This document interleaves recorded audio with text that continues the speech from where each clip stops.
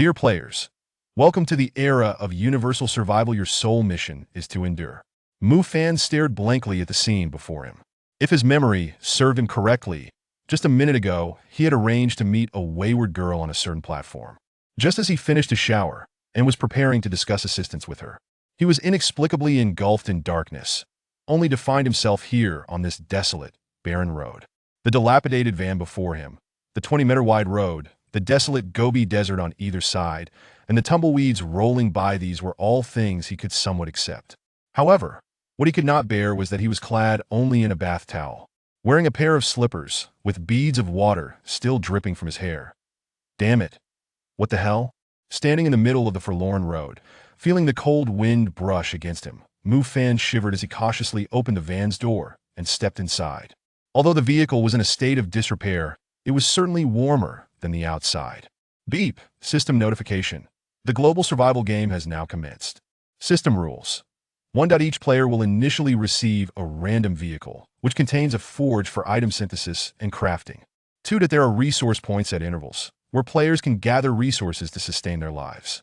3. Please ensure to lock your car doors at night. This is currently your only refuge. 4. Wild beasts roam near resource points, and as the resource point levels increase, the beasts will become increasingly formidable. Moreover, higher tier resource points may present uncontrollable dangers. Players are advised to exercise caution. 5. Weather conditions will change over time. Players are urged to prepare accordingly. 6. The system trading platform can list a maximum of 100 items, and trading types can be set at your discretion. Friendly reminder: a severe weather disaster will occur in 1 week. All players should remain vigilant. Mufan furrowed his brow and quickly noted these rules. He understood that in such an environment, even the slightest negligence could lead to fatal consequences. Once the system announcements concluded, Mufan noticed a communication interface had appeared before him. The communication interface was divided into a world channel and a friends list. He certainly had no friends, and in the world channel's message bar, it indicated 10,000 people in Zone 98 with a limit of 10 messages per day. What on earth is this place? Did I just cross over? I was at work a moment ago, and my proposal wasn't even finished. Who could bring me back? It'll give them 100 million. 100 million? Whoever brings me back, it'll introduce my wife to them. Is that person upstairs serious? Are they really offering their wife? Someone help me, I don't want to die. What girl, come find me, I'll take you away. Everyone, stay calm. Though we don't know why we are here, we must remain composed. Is there an older brother who can comfort me?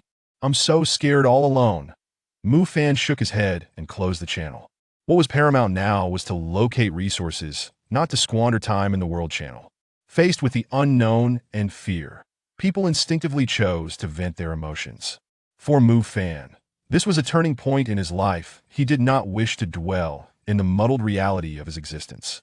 Though this incident was an accident, it was undeniably an opportunity. Wanted to live a life of significance. The car ignited, and the engine roared to life, providing Mufan with a sense of reassurance. However, the numbers displayed on the screen, 70L, 300L, plunged him into contemplation. Looking at the vehicle's interior, he had to admit that despite its dilapidated state, the digital control panel was remarkably advanced. It displayed not only all the information regarding the vehicle, but also the forge mentioned earlier. A line of text flashed across the digital screen. Please bind the vehicle. Mufan pressed the binding button. Binding vehicle system. Vehicle system binding complete. Congratulations, you have acquired the vehicle. Dilapidated van. Congratulations, you have gained the talent, luck. Luck. You may trigger 10 random level lucky events daily, with the ability to specify triggered events. Ding. Luck has arrived. You may choose one teammate from the vehicle. You can view the information of the teammate you are about to select. This teammate will meet you after 3,000 kilometers. Teammate. Mufan did not recall seeing anything like this in the novels he had read before. However, in this desolate survival game, having someone accompany him was certainly better than being alone. 3,000 kilometers seemed manageable, but considering his speed of only 40 kilometers per hour, he sighed once more. Please select the gender of your teammate. Choose gender. Is this a perk? No hesitation, definitely female. Please select the profession of your teammate. Teacher, nurse, kindergarten teacher, model, Lolita, special profession. So many professions. How to choose? Teacher? Mufan's thoughts drifted into fantasy. Is it the type with glasses, long ponytail, height of 168 centimeters, weight of 50 kilograms, dressed in a professional outfit, adorned with black stockings and red high heels, wielding a ruler? He .36e, perhaps? No, this is all too influenced by those movies. Real teachers don't dress like that. Pass. The system is likely to assign a serious teacher. Never mind, I won't dwell on it. After all, what use would it be? I can't ask her to tutor me. Nurse? In pink scrubs, white stockings, flat shoes, wearing a nurse's cap with a little yellow duck hairpin. Height 162 centimeters, weight 48 kilograms, B cup. That's my type, but I haven't encountered such a nurse before. Should I choose this one? Mufan hovered his hand over the preview button. A flash of light illuminated the screen, revealing an image of a girl sitting in a similarly dilapidated vehicle. Her feet clad in white stockings resting atop the control panel, shoes casually tossed onto the passenger side floor. Propping her chin on one hand, her upper bodice curves hinted at her figure. Her languid demeanor was quite enchanting. The image made Mufan's blood race. Just as he was about to click the confirmation button, he noticed the woman absent-mindedly picking at her foot, and her voice reached his ears. What is this hellhole? How am I supposed to live without any men around? I need to find a few guys to cling on to. Mufan sighed deeply. The tumbleweeds rolling across the Gobi outside mirrored the desolation of her words. His descent into despair in the real world was due to his green tea girlfriend's infidelity, leading him to seek solace among wayward women. He had no intention of repeating that mistake here. Next, kindergarten teacher? Digging away in a little garden. Wait, is being a kindergarten teacher a legitimate profession? This is a blind spot in my knowledge. Never mind, it's of no use. Pass. Model? Height 178 centimeters, weight 49 kilograms, a cup. Such a pity there are no decent models, and instead it's the fake ones that are more appealing. The system surely doesn't understand me at all. Forget it. Pass. Next, Lolita? Young girl? Puffy skirt? Twin tails? Rock shoes? Puff socks? I prefer a gothic Lolita, or perhaps a kiss-style Chinese Lolita, with a hint of a battle-made aesthetic. No, what am I thinking? The system can't possibly grant me such a blissful life. Youth knows not the allure of mature women, mistaking young girls for treasures. In reality, in combat, skill far surpasses mere appearance. For skill understands men better than men themselves. OL girl. Pass. Special profession? Is it the special profession I'm thinking of? What secrets does this system hold? Perhaps I should choose this one after all. The previous options might not be the real deal. At the very least, this special profession should allow for some thrilling escapades. Mufan did not disdain these women. They were far more virtuous than green tea types. Many were simply victims of circumstance, yet their hearts remained pure. He was no saint. He just enjoyed witnessing the kindness in women. He clicked the preview button, and in the next moment, another image appeared. Inside a moving, dilapidated vehicle sat a woman with an exquisite figure. Though her face was obscured, her long, slender legs seemed to exceed even his own lifespan. Her upper body was clad in a white fitted tank top, hugging her curves, not as shocking as the nurse from before. Yet her rounded form aligned more closely with Mufan's aesthetic. The delicate swan neck left him momentarily entranced. Her lower body was clad in jeans that accentuated her figure, complemented by a pair of white sneakers. The jeans obscured whether she wore stockings. Her proportionate figure, even seated in the driver's seat, revealed no trace of excess weight in her abdomen. Her slender hands rested on the steering wheel, exuding a sense of harmonious youthful beauty. The scene before Mufan completely shattered his preconceived notions. This special profession seemed to differ greatly from what he had imagined. Even in the casual act of driving, she radiated an extraordinary aura. That's her. Selection confirmed. Special profession. Ding. Congratulations. Teammate selection successful. Is that it? After waiting for an extended period, the system offered no further notifications, compelling Mufan to abandon his endeavor. He felt a twinge of anticipation regarding the experiences this unique profession might bestow upon him. Gathering his thoughts, he began to inspect his dilapidated 9-seater van. The vehicle was nothing more than a rundown bread van, complete with hand-cranked windows and seats that afforded no semblance of comfort. At that moment, the central control system automatically shifted to map mode, displaying the ability to search for resource points within a 100-meter radius. Without hesitation, Mufan ignited the engine and prepared to embark. The arid desert environment was notorious for sudden gusts of wind and sweltering heat, a fact well known to any traveler. Thus, during such times, water and food became paramount, along with vehicle fuel. The van's ignition was surprisingly smooth, and to his astonishment, the decrepit vehicle managed to reach a speed nearing 40 miles per hour. The dry desert winds penetrated through the gaps of the windows, and although the landscape receded rapidly, MUFON felt an odd sense of stasis. Everything before him appeared monotonously similar: the same desolate desert, the same barren expanse, and the same rolling tumbleweeds. Is it true that loneliness is the most terrifying of all? He pondered. After approximately 20 minutes of driving, MUFON found himself lost in a stupor, forgetting he was even behind the wheel. Suddenly, a beeping sound resonated within the cabin. The central display revealed the first resource point, marked in white. The interface indicated that resource points were categorized into several tiers: white, green, blue, purple, and gold. This was evidently the most basic level. Previously, the system had warned that wild beasts roamed nearby resource points, prompting MUFON to cautiously maneuver the van adjacent to the site. After scanning the surroundings for potential threats, he stepped out of the vehicle. Clad only in a bathrobe, he was immediately assaulted by the fierce winds. The temperature fluctuations of the desert were considerable, and the early morning chill caused him to huddle his neck. The only sounds accompanying him were the howling wind and the rustling of tumbleweeds against the ground. The entire landscape was enveloped in a dusty yellow hue, and the relentless sameness had begun to induce visual fatigue in MUFON. With a sudden crunch, he felt as though he had stepped on something. Glancing down, he discovered a lizard, no larger than his palm, lying lifeless beneath his sandal.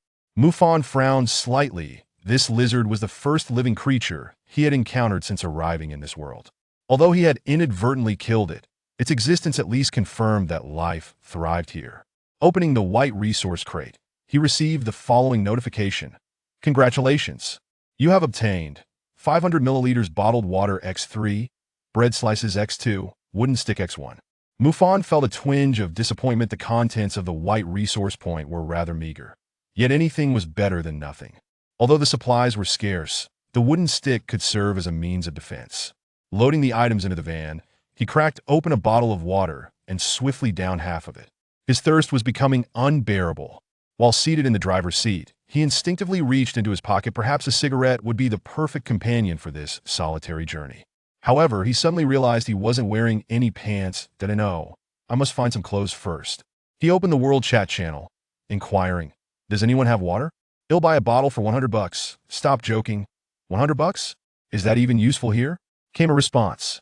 "I just saw a blue resource point, but there were 2 hyenas, so I didn't dare approach. I just opened a white resource point. It only contained a few slices of bread, and I got bitten by a lizard." Upon reading this, MUFON deduced that the lizard he had stepped on might very well be the so-called wild beast. Closing the World Chat, he continued his journey, struggling to resist the urge to succumb to sleep. The monotony of the trip was somewhat tedious. There was no music from the radio, no honking horns, and the expansive road was solely occupied by his rattling 9-seater van, creating a rhythmic clatter of its own. The central display indicated another white resource point had appeared nearby. Upon arriving at the location, MUFON retrieved the wooden stick he had just acquired. This was his only weapon at present. Though not particularly well-suited, it provided him with a modicum of reassurance. Armed with the knowledge that the lizard was deemed a wild beast, his initial panic began to subside. Nevertheless, while it may not be lethal, a bite would still sting, so caution was paramount. After a thorough search, he finally spotted a lethargic lizard resting atop a small rock. The stone's coloration blended seamlessly with the lizard's skin, granting it natural camouflage. Without hesitation, MUFON struck, turning the creature into a lizard pancake. The recoil from the impact left his hand slightly numb. Arriving beside the white resource point, MUFON activated his luck talent and fervently chanted, "Clothes, clothes, clothes." "Ding! Congratulations! You have obtained a full set of fine-quality clothing." All items were classified into tiers: inferior, fine, superior, perfect, legendary, epic, and artifact. Though MUFON had merely acquired a set of fine-quality garments, for someone clad solely in a bathrobe, it felt like a much-needed blessing. Moreover, The outfit was complete, encompassing not only underwear and socks, but also shirts, pants, sweaters, outerwear, cotton clothing, jackets, hats, gloves, and a vest. However, as time progressed, it neared noon, and the weather grew increasingly scorching, rendering the cotton garments impractical. The Luck skill operates on a tiered system. Thus, the quality of items obtained from a white resource crate was predictably modest. After donning the underwear, outerwear, and vest, he stowed the remaining items in the van and resumed his journey. Chapter 2. Surviving the Thirst? I have enough to bathe, aimlessly traversing the desolate highway. Though the fuel in the van was not particularly abundant, the peculiar consumption habits of this dilapidated vehicle meant it hardly burned through much over 100 kilometers. At this point, Mufan had relinquished any thoughts of returning to reality. Indeed, he had no desire to go back. Just moments ago, someone had attempted to end this farce through death on the World Channel. While he found himself eagerly anticipating the arrival of a special female companion for the forthcoming unique profession, attention everyone, there are crafting blueprints within the resource point. I've just acquired a blueprint for a spoon. By the way, is anyone interested in purchasing a spoon? Me too. I've also obtained a crafting blueprint, but I lack the materials to create it. Does anyone have some water or food to spare? I am barely hanging on. Which brother would like to see my private photos? Just one bottle of water. In this desolate Gobi, who would be willing to trade a bottle of water for a private photo? If it were your stockings, I might consider it. The chatter in the World Channel piqued Mufan's interest. Blueprints? It seemed he too should start collecting some, for one could never be certain how far he would have to journey in the future. It was prudent to prepare early. The white resource points were relatively abundant. Having grown accustomed to solitude, this journey was no longer so dreary. He began to hum an unknown tune in rhythm with the vehicle. Finally arriving at the third white resource point, armed with a wooden stick, he sought out lizards to dispatch. Mufan prepared to open the white resource chest. The lizards on the ground held no allure for him. Despite being marked as collectible, he had an insurmountable psychological barrier against such creatures. He would rather starve than consume them. Luck, talent, I need water. I need water. Ding. Congratulations, you have obtained 1 excellent level water condenser blueprint, 5 iron sheets, 8 plastics. Mufan's eyes lit up. This lucky talent was indeed effective. What he wished for came to fruition. Perhaps in times of peril in the future, he could also employ this ability to save his life. Stowing away the acquired blueprints, Mufan hurried back to the dilapidated van and opened the central console to study the blueprints. Ding! Congratulations, you have learned to craft an excellent level water condenser, one-time use. Upon seeing the words one-time use, Mufan realized his dream of selling water condensers had shattered. However, he was not overly concerned. After all, if water condensers became commonplace, his plans to sell water would be rendered futile. Excellent level water condenser. Required materials: 4 iron sheets, 8 plastics, 1 wooden stick. After checking his materials, he found he had enough. Although he had used his only wooden stick, he still had 1 iron sheet left, which should suffice for dealing with the small lizards. A flash of light enveloped him. Congratulations, you have obtained an excellent level water condenser. This is your first crafting. The system has automatically triggered the lucky mechanism. Would you like to consume 10 iron sheets to recraft? Mufan paused, initially intending to decline, but then suddenly remembered his lucky skill. Oh, how could I forget that I could enhance the quality using luck? Noticing there was no time limit displayed on the screen, Mufan decided to disregard it. Continuing to drive forward, he realized that to thrive in this game, resource accumulation was one aspect, but seizing the initiative was equally crucial. Especially in the early stages of the game, possessing rare resources such as water and food would naturally attract rampant competition. In reality, he was merely an inconspicuous individual, but here, armed with his extraordinary talents, he aspired to rise above others in every conceivable sense. Now that he had crafted a water condenser, it proved that such items existed in the game. Surely, more players would craft them in the future. So he needed to produce water condensers promptly to sell water resources. After driving for over 20 minutes, he finally spotted another white-quality resource point. Iron sheets, I need iron sheets. Ding! Congratulations, you have obtained 1 iron block. 10 plastics. Mufan pondered, gazing at the hefty iron block in his hands. He needed iron sheets. What use was an iron block? He picked it up and examined it. Iron block can be decomposed into 20 iron sheets. Well, This is quite the surprise. Without hesitation, he decomposed the iron block into 20 iron sheets, returned to the vehicle and activated his lucky skill to begin the recrafting process. Luck skill activated. Ding, congratulations, you have obtained one perfect level water condenser. Perfect level. He examined the attributes of the perfect level item. Perfect level water condenser, capable of condensing 120 L of water daily. Mufan's lips nearly stretched to his ears. 120 liters. Not only was he no longer lacking in water, but he could even use it for bathing. Without a moment's hesitation, he clicked to install it, and the condenser automatically affixed itself atop the van, drenching the entire roof. Grabbing the half-full bottle of water he had just consumed, he gulped it down and filled another bottle from the condenser to taste. The water from the perfect level condenser was undoubtedly far more palatable than that provided by the resources. It was sweet and refreshing. In this desolate wasteland, it was undoubtedly Mufan's greatest asset. However, upon examining the sales system, he discovered that water needed to be bottled to be sold. Realizing this, Mufan felt somewhat disheartened. After all his excitement, he couldn't sell it. What a frustrating predicament. Glancing at the two filled bottles beside him, he was unsure what price to set, so he temporarily shelved the idea of selling. He continued driving forward, determined to seek out more resource points and gather as many materials as possible. Though the vehicle was slow, due to the system's initial generosity towards players, he soon arrived at the next white resource point. Regarding the level refresh of resource points, Mufan was somewhat perplexed. Aside from having seen a green resource point once on the World Channel, he had never encountered one himself. Approaching the resource point, he dispatched the lizards with iron sheets, though the unequal battle drained much of his stamina. After all, despite their small size, lizards were quite swift, and he couldn't simply ignore them to open the chest, or he would undoubtedly be attacked. Opening the white resource point chest, he was greeted with, "Congratulations, you have obtained 1 machete blueprint, 1 plastic bottle blueprint." Receiving 2 blueprints in quick succession was sheer luck, and he hadn't even utilized his lucky skill this time. Returning to the van, he learned both blueprints. They were of inferior quality, but they could be directly studied at the forging table. What delighted Mufan was that both blueprints were permanent, meaning they could be crafted indefinitely. Machete consumes 10 iron sheets. Plastic bottle, 500 milliliters, consumes 10 plastics. Seeing these two items, Mufan's spirit soared. The machete could serve as a weapon for self-defense, and should he encounter wild beasts in the future, he would possess the means to fight back. As for the plastic bottles, they were precisely what he needed.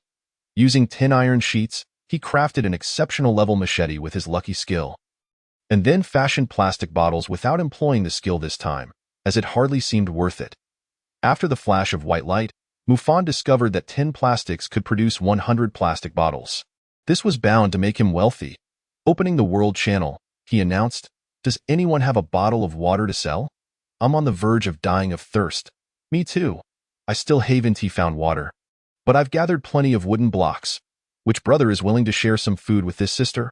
I can video chat with you. Water is scarce now. Who would sell it? True, I've only obtained 2 bottles of water so far. And I've been drinking from the bottle cap. You're using a bottle cap? How extravagant. I just moisten my lips and cap it." After checking the water condenser, he noted that over an hour had passed, and it now contained approximately 6 liters of water. After collecting all the water and bottling it, Mufan sent out his first message on the World Channel. "I have 5 surplus bottles of water for trade. Limited quantity, first come, first served. Each bottle is priced at 10 basic resources." Chapter 3. I thought toilet paper was for big needs, but it turned out to be explosive. As soon as this message was sent, the entire World Channel erupted in astonishment. "Wow, someone is actually selling water? Thanks, bro. I'm ready for a designated trade right now. This guy is impressive. Selling 5 bottles of water at once? There are still people without water to drink.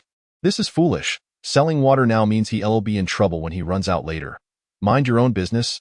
He's willing to do it, brother. I'll send you a photo in black stockings if you can spare me a bottle of water. Big shot. I'm begging for water. I'll remember you for life." Mufan ignored these messages, noticing his designated trading section flashing incessantly. Although he knew his asking price was high, given the current circumstances, survival was paramount. Hence, he wasn't worried about selling his water. While he advertised selling 5 bottles, he actually had 12 bottles of water, 6 liters in total. After all, he would soon have plenty more after an hour. Thus, he remained unhurried. He found several items he needed for trade, including many resources he had never encountered before. Point 10 tungsten wires, available for trade. Point 10 iron sheets, also available. Ultimately, he traded away all 12 bottles of water, receiving 10 tungsten wires, 30 wooden blocks, 30 iron sheets, 20 plastics, 10 glasses, 10 cotton, and 1 tattered blueprint. The blueprint was for pulp, and though he wasn't sure of its purpose, he believed any blueprint would surely be useful in the future. So he wouldn't complain about having more. Please tidy everything up. Place the blueprints on the forge to study.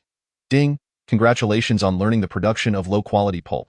Required materials. Wood block 1. The cost is not much. Mu Fan crafted 1 using a wood block. Ding! Acquired 500 grams of pulp. Normally, pulp is intended for paper production, but lacking tools, he cannot manufacture paper merely from pulp. Even if the pulp solidifies, it would amount to little more than scraps of paper. After collecting these items, Mu Fan continued his journey, driven not only by the quest for resources but also by the prospect of meeting his companion after 3,000 kilometers, which fueled his motivation even further. However, his subsequent luck was evidently not as favorable. He mostly found simple, basic supplies. He obtained another 10 slices of bread, ensuring he would not go hungry today. Just as dusk was approaching, Mu Fan finally made another discovery. Ding! Congratulations on acquiring the blueprint for toilet paper. This was something Mu Fan had nearly forgotten. After all, he had only consumed a few slices of bread today, leaving little food in his stomach. Thus, he had not needed to relieve himself. Upon reaching his vehicle, he studied the toilet paper blueprint, preparing to see what materials were required to craft a roll for backup. The study of the toilet paper blueprint was successful.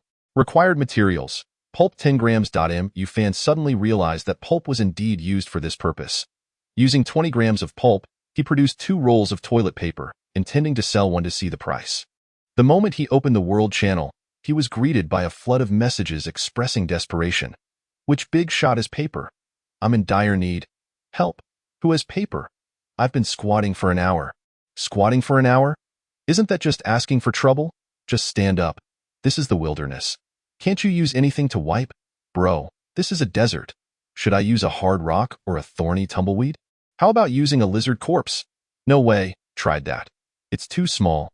Wow. Upstairs, you don't have your hands covered, do you? Observing the nearly frantic messages in the World Channel, Mu Fan couldn't help but smirk. Just because he hadn't needed to relieve himself didn't mean others hadn't either. It seemed that the value of toilet paper might rival that of water. Mu Fan decided to post a message in the World Channel. I am selling a roll of toilet paper. The large kind, sufficient for at least half a month. Those in need, specify a trade. 10 units of basic resources or 1 blueprint. His message was akin to a stone cast into a tranquil lake, instantly stirring up waves. Who was this Mu Fan? Wasn't he just selling water? Bro, I'm specifying a trade. Please hurry. Could you spare me a roll? I'm in a bit of a predicament right now. Once I'm better, I'll send you pictures of seafood. Are your seafood photos genuine? They won't smell, will they? How rude. If you're in need, just send me something bloody. I'll trade you a slice of bread. Though the tone of the World Channel was becoming increasingly absurd, Mu Fan noticed a significant point. Women had a far greater demand for toilet paper compared to men, especially during those few days each month. With this realization, Mu Fan produced another roll of toilet paper, this time utilizing his luck skill. Congratulations on obtaining a perfect quality tissue. Perfect quality tissue. Oil-proof, waterproof, and leak-proof. A gentle wipe is truly delightful.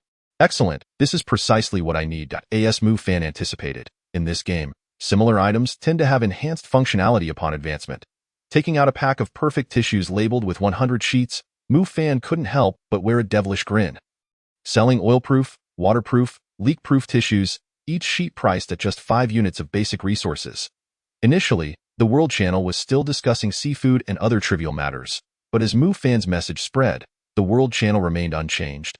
While private messages exploded, staring at the 99 notifications, Mu Fan was at a loss for words. Considering that a single tissue sold for 5 units of basic resources, 100 sheets would yield 500 units, 50 times more than regular toilet paper. Which wasn't too shabby. Mu Fan began trading one by one. After completing all transactions, he was exhausted and didn't feel like moving anymore. Clicking was quite taxing on his energy. In total, he had obtained over 400 units of basic resources from the 100 sheets of tissue. and his stock of wood blocks had grown to the point where he could hardly contain it. There was one particularly unique girl who traded him a blueprint in exchange. Matchstick blueprint, required materials. Wood block 1, white phosphorus 1, and Mu Fan was taken aback. He had never encountered white phosphorus before. Yet he understood the importance of matches. Although he had devised a way to start a fire by wrapping tungsten wire around a battery to generate heat and ignite the toilet paper, it was still far less practical than using matches. Thank you, Mu Fan messaged the girl named Yin Rand. I no need. I have no use for it either. Her response was swift, and Mu Fan felt a flicker of intrigue. He decided to use one of his few luck skills for the day, and after 3 attempts, he produced a perfect quality tissue. I can't take your items for free. This is a gift for you. Mu Fan traded an entire pack of perfect tissues to Li Yanran, setting it as a gift and no need to be courteous. This is a normal trade. This item is of high value, and since I have no need for perfect quality tissues, consider it my thanks. Upon reading Mu Fan's reply, a hint of a smile graced Li Yanran's lips. She was a striking young woman, standing around 170 centimeters tall, with a well-proportioned figure and fair skin. However, she was no mere Na'vi girl. She was a special forces soldier who had experienced the brutality of battle. Having come from a family steeped in ancient martial arts, she not only possessed inherited martial skills but could also concoct healing potions. Thus, despite her constant presence on the front lines of warfare, she bore no scars. Even though she had inexplicably entered this survival game, it was far less challenging than the battlefield she was accustomed to. The two added each other as friends, but Mu Fan refrained from messaging her again. Where's the brother selling toilet paper? Brother, hurry up and list the toilet paper. My legs are going numb, Big Shot. I need a roll of toilet paper. I can't hold it anymore. I need 2 rolls now. How many did the upstairs person take? Didn't the Big Shot say 1 roll would last half a month? I think I understand the need for 2 rolls now. I need 2 as well. What is going on here? Have you ever experienced the comforting warmth of a baby? Upstairs, you can't be serious. Big Shot, I beg you. Please list the toilet paper. Mu Fan gazed at the outrageous comments in the World Channel, utterly speechless. He opened the forge and tirelessly produced pulp and toilet paper, losing all sense of time. By the end of the day, his stock of wood blocks, iron sheets, copper wires, tungsten wires, and a myriad of basic resources had accumulated to a point where he no longer wished to count them. After a busy day, night fell. Due to the dilapidated state of the bread van, Mu Fan decided against traveling at night, parking it by the roadside, preparing to spend his first night in the game this way. Chapter 4. While others engage in hand-to-hand combat, I wield a gun. After a simple meal of bread, he opened the World Chat channel once more. Who has food? I haven't eaten all day. A sip of water is enough. What do you need food for? Water? I don't even have that. Could someone spare me some food? I'll lull you to sleep. Everyone, please be cautious tonight. The system indicates that beasts will be out. Beasts? But I have no weapons. Can this van withstand a beast? Who knows? Let's just pray we survive until tomorrow. Reading the messages in the World Channel, Mu Fan also posted 1 slice of bread in exchange for 10 units of white phosphorus. Those willing to trade, please respond. He listed 5 slices of bread in the trade window, requiring 10 units of white phosphorus for each. Though his bread supply was dwindling, he still had some meat chunks, each weighing around a pound. Unable to store them, he planned to consume the meat within the next few days. It Mu Fan again. But what is white phosphorus? I've never seen it. I don't even have food. Has the Big Shot started selling surplus? Brother, I advise you to save some food. Who knows if more will appear later. Brother, give me a slice of bread. I'll video chat with you to discuss life. Sister, how about you video chat with me? 1 slice of bread per hour. Sound good? Having lost interest in the World Channel, Mu Fan waited silently for a trade. Perhaps due to the rarity of white phosphorus. An hour passed without any trade notifications. Just as he was about to drift off to sleep, ding! The item you listed has been successfully traded. Mu Fan's eyes lit up. He actually received a trade? Taking out the white phosphorus, he hurriedly accessed the forge. Matches. Required items. White phosphorus 1. Wood block 1. This did not require the use of a luck skill again, as it was of little use.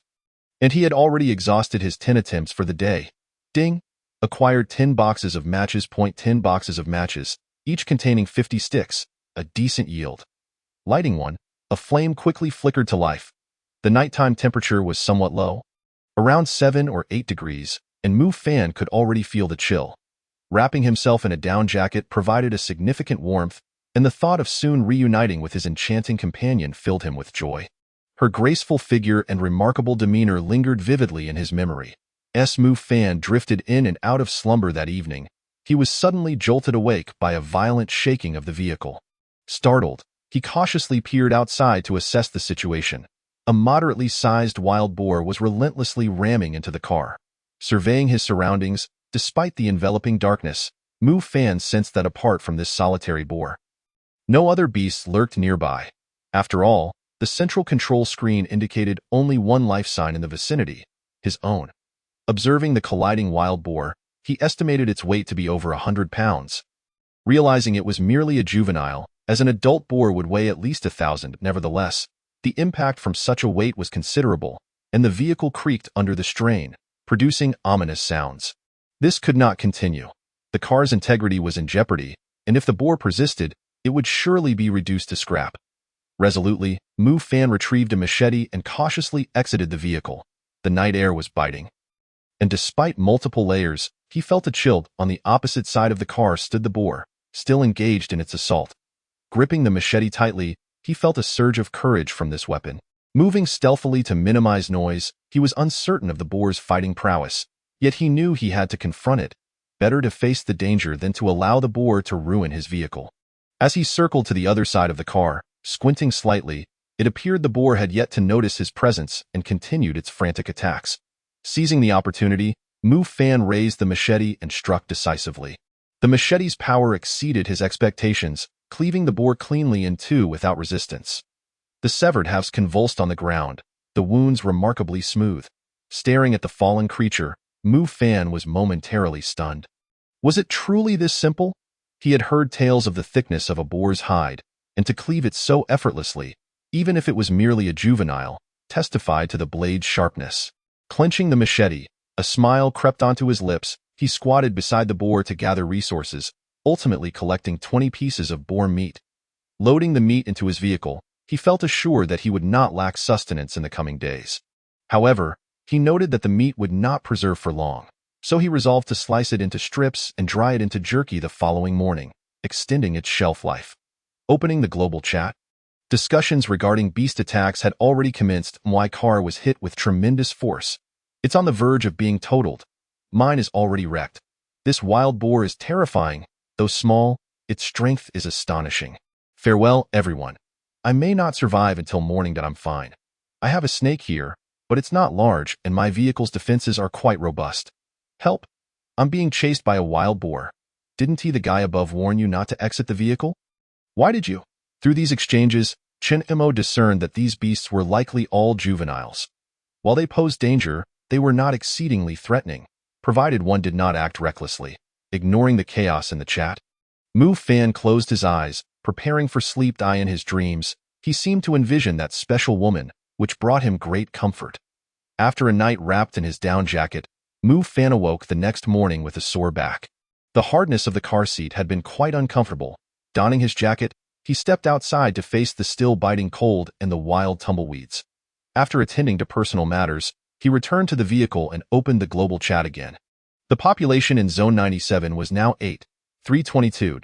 Surprised by this figure, he noted that nearly 17% had perished in just one day, a rather alarming statistic.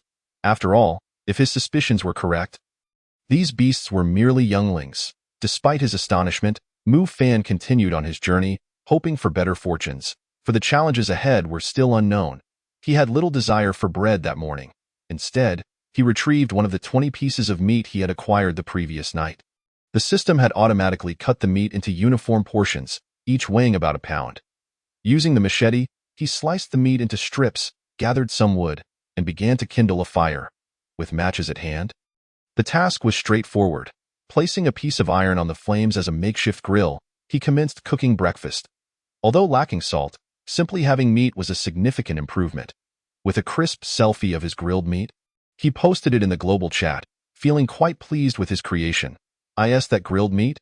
It's the second day of survival, and I still haven't eaten. Big shot. I'll trade you water for a slice of that grilled meat. You have water? I'm about to die of thirst. Hey, how about I trade you a private photo for some grilled meat? I can even video chat. Come on, be reasonable. I haven't eaten for a day. Bro, that is a bit inconsiderate. Why not share some of the grilled meat? Didn't you notice? He managed to start a fire? How did he do that? Hey, do you not know how to start a fire by friction? Don't be ridiculous. Do you really think we can start a fire like normal people? Mu Fan observed the chatter with a smirk. This was precisely the reaction he sought. Selling matches, a box with many sticks. Those in need can specify their trades, only for useful blueprints. His statement caused a stir in the global chat. After a prolonged silence, someone finally responded, "Wait, you really have something to start a fire? Matches, dude. I need those. Can I trade you a blueprint for a trash can? Are you out of your mind? Stop talking nonsense. Even if you have matches, what good will it do? We have nothing to heat." Mu Fan chose to disregard the ongoing discussions in the chat. After filling his belly, he tidied up and prepared to continue his journey. Today seemed fortuitous. It wasn't long before he encountered his first resource point. Fixating intently on it, he recognized it as a green resource point, and beside it was not the small lizard from before, but rather the juvenile wild boar from last night. Having gained some insight into these boars, Mu Fan was cautious. He did not dare confront the young boar head-on. Uncertain whether a single charge could cost him dearly, he maneuvered the vehicle closer, and upon noticing the approaching object, the boar instinctively began to attack the car. Quietly disembarking, Mu Fan employed the same method as before, swiftly ending the boar's life with a single strike. He collected 50 pieces of meat from it. Approaching the green treasure chest, he opened it. Ding! Congratulations, you have obtained a blueprint for a fine-grade hunting rifle X1. The moment he saw the blueprint, Mu Fan felt a tremor of excitement. Fortune smiled upon him. A ranged weapon would undoubtedly enhance his safety. With this, his security would significantly improve. Returning to the vehicle, he accessed the forge to learn fine-grade hunting rifle blueprint. Required materials: iron pieces X50, wood blocks X2. The materials were not particularly rare, and Mu Fan activated his first lucky skill of the day. Ding! Congratulations, you have obtained a perfect grade hunting rifle. Perfect grade hunting rifle. Holds 50 rounds, range of 30 meters, autocorrects by 1 meter, no bolt action required, capable of continuous fire. What a marvel! Mu Fan marveled at the rifle's power. Though he lamented that beyond the initial 50 rounds, no additional ammunition was available. Opening the rifle's chamber, he examined the so-called ammunition. It was merely small steel balls, not gunpowder. Yet, the ease of acquiring steel balls compared to traditional bullets was markedly better. He opened the global chat. Anyone with a blueprint for making steel balls, please DM me. Not even 3 seconds had passed when a notification pinged, indicating a private message. Chapter 5. Armor-piercing steel ball. Bro, I have a blueprint for steel balls. It's fine grade, but what do you need it for? Mu Fan glanced at the message from someone named Chen Xian and replied, "Nothing much. I just made a slingshot from a tree branch and thought I'd see if I could hunt some beasts with steel balls." A slingshot? Now that's an idea. What will you trade for it? Though this individual acknowledged the slingshot as a viable option, he doubted its effectiveness against beasts, considering it might only be suitable for birds. Let me know what you need, and I'll do my best to accommodate you. I only had this idea. Don't underestimate the fine-grade blueprint, but you know its practical value isn't that high. Mu Fan, of course, could not disclose his possession of the hunting rifle. The more indifferent he appeared, the less likely the other party would dare to set a high price. You're right. How about this? If you have water, I'll trade you 2 bottles for it. After all, it's a fine-grade blueprint. I can't accept anything too cheap. 2 bottles of water? Mu Fan chuckled. At present, he had an abundance of water. All right, for the sake of our first transaction, I won haggle. The trade was completed successfully, and Mu Fan acquired the fine-grade blueprint for steel balls.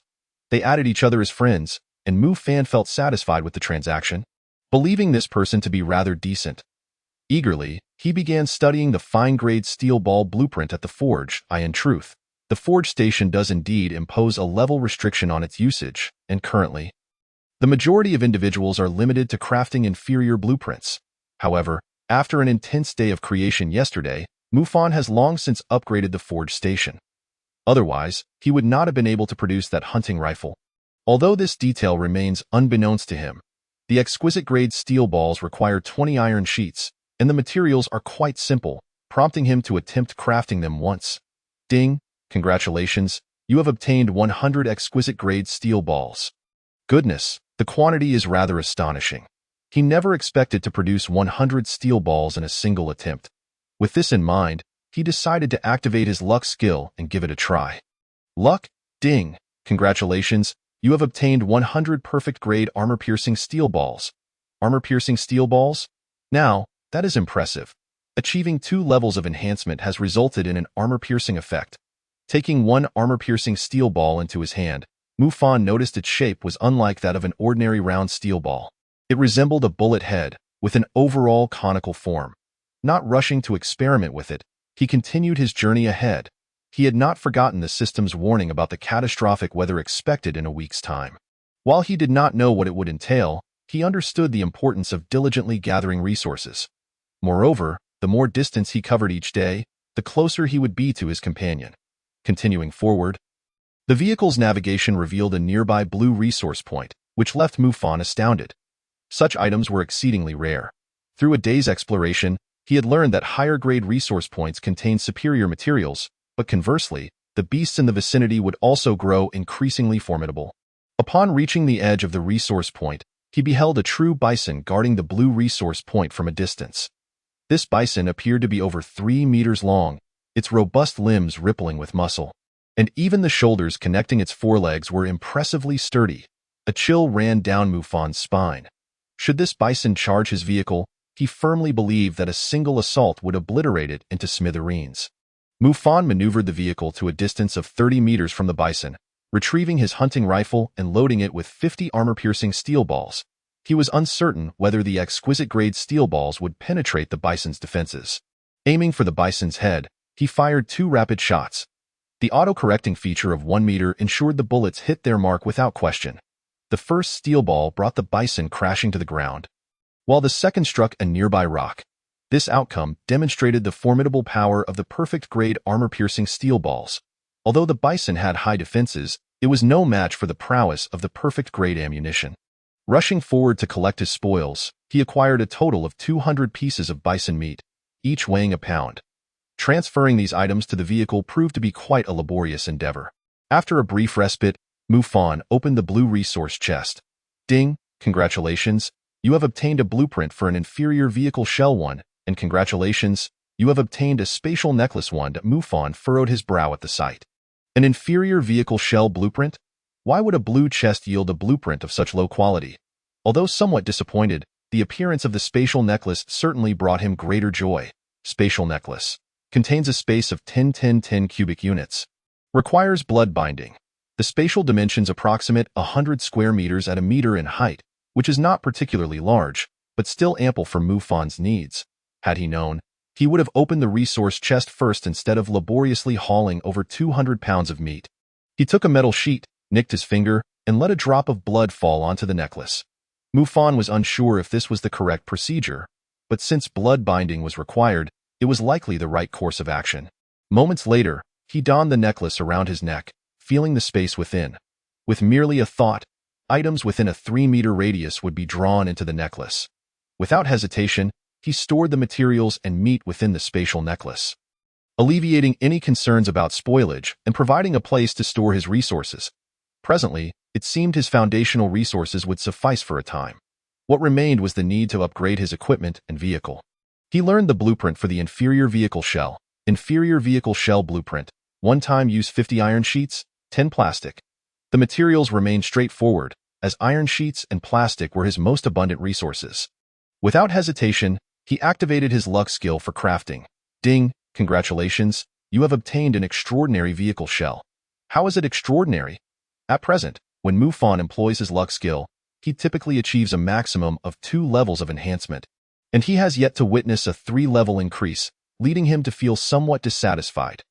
Nevertheless, despite his dissatisfaction, he understood that possessing such an extraordinary skill was akin to striking gold. After equipping the extraordinary vehicle shell, his vehicle appeared completely rejuvenated. Previously resembling a dilapidated van, it now bore the semblance of a mid-range business vehicle. Indeed, it was merely an outer shell. The interior, engine, transmission, and tires remained in a sorry state. One could only admire the exterior, for the interior was still lacking. However, this was still an improvement. At the very least, it now appeared substantially more robust than the former shabby shell, providing some assurance against the elements. Temperature? Mu Fan suddenly recalled that the system merely indicated catastrophic weather without specifying the nature of it. If extreme cold were to descend, he could not simply sit idle in the vehicle, lest he succumb to the frost. To avert such a fate, he required a vehicle air conditioning system. He had already assessed that the air conditioning system in his dilapidated vehicle was utterly ineffectual, completely useless. If he wished to endure the catastrophic weather comfortably, he would need to replace both the engine and the vehicle air conditioning system, ensuring his safety in both high temperatures and extreme cold. Of course, fuel was also essential. He did not entertain the notion that the air conditioning could operate without it. Contemplating the multitude of issues that lay ahead, Mu Fan opened the World Channel, hoping to procure something useful. Does anyone have materials for starting a fire? I have obtained some meat, but lack the means to cook it. You still want to roast? Having raw meat is already a blessing. Raw meat? I certainly do not wish to eat it raw. Did someone not just sell matches? Why not simply purchase some, by the way? Could you spare me some of your meat? I could trade you something in return. Have you acquired any weapons? The beasts are becoming increasingly powerful. I have obtained a dagger. While it is a bit short, it is still a useful item. I have come across a blueprint for an engine, but I cannot learn it, which is quite frustrating. An engine blueprint. Mu Fan fixed his gaze intently on the individual on the screen, opening the private chat channel to send a message. Brother, are you selling the engine blueprint? He soon received a reply. Not for sale. Chapter 6. The Divine Frying Pan? Mu Fan felt a twinge of bitterness at the message he received. He understood perfectly well that, after all, an engine was a fundamental necessity, and he himself would not be inclined to sell it either. Mu Fan thought this way, yet the other party was clearly quite anxious. The engine blueprint was indeed precious, but he had not eaten or drunk anything for an entire day. Whether his luck was good or bad, he had acquired engine blueprints, air conditioning blueprints, tire blueprints, interior blueprints, and single-bed blueprints. Such luck was typically extraordinary. However, thus far, he had yet to procure even a bottle of water or a slice of bread. While going without food was manageable, after all. Enduring hunger for a day or two was not an issue. Being without water was untenable, especially in such a dry desert climate. He was now severely dehydrated. His reason for replying with not for sale was to set a high price in hopes of obtaining ample resources.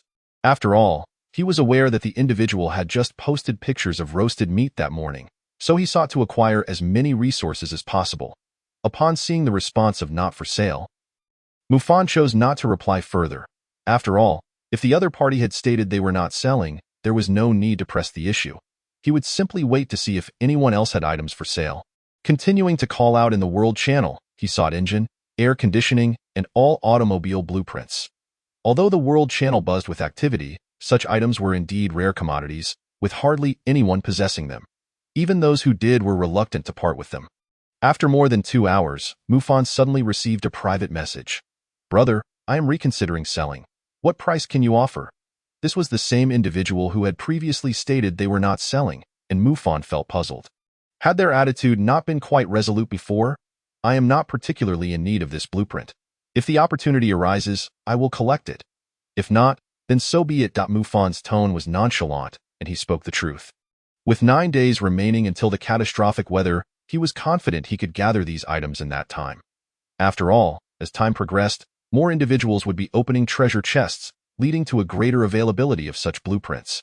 There was no need to rush into a deal, brother. I have engine blueprints, vehicle air conditioning blueprints, tire blueprints, interior blueprints, transmission blueprints, and some others. If you require them, I can sell them all as a package. But I will need a substantial amount of resources in exchange. Initially taken aback by this person's response, Mu Fan's surprise quickly turned to joy. This individual was extraordinarily lucky to possess so many blueprints. However, he wondered why they were willing to trade them for resources. Surely such luck would allow them to acquire what they needed. What do you wish to trade for? I may not have what you seek. Food and water. Are you certain? Yes. How much can you offer? Mu Fan was somewhat taken aback. How could someone so fortunate lack food and water? Was it not for themselves, but rather intended for someone else? With that thought, he dismissed further speculation, as it held little importance for him. How about this? I will not take advantage of you. 50 pieces of meat and 10 bottles of water. The individual across from him pondered for quite some time. Initially, he had intended to raise the price further, yet his hunger was overwhelming. and he was well aware that Mufang's prices were already exorbitant in this dire situation, where everyone lacked sustenance and water. It was evident that he would be unable to acquire these goods under normal circumstances. Having received a positive affirmation, Mufang exchanged chunks of meat and water with the man, in return acquiring a complete set of automotive blueprints. Excluding the shell. Of course, Mufang also generously gifted him a box of matches, leaving the consideration of fire-starting materials entirely aside. Gazing at the blueprints in his hands, he noted the specifications: inferior tire blueprint, rubber 40, inferior engine blueprint, iron sheets 300, copper wire 20, inferior car air conditioning blueprint, iron sheets 20, plastic 40, inferior interior blueprint, plastic 40, inferior single bed blueprint, wooden blocks 30, iron sheets 10, inferior car glass blueprint, glass 50. It could be said that Mufang's collection of automotive blueprints was now comprehensive. The only remaining issue was production. Aside from the single bed, he was in no rush to begin crafting the other components, as many essential materials were still lacking, particularly glass and rubber. Despite having obtained such a wealth of basic resources, he still had not acquired these two crucial items. After studying the blueprints at the central control, his next step was to continue gathering resources, amassing a substantial stock. With the impending disaster weather looming 9 days ahead, he could only prepare as thoroughly as possible. Utilizing his luck skill, he received an exceptional 1.22 bed, which greatly elevated Mufang's spirits, as he would no longer have to endure the discomfort of sleeping in a seat. This bed was remarkably sturdy, fitting securely in the rear of the vehicle, primarily because it came complete with a mattress and bedding.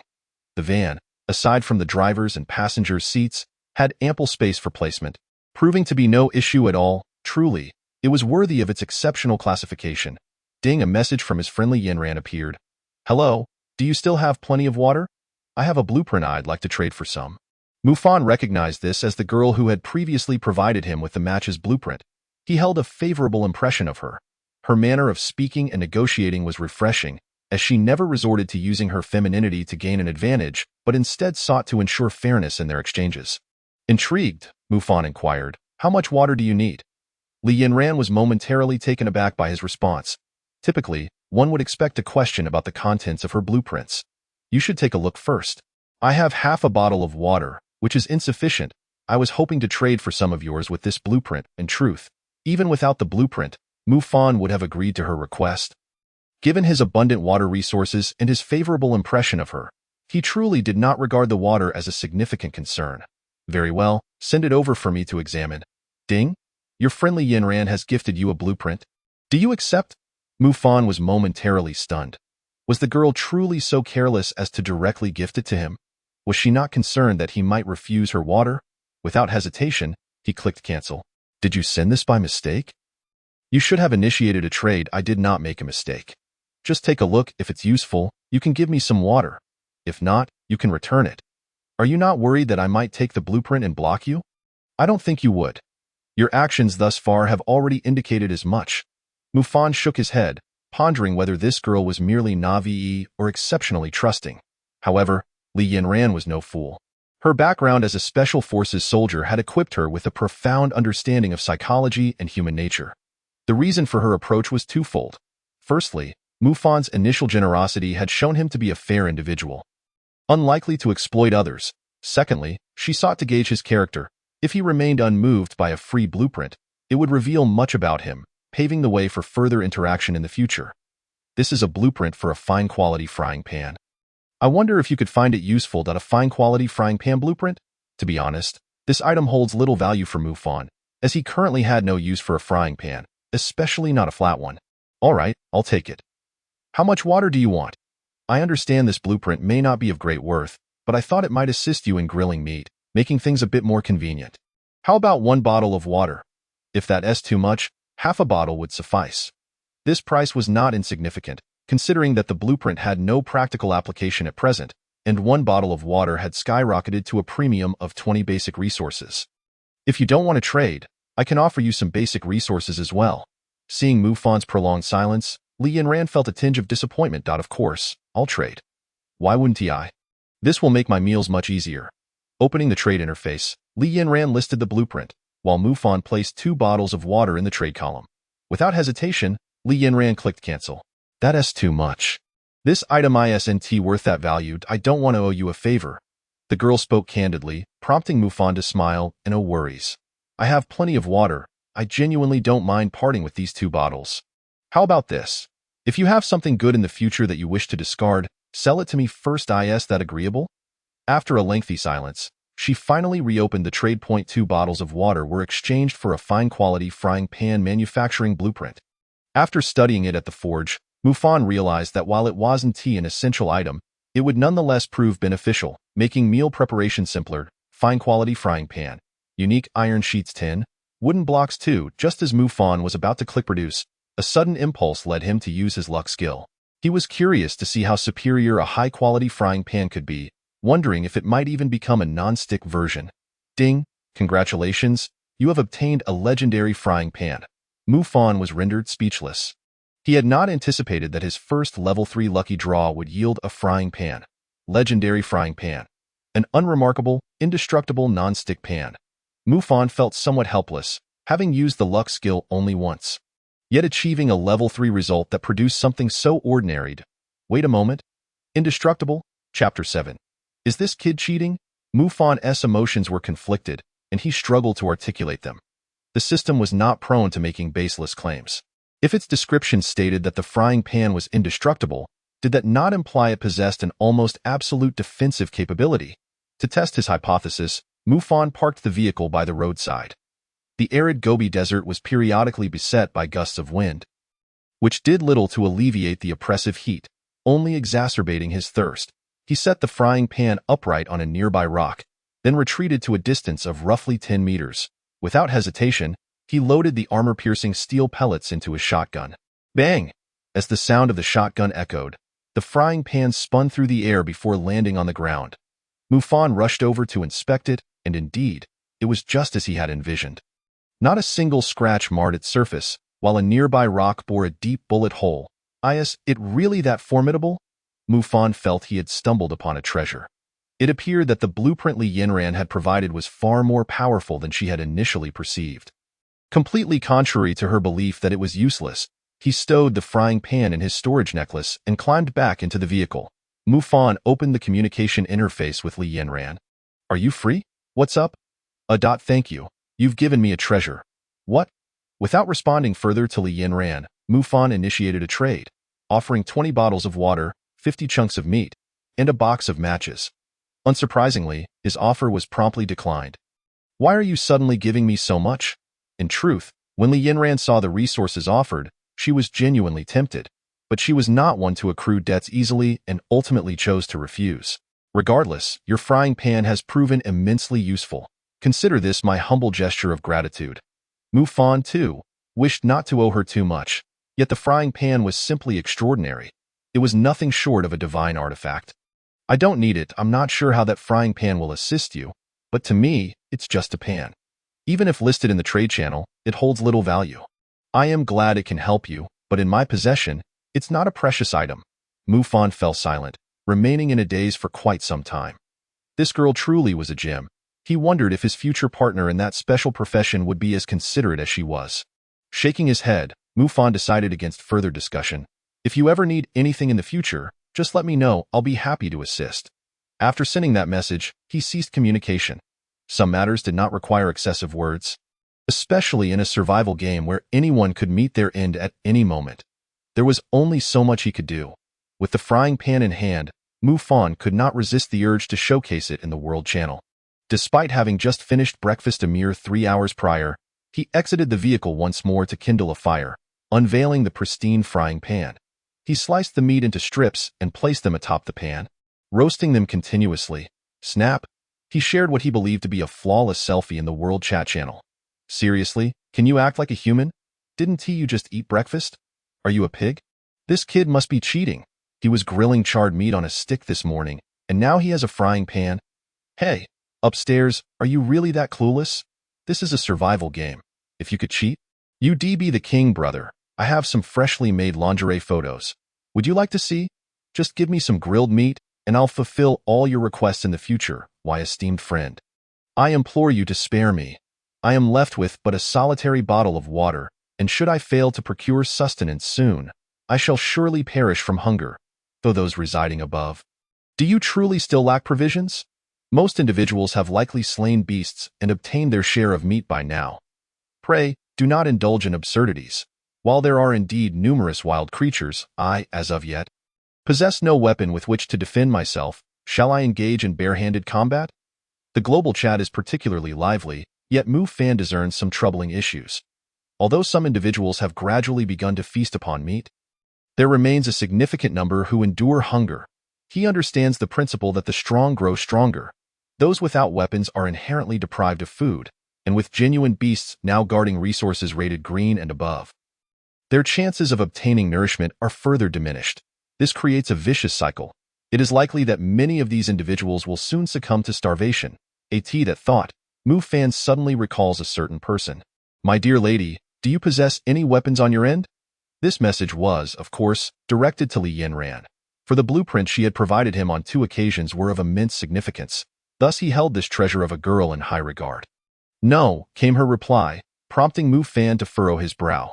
How could a young woman survive without a weapon? Moreover, from his observations over the past few days, it was clear that Li Yinran was not among those women in the global chat who barter their flesh for food. Was she truly enduring hunger? He opened the trade with Li Yinran and clicked to gift her something. My dear, please take these meat chunks. If you find yourself in need of food again, do not hesitate to ask. I have a machete as well. I have acquired a new weapon, and I shall give it to you for self-defense, as it will serve you well. Li Yinran, who was casually driving, was momentarily taken aback upon reading Mu Fan's message. She was indeed not lying. She truly lacked a weapon. Yet, the absence of a weapon did not imply her inability to hunt wild beasts. Not only did she hail from a family of martial artists, but her years of rigorous training in the army also equipped her to take down a bear with her bare hands. Nevertheless, upon receiving Mu Fan's message, she smiled softly. If you have an extra weapon, then please do gift me the knife. Consider it a debt owed to you. Currently, I have nothing to offer in return. And as for food, I am not a delicate flower. Mu Fan continued his journey, and upon seeing Li Yinran's message, he readily sent her his machete. Receiving the machete warmed Li Yinran's heart. Although Mu Fan had said little, his actions spoke volumes. She picked up the machete, and her words faltered in astonishment. An exceptional grade machete? Alas, I owe him a significant favor now. Unbeknownst to Mu Fan, who was preparing to head to the next resource point, his vehicle's fuel had already dwindled to nearly half. He needed to find a way to replenish it. Suddenly, the thought struck him. Having learned so much about vehicle manufacturing, he had yet to create anything. He opened the global chat, looking for rubber, glass, and copper wire. Willing to trade at prices. No rush, Africans, please step aside. Mu Fan's message ignited a frenzy in the global chat, yet he paid it no mind. Not far ahead lay a green resource point. At present, he had no urgent necessities, so he had no intention of using his luck skill. That skill was limited to 10 uses per day, and it was wiser to conserve them. Upon reaching the green resource point, he encountered a small wild calf, loaded his ordinary fine-grade steel pellets, and shot. Unsurprisingly, the wild calf fell instantly.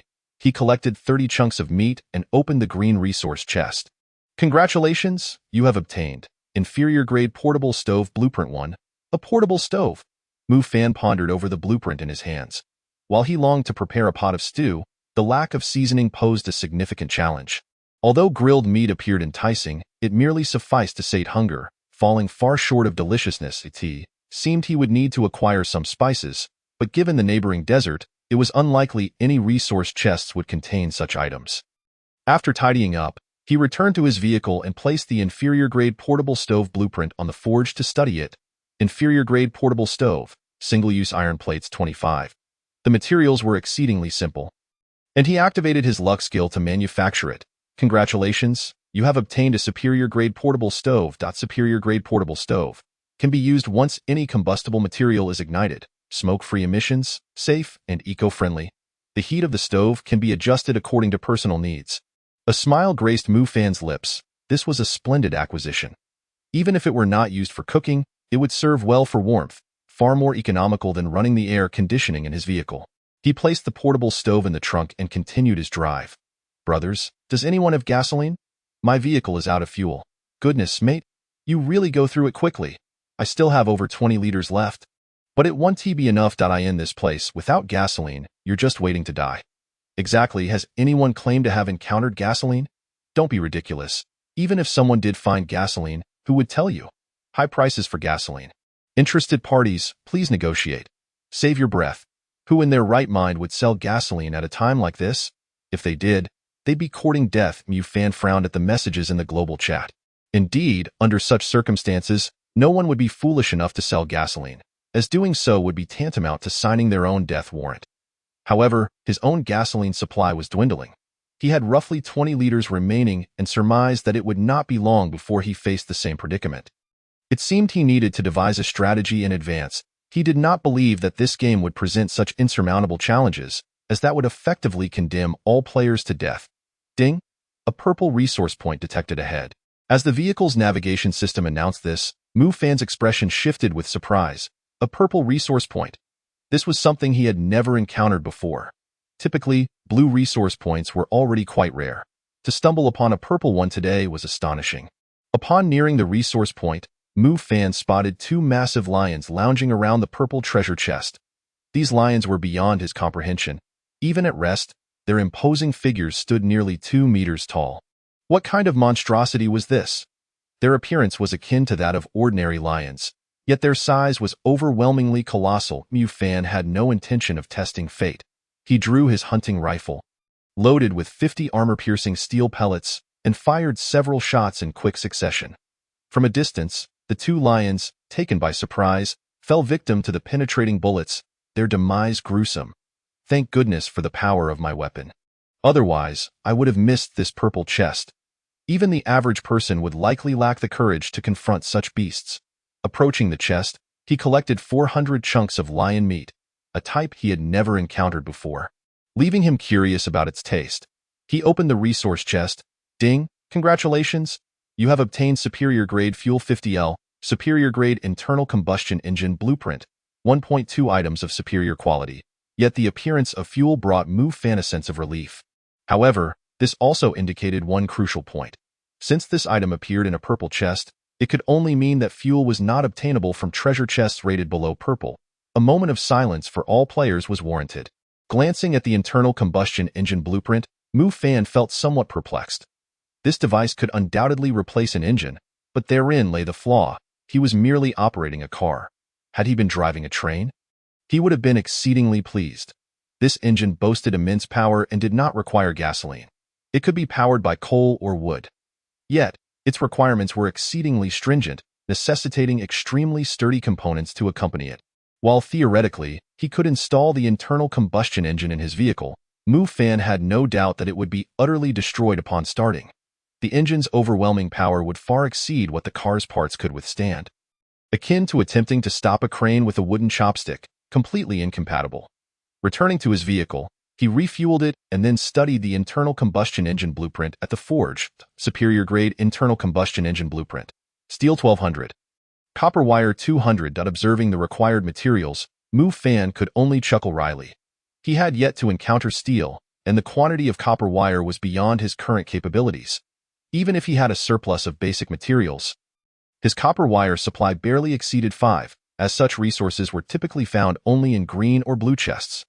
Ding ding ding ding. Mufan's thoughts flickered with greed. He believed he had received news regarding the rubber, glass, and copper wire he sought. However, upon checking his private messages, he was met with an array of images: sheer black, white, lace, horse oil, spotted, and ripple pattern stockings, all sent by different women, each message a solicitation for stockings. Goodness, have I stumbled into a den of silk stockings? Brother, do you find my stockings appealing? Would you like some? Just 2 bottles of water, and I will send you refreshing photos. Handsome, I have even more enticing photos. All for some grilled meat. I promise you anything. Brother Mufan chuckled at these messages, but found only stockings without any enticing leg or full body shots. Poor rating. He promptly ignored the frivolous messages, yet saved every image, as they contributed to his leisure and entertainment. After a flurry of saving and deleting, he finally discovered a useful piece of information among the private messages. My esteemed friend, I possess rubber, glass, and copper wire. What would you offer in exchange? Mufan raised an eyebrow. The individual before him was named Chen Xian, with whom he had previously conducted a trade. he had sold him steel balls. How could this person acquire such rare materials? How much do you have? What say you, my good fellow? I have 50 units of rubber, 80 units of glass, and 40 units of copper wire. Though you desire them all, Mu Fan gazed at these items, pondering whether this lad might be a relative of the system. These are materials for automobile production. Has he truly managed to procure them all? Do you not require them for yourself? Are you referring to upgrading vehicles? I have already upgraded mine. It is now of superior quality. Chun Xian's words nearly caused Mu Fan to choke on his astonishment. He had painstakingly acquired a set of automobile upgrade components. And strictly speaking, it was not entirely his doing, as they had been purchased from another. This lad had apparently gathered a complete set of components and even upgraded them. The reason Mu Fan was convinced that Chen Xian had driven his own vehicle was that he had never seen this young man soliciting these items in the World Channel. After all, Mu Fan himself was in need of such materials, making him particularly sensitive to others who sought them. Not to mention, up to this point, no one else had collected automotive upgrade blueprints like he had. Name your price. Do you possess any weapons? My previous handgun only had 30 rounds and is now rendered useless. I have no firearms left. What? Chapter 9. This knife is exquisite. What? What are you saying? My friend? What happened to your previous weapon? What is the matter, my good fellow? My previous handgun has been rendered inoperative. Mu Fan fell silent. He possessed only a hunting rifle, while the other party had a handgun. Although its power might not necessarily surpass his own, a handgun is a genuine weapon. Psychologically, he felt a twinge of jealousy. The other had bullets, while he relied on steel balls. The distinction was glaring. Yet, Mu Fan was overthinking it. Even if Chen Xian had acquired a handgun, it might not surpass the damage inflicted by Mu Fan's hunting rifle, given the vast disparity in their respective categories. Moreover, Mu Fan's steel balls included armor-piercing varieties, which, when compared to actual armor-piercing rounds, were not significantly inferior. I do not possess any firearms, but I believe I can forge a machete. Do you require one? I can add some additional items for our trade. Very well, my good fellow. As long as you have a weapon, it will suffice. I am currently without a handgun and am left to fend for myself. Possessing a weapon for self-defense would at least allow me to access some basic resource points. Mu Fan felt a sense of helplessness. However, his machete blueprints were not one-time use.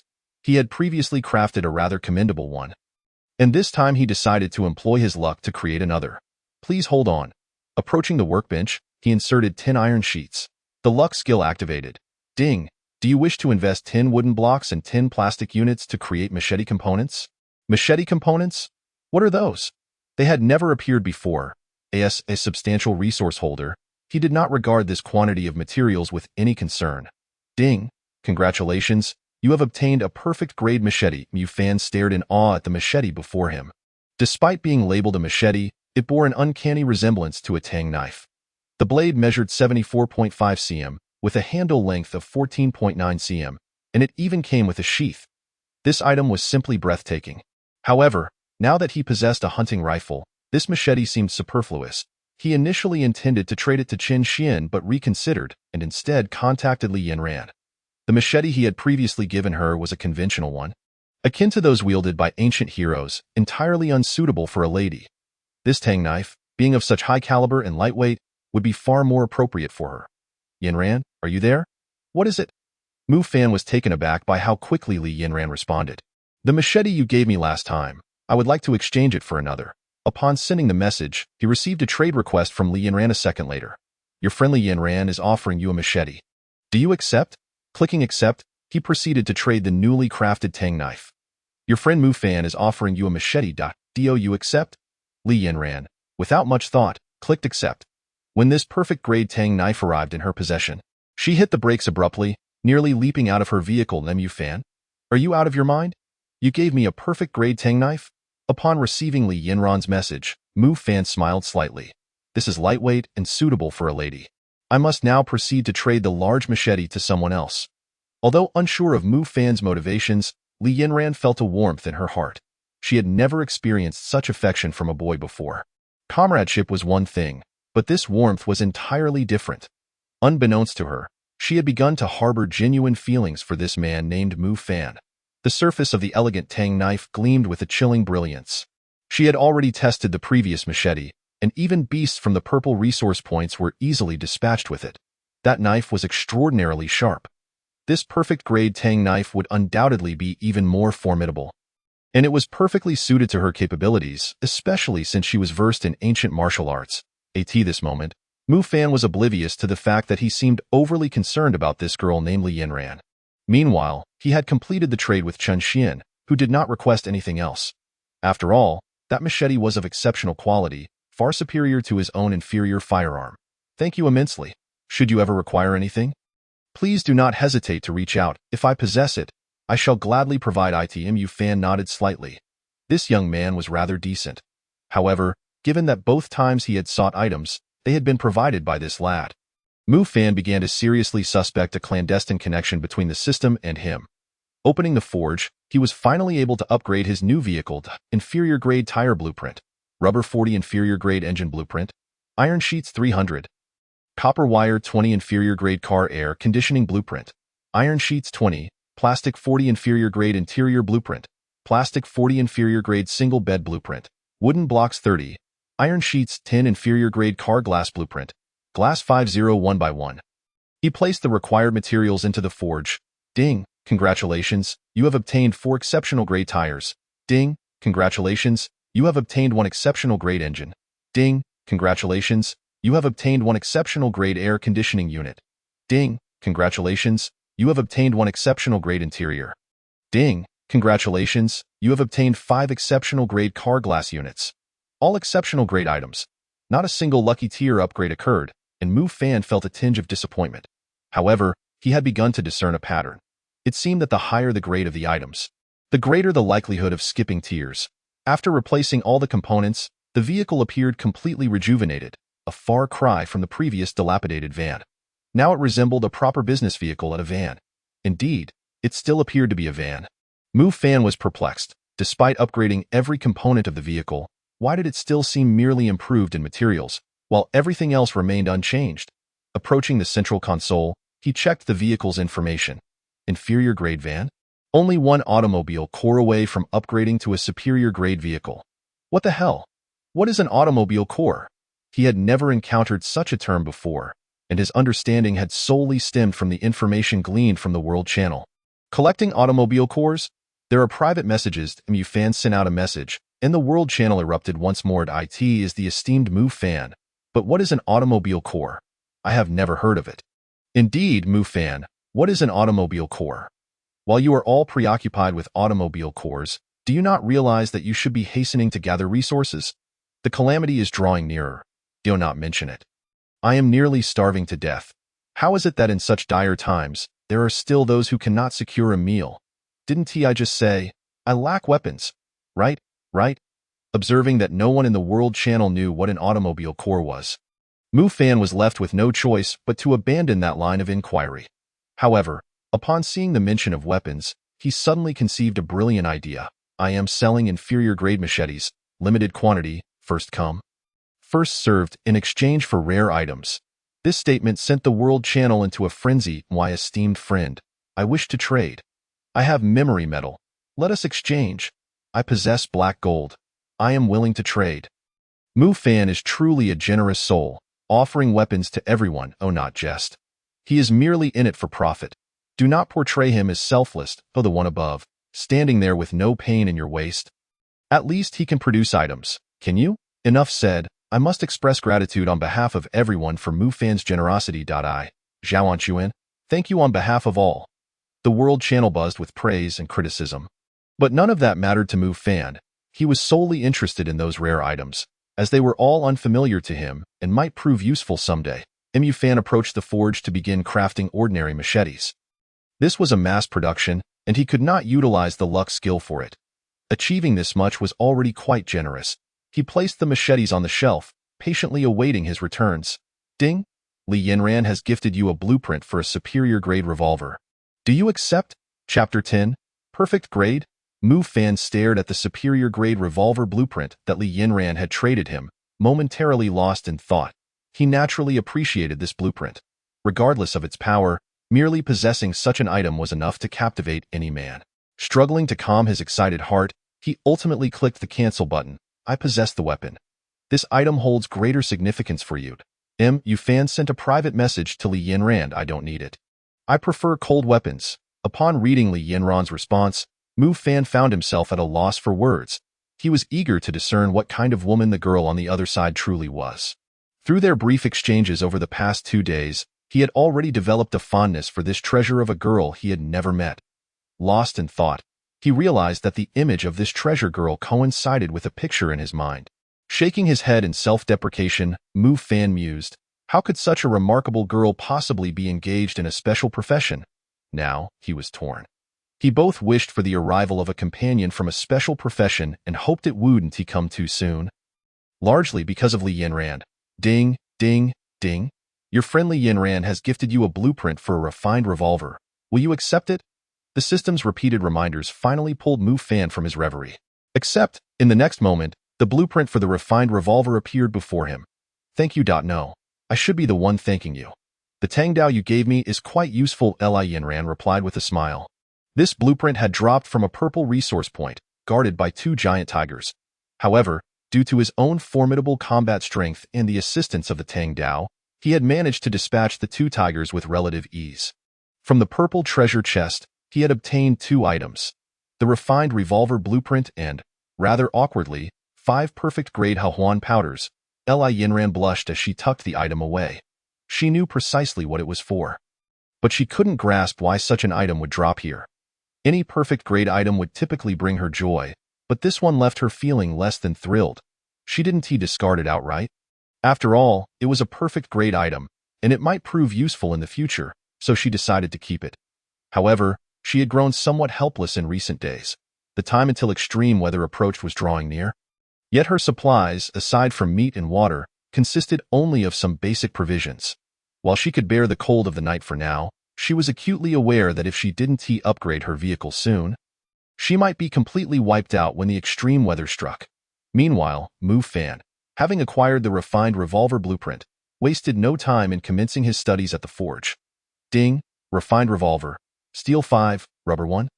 Would one that the materials required were minimal, yet Mu Fan had yet to acquire any steel. Although he had a shotgun now and didn't urgently need this weapon, as a man, how could he possibly wait to lay his hands on such a splendid item? Collecting steel, I have some for sale. Name your price. Mu Fan's message undoubtedly added more fuel to the already heated discussions in the World Channel. Yet he paid it little mind. Ding, your friend Chen Xian has sent you a message. Boss, do you need steel? I have 8. If you want it, take it. Mu Fan glanced at the private message from Chen Xian. If memory served him right, just over an hour ago, this fellow had traded him rubber and other special materials. And now he had steel too. Boss, is 8 enough? That's all I currently have. Reading Chen Xian's private message, Mu Fan quickly replied, Brother, I just want to ask, what is your relationship with the system? Boss? How could I possibly be related to the system? I'm having a tough time. Tough? Mu Fan didn't quite understand what Chen Xian meant by tough, but he didn't feel it appropriate to inquire further. Brother, just give me the steel. Let me know what you need, and I can trade anything I have. I don't need, boss. I'm not short on anything for now. If I need something, I'll ask you later. Mu Fan hadn't anticipated that Chen Xian would be so generous. Such people were rare, and in the real world, they would likely be devoured by wolves and tigers. Brother, although we are not related by blood, I must warn you that not everyone is a good person. Chen Xian sighed at Mu Fan's message. He understood the implication. He had already been deceived several times and wouldn't easily trust anyone again. Except for Mu Fan. Boss, I understand. I will be cautious. Mu Fan said nothing further and began the forging process with the materials. The luck skill activated. His eyes fixed intently on the forge. This was a revolver. And he recalled watching cowboys draw their guns in childhood movies. It was so cool. Ding. Would you like to add additional materials to upgrade the blueprint function? Additional materials could be added? The Forge's operation momentarily stunned Mu Fan. He had always followed the materials listed in the blueprint out of a fixed mindset. He hadn't expected such an interface to appear today, indicating that in the future, he could proactively add materials to whatever he crafted. Unsure of what to add, he included the rare and memory metals he had obtained. Ding, congratulations, you have acquired a legendary revolver. Legendary? Yes, yes. Mu Fan nearly leaped with excitement, bumping his head against the roof of the vehicle. Rubbing the spot where he had struck his head, he couldn't help but grin foolishly. Perfect grade revolver. Range 50 meters, automatic correction 3 meters, space magazine holds 50 rounds, no need for reloading, and damage can self-repair. The power of this revolver exceeded his expectations, and it even came with a holster, a range of 50 meters. Could a revolver truly achieve that? An automatic correction of 3 meters. This meant that as long as he didn't T-shoot in the opposite direction, every shot would hit its mark, with a magazine capacity of 50 rounds, just like the shotgun, and the ability to self-repair. It seemed this was thanks to the memory metal. Checking the revolver, he found it initially carried only 6 refined bullets in the cylinder. Not the 50 he had imagined. But then again, this weapon was significantly more powerful than the shotgun, so it made sense for it to have fewer initial rounds. He would have to be strict in managing its use, especially since he still didn't know where he would source more bullets. After attaching the holster to his waist and spinning the revolver a few times with his fingers, he placed it in the holster. Was this the feeling of being a cowboy? A smile returned to Mu Fan's face as night fell. Although he was eager to test the power of the legendary revolver, he resisted the urge. With only 6 bullets, he had no ammunition reserves and could not afford to waste them. The cold winds outside remained as frigid as ever. After simply grilling some meat on the portable stove and taking his usual photo to document the moment, he began to relish his dinner. Ding, ding, ding. At that moment, Mu Fan's private messages exploded once more. He casually opened one, and the contents made his eyes widen in shock. A rush of blood surged to his head, and he stood at attention and respect. Chapter 11. An exceptional chest. Ding, ding, ding. Mu Fan's private messages had indeed exploded. The count had long surpassed 99, leaving him both amused and exasperated. He casually opened a message, and the content left him dumbfounded, his mouth agape as he momentarily forgot he was still eating. It was a video lasting just over 10 seconds, but the scenes within were simply irresistible. In the dim light of a car, a young girl reclined on a single bed, clad in black stockings, her right leg casually draped over her left, her petite size 36-foot rubbing back and forth against the fabric of her stockings. As the camera panned upward, her long legs were enveloped in the stockings, her flat abdomen and fair skin visible, with her upper body clad in only a thin, semi-transparent white scarf draped casually over her. The scarf was evidently made from high-quality material, delicate and silky. Upon closer inspection, 2 layers of sheer fabric seemed to veil 2 towering peaks, embodying the saying, "One cannot see the true face of Lushan Mountain. Only because one is amidst the mountains, one supports my aspirations to soar. I shall tread the snowy mountain peak alone." The video ended there, leaving no view of the woman's true visage. Yet the air of mystery made Mu Fan's nostrils flare. Accompanying the video was a message. "Brother, do you like my figure? From now on, I will belong to you. You must cherish me."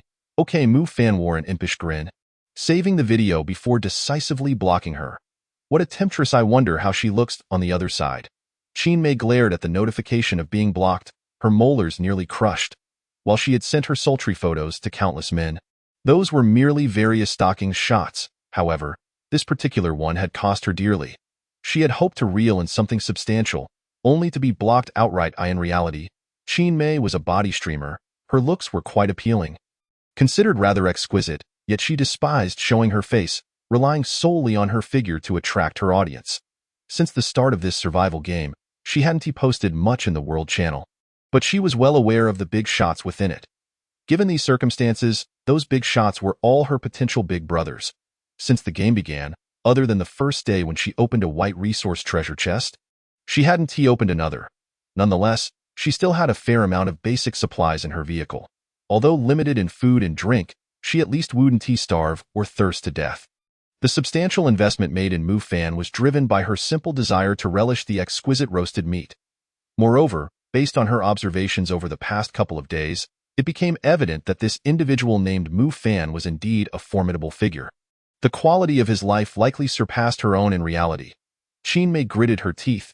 "You, Mu Fan, better not let me catch sight of you. If I do, I shall undoubtedly extract every last bit from you." In every conceivable sense, her feelings were not rooted in a desire for revenge. She was merely irked by Mu Fan's disregard for her presence. After all, her figure was of exceptional caliber, and no man could remain indifferent. Mu Fan's actions had genuinely riled her. "Ding, ding, ding, your friend Qin Xian has gifted you 10 pieces of roasted meat." Qin Mei gazed at the charred meat in her hand with dissatisfaction, but nonetheless sent a message. Brother, you are so kind. Thank you for the roasted meat, but I cannot eat so much. Do take some back. I would hate for you to go hungry. Mayor, it's all right. I have plenty. Eat as much as you need. And don't hesitate to call on me for anything. The person conversing with Qin Mei was none other than Chen Xian, who Mu Fan considered a relative of the system. Chen Xian felt an overwhelming sweetness as he read Qin Mei's reply. She was a girl he had met by chance, initially sparked by a photo of her in stockings. As their conversation unfolded, Chen Xian found Qin Mei to be pure-hearted and kind. After all, what girl could survive in such a place without resorting to exchanging photos for supplies? His heart ached for her situation. Naturally, he had received numerous photos of her stockings, all willingly sent by her. With Qin Mei asserting that having his care meant she would no longer need to resort to such measures. This sentiment touched Chen Xian deeply. Indeed, Qin Mei had ceased sending her photos to others. The fishing had mostly been fruitful, and Chen Xian, as her primary admirer, treated her exceptionally well. However, he was not her sole admirer. There were at least a dozen others vying for her attention. Yet compared to the rest, Chen Xian did not consider himself at a disadvantage. While others merely viewed her enticing photos, he possessed a tangible pair of stockings she had worn. This was why he was so utterly devoted to her. Nonetheless, all of this had no bearing on Mu Fan's current situation. As he gazed at the alluring private photos, he swiftly saved them and blocked all the individuals who had messaged him. The sole silver lining was that all these private correspondents were women. Although not particularly attractive, they were genuine women. Had a man been among them, Chen Xian might have found himself foregoing dinner that evening. After dinner, Chen Xian reclined on his single bed, reflecting on the day's substantial gains. The mere possession of a revolver brought him immense joy. As time wore on, the need for upgrading his vehicle became increasingly pressing. While the components had been installed, he remained oblivious to the core of the automobile. Wait a minute. Hadn't that guy already upgraded his vehicle to a superior quality? How had he obtained the core? Contemplating this, he refrained from messaging Chen Xian directly, noting that it was quite late, and decided to address the matter the following day. The night wind in the desert was frigid, and a thin layer of frost had formed on the car windows. Mu Fan lay on his single bed, lulled into slumber by the howling wind outside. Before long, he felt the vehicle begin to shake violently, accompanied by a screeching sound reminiscent of nails scraping against a chalkboard. Mu Fan climbed down from his bed, cautiously retrieving his hunting rifle and peering out of the window. The outside world was shrouded in darkness, but amidst this inky abyss, he discerned pairs of green eyes encircling the vehicle. Upon closer inspection, he realized there were more than 10 wolves. The sheer number of these beasts instilled a sense of fear within Mu Fan. It was evident that the third day no longer afforded the same protections as the previous two. The current predators not only possessed formidable strength, but were also multiplying in number. Furrowing his brow, Mu Fan observed the wolves relentlessly attacking his vehicle. Given that his car was still of inferior quality, he was uncertain whether their assaults would have any impact. Fortunately, the car's exterior was of superior grade. While it had not been fully upgraded, it could endure for a time. Slowly, he cracked open a small gap in the car's glass, extending the rifle outside and taking aim at the wolves to unleash a barrage of shots. Thankfully, these creatures had animal instincts. Upon hearing the gunfire, they recoiled, granting Mu Fan a prime opportunity for counterattack. Amidst the anguished howls of the wolves, Mu Fan ultimately ended the lives of the more than 10 beasts. Yet he dared not venture outside to inspect the aftermath, as there could still be other predators lurking nearby. After a lengthy pause, silence enveloped the outside world. Clenching his rifle, Mu Fan activated the world channel. Help! There are too many beasts outside. I can't hold on much longer. What in the world? How could there be so many beasts? Today, I encountered a purple resource point, where there were only 2 crocodiles, yet here I am besieged by 8 lions. I fear I am doomed. Brothers, do not despair. Stay hidden in your vehicles and do not allow the beasts any opportunity to reach you. Chapter 12, Big Shot. You must survive until the end. I can't hold on any longer. My vehicle is on the brink of collapse. Can someone provide me with weapons? I'm about to perish.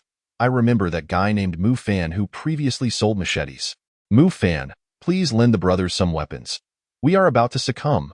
Many individuals in the World Channel incessantly tagged Mu Fan. He listed the remaining 10 inferior machetes for sale at the price of 10 basic resources each. Mu Fan has listed weapons. Hurry and buy. What? 10 basic resources. Isn't that extortionate? Exactly. At such a critical moment, he intends to profit instead of providing aid. To those above, speak with integrity. 10 basic resources? Try trading for a machete. The big shot is already being generous. Do his machetes not require resources to craft? Are you Mu Fan's lapdog? Making a profit at this time? As fellow humans, can't we lend a hand, Mu Fan? I implore you, save us. Hemph. Now you seek help. Why didn't you speak up when you were berating him as a heartless merchant?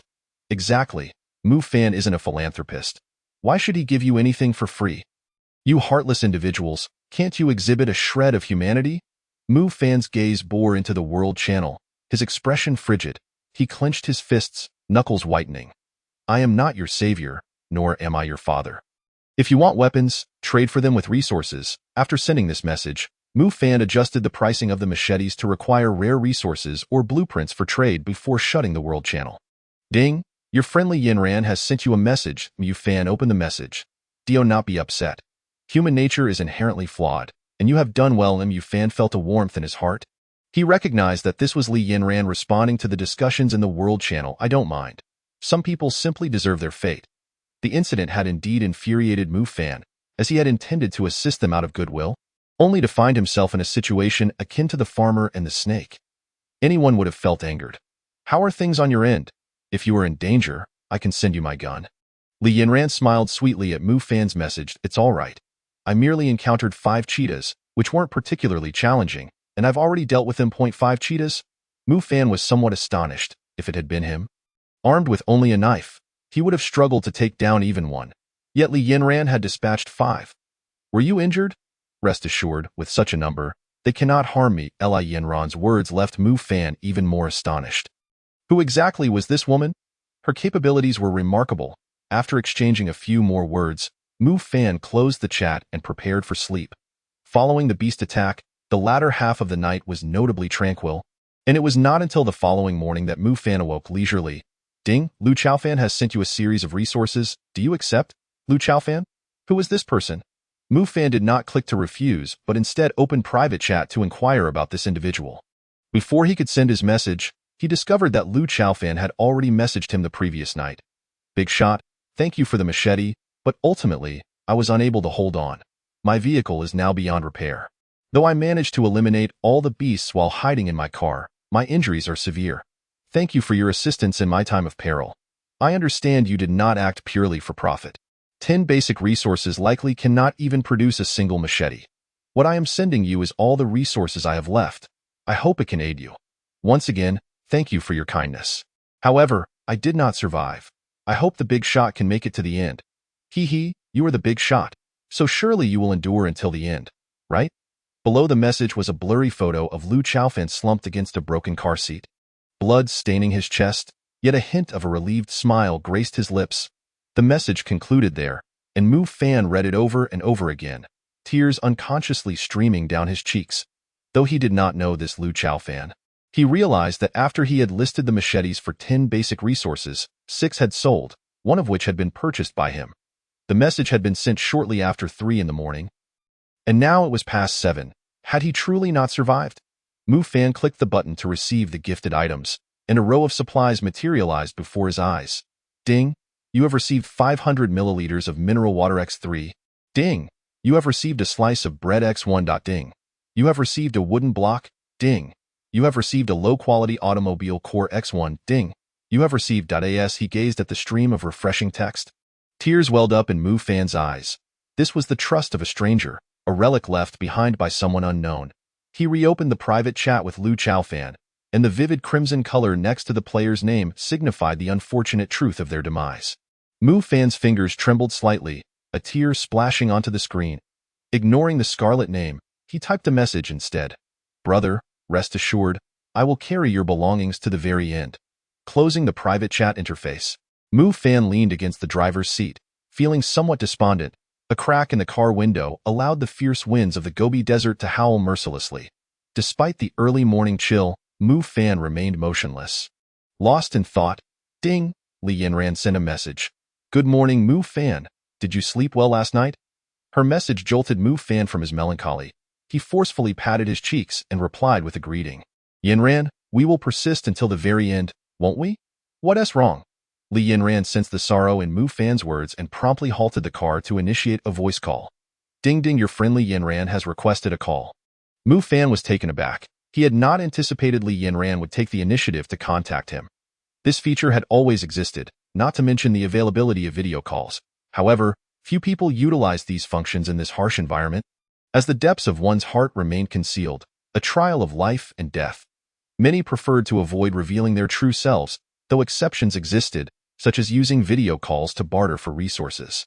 Mu Fan accepted the voice call. Li Yinran's voice, soft and gentle like a spring breeze, flowed through the communicator. Mu Fan, what's the matter?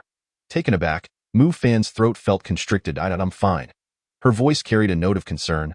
Don't lie to me. I can hear the sadness in your voice. What happened?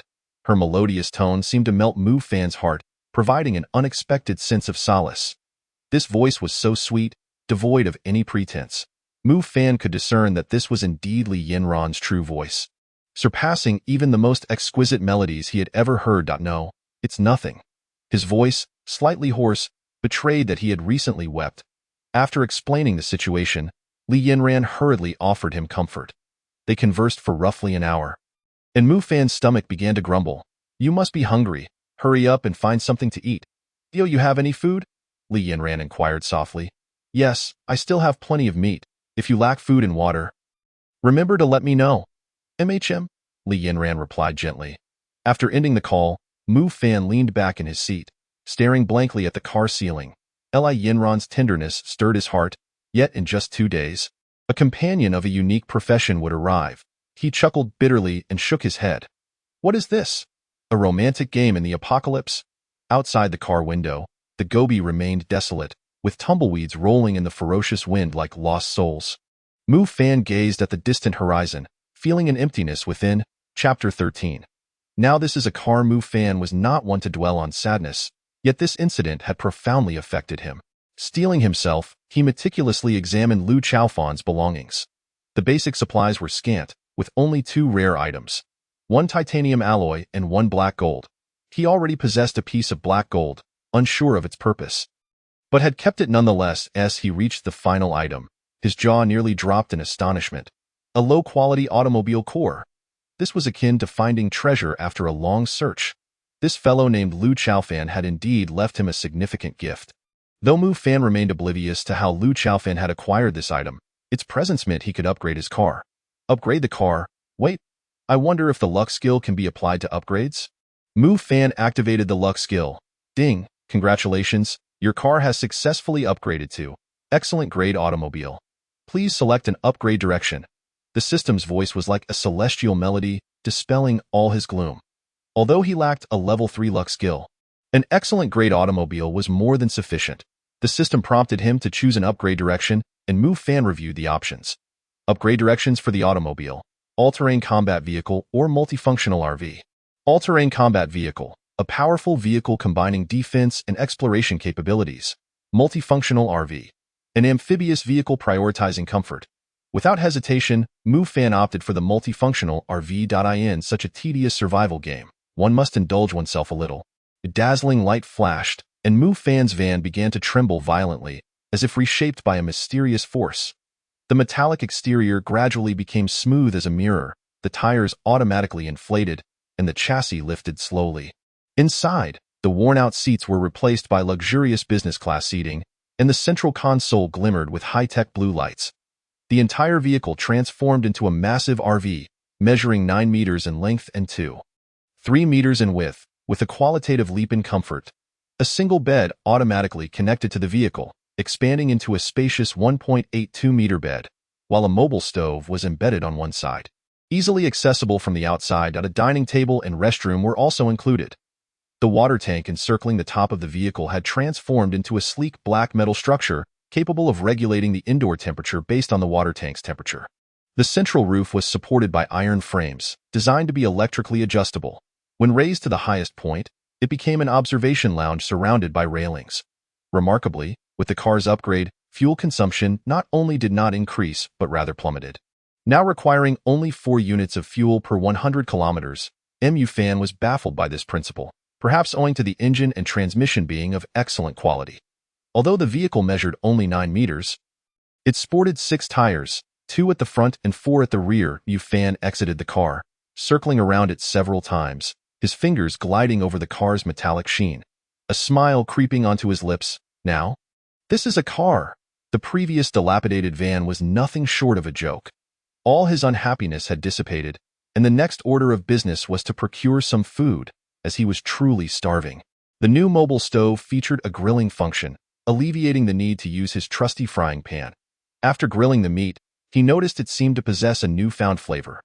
Previously, the lack of seasonings had rendered the meat bland, unworthy of being deemed delicious. However, this time, even without salt, the grilled meat appeared to carry a hint of savoriness upon serving. This was not mere coincidence. The upgraded RV conferred enhancements to all cooking projects undertaken within it. Even the forge benefited from these upgrades, with the quality of items produced being superior, albeit without a change in their level. Cooking, too, yielded better results. While salt was absent, the food still bore a semblance of flavor. Mu Fan savored a delightful meal of grilled meat, all the while remembering to share a selfie on the World Channel before indulging. However, when he opened the World Channel, he was momentarily taken aback. Number of people in Zone 98, 4322. The population of his zone had dwindled to less than half, indicating that many had lost their lives during yesterday's beast attack. Yet, having endured the previous night's ordeal, Mu Fan had come to terms with it all. With a photo of himself dining at the table, the World Channel erupted in excitement once again. Mu Fan, must you be so shameless? Posting food selfies every day? If the big shot is willing, who are you to judge? Are you jealous? Did no one notice the luxurious backdrop of Mu Fan's photo? Did he return home? Mu Fan, where did you steal that car from? Surely, you didn't rob someone? Exactly. While we can barely afford a meal, you're cruising in a luxury vehicle. Stop being bitter. Those who can, do. Those who cannot, whine. Haha, can you really call it talent? Sounds more like sheer luck. Why does his sitting area look so lavish? Did he find a safe zone? Don't be ridiculous. It's only been a few days. How could a safe zone appear? That's right. I researched the system and it seems to indicate that on the 9th day, people will enter a safe zone for supplies, provided they can reach it by the 10th day. Regardless of where one is, disastrous weather will commence. Does anyone know how far the safe zone is? I don't know, but we just have to keep moving forward. Those still alive should possess some self-preservation skills, right? At least we won't starve. Sister is so hungry. Is there a brother willing to share a bite? Once we reach the safe zone, I'll repay you. Brothers, even though we may not see each other now, once we reach the safe zone, we can gather to discuss our next steps. After all, we have no idea what kind of disastrous weather awaits us, and together we can look out for one another. Moreover, in the coming days, Zhao Anquan will share a wealth of survival knowledge on the World Channel, hoping to assist everyone. The brother above, Rini, far surpasses that individual named Mu Fan. The comments in the World Channel left everyone momentarily speechless. How could he be brought into this? Indeed, jealousy can distort one's perception. Nevertheless, Zhao Anquan's words instilled a sense of vigilance in Mu Fan. In such an environment, he had little faith that anyone would selflessly aid all. This person surely harbored ulterior motives. Ding! A message from your friend? Li Yanran has arrived. Uncertain of how far the safe zone is, you must run swiftly. May we meet soon. Li Yanran's message warmed Mu Fan's heart as he gazed at the screen, envisioning her slightly flushed cheeks as she sent the message. He murmured softly, Yanran, we will surely meet. After uttering this, Mu Fan suddenly had a realization. He too longed to see Li Yanran soon, yet he could not forget that in just over 1,000 kilometers, that special female companion would soon arrive. Mu Fan sighed, leaning back in his seat. Li Yanran, and that special profession female companion. How should I choose? Must I truly enact a love triangle in this apocalyptic world? The vehicle gradually began to move. Despite the RV's considerable size, it could reach speeds of 120 kilometers per hour. The highway remained unchanged, the Gobi Desert unaltered, with the dry climate and biting cold winds showing no sign of variation. Wind-blown tumbleweeds continued to roll along the roadside, yet Mu Fan had undergone a transformation. The luxurious multifunctional vehicle sped along the wide road, its superior suspension and high-quality windshield providing an exceptionally smooth ride. The plush first-class seat enveloped him, liberating him from the discomfort of hard car seats. He even felt as though he were reclining while driving. Chapter 14. Has the beginner protection period ended? The comfortable driving environment afforded Mufan a more relaxed experience as the colossal RV zipped along the highway, the previously slow-paced scenery now blurring past. Outside, the wind howled incessantly, yet inside the vehicle, there was not a whisper of noise. In the distance, behind the Gobi, packs of wild beasts gazed at this rapidly moving steel behemoth. Mufan ceased to ponder how to confront Li Yanran or the approaching special profession woman. In this world, the rule of law was non-existent. Life itself felt exceedingly trivial and fragile, let alone anything else. Adopting a shameless mindset of I might as well marry both, Mufan whistled and swayed forward. Since upgrading the vehicle, although the speed of 120 kilometers per hour significantly hastened his progress, he felt that the time to encounter resource points had not diminished. If resource points were spaced apart, the prior average time of a little over an hour to find one would suggest a distance of approximately 40 kilometers between 2 points. Though he hadn't T-tracked it closely, it seemed about right. Yet now, despite the speed boost, after driving for over an hour, he had yet to encounter a resource point, which puzzled Mufan. Ding ding ding. Just as he lamented the absence of resource points, the vehicle triggered a resource point alert. Since upgrading to an exceptional level, the detection range for resource points had expanded to 1 kilometer. However, calculating the time, it appeared similar to the previous speed of 40 kilometers per hour. There wasn't much difference. Ahead lay a green resource point, and Mufan exited the vehicle, armed with a hunting rifle, ready to tackle any beasts. Based on prior experience, he anticipated that this area would likely be populated by juvenile beasts. Posing no challenge to his current capabilities, the fierce winds of the Gobi felt like invisible blades, slicing through every inch of exposed skin. In the distance, dust storms swirled, forming a gray-yellow veil that seemed to conceal countless unknown dangers. Mufan tightened his windbreaker, scanning the surroundings with heightened vigilance. This was far colder than when he first arrived. Amidst the howling winds, Mufan thought he heard the roar of a beast. No, that sound couldn't belong to a cub. Suddenly alert, he recognized the unmistakable growl of a bear. He doubted that a bear cub could roar with such ferocity. He paused and quickly returned to the vehicle, earlier, to avoid straying from the main road. Mufan hadn't parked particularly close, but given the current situation, he felt uncertain. He slowly maneuvered the car off the highway, heading toward the resource point. This stretch was approximately 300 meters, initially intending to walk and enjoy the fresh air. He abandoned that thought due to the circumstances. The vehicle swiftly approached within 20 meters of the resource point. Mufan's eyes widened in disbelief. Indeed, a bear was guarding the resource point, but this was no ordinary cub. It was absurdly large. A typical bear measures about 3 meters, yet this bear, lying on the ground, spanned that length. The gigantic brown bear lay still like a small mountain. Its fur glimmered with a metallic sheen under the sunlight, and its tusks resembled curved blades, each low growl sending tremors through the ground. Beep beep. New type of beast detected. Exceptional level giant brown bear, danger level, intermediate. The system's announcement made Mufan glance sideways. It was the first time he received such a report on a beast's status. Was this due to the vehicle upgrade or some other factor? Such a massive creature, with only an intermediate danger level? Mufan felt a cold sweat break out. He switched his hunting rifle to armor-piercing steel pellets. Previously, to conserve ammo, he had used regular steel pellets, but now he felt uncertain about taking down this bear. He cautiously opened a small gap in the window, gripping the hunting rifle tightly as his palms began to sweat. He understood that this brown bear was no ordinary beast. A single misstep could cost him his life. With 2 sharp gunshots, the steel pellets whistled through the air, striking their target with precision. The bear emitted a piercing roar, its massive body crashing to the ground. The exceptional armor-piercing pellets indeed proved their worth, demonstrating absolute lethality against such a creature. After ensuring no other beasts lingered nearby, he exited the vehicle and hurried to the resource point.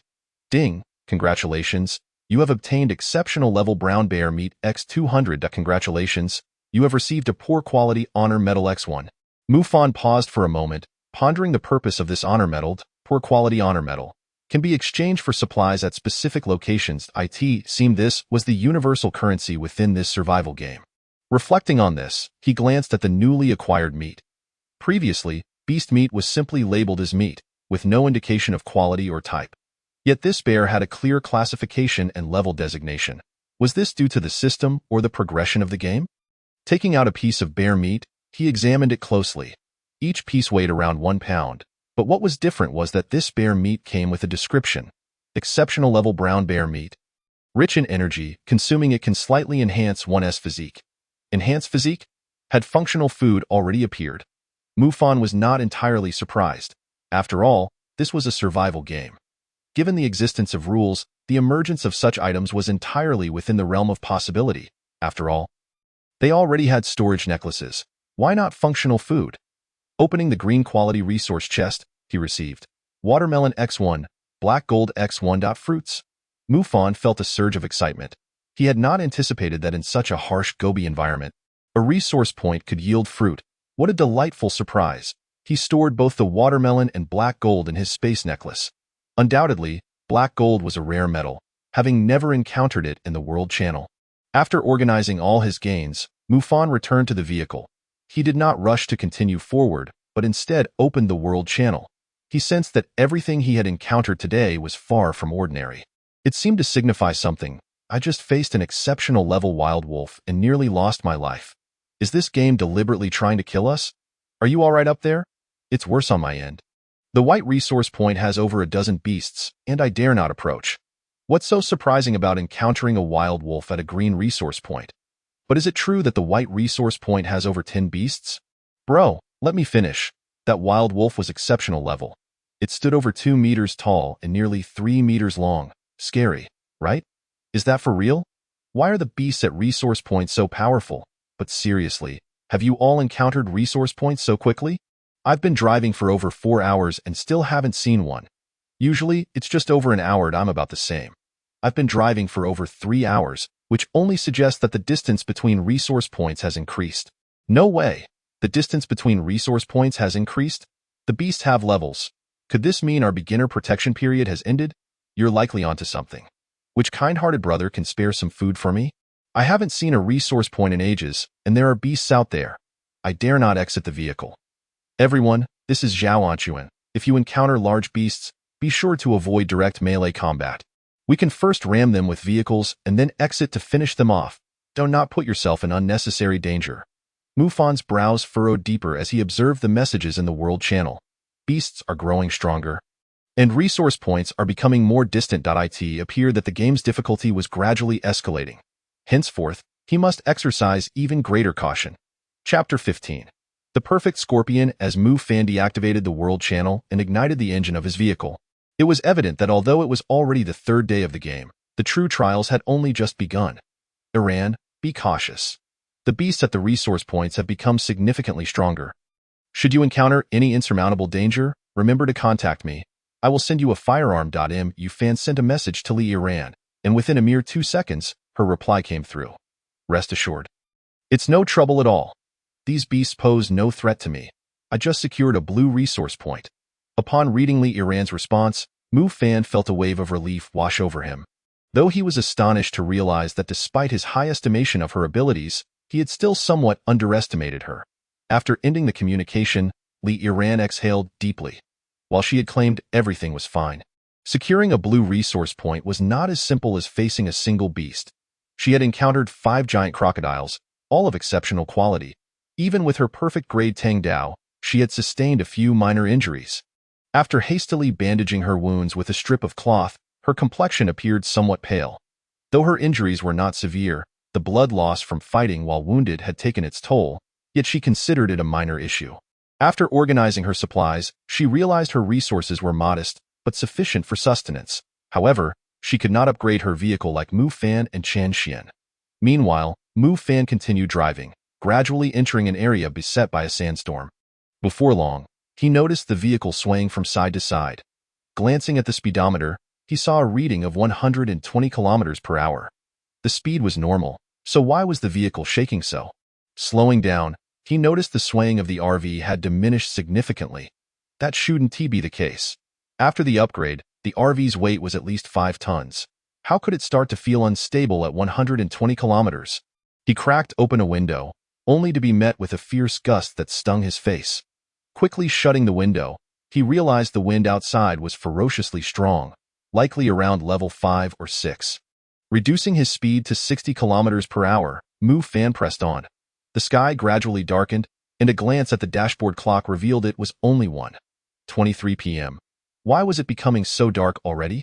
The wind and sand intensified, lifting shards of gravel from the Gobi Desert and pelting the RV with a rhythmic thud.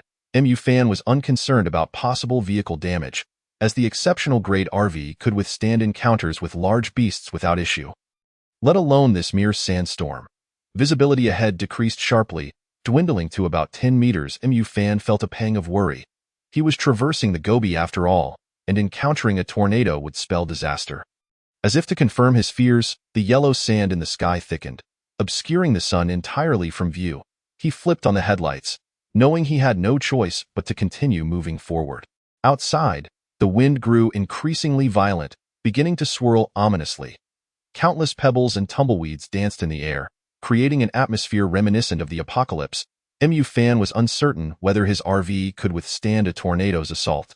His only hope was to escape its range as swiftly as possible. He dared not accelerate too rapidly. The wind had reached at least level 10, forming a tornado, and a reckless increase in speed could very well see him swept into the skies. Fortunately, the RV's 5-ton weight was no trivial matter.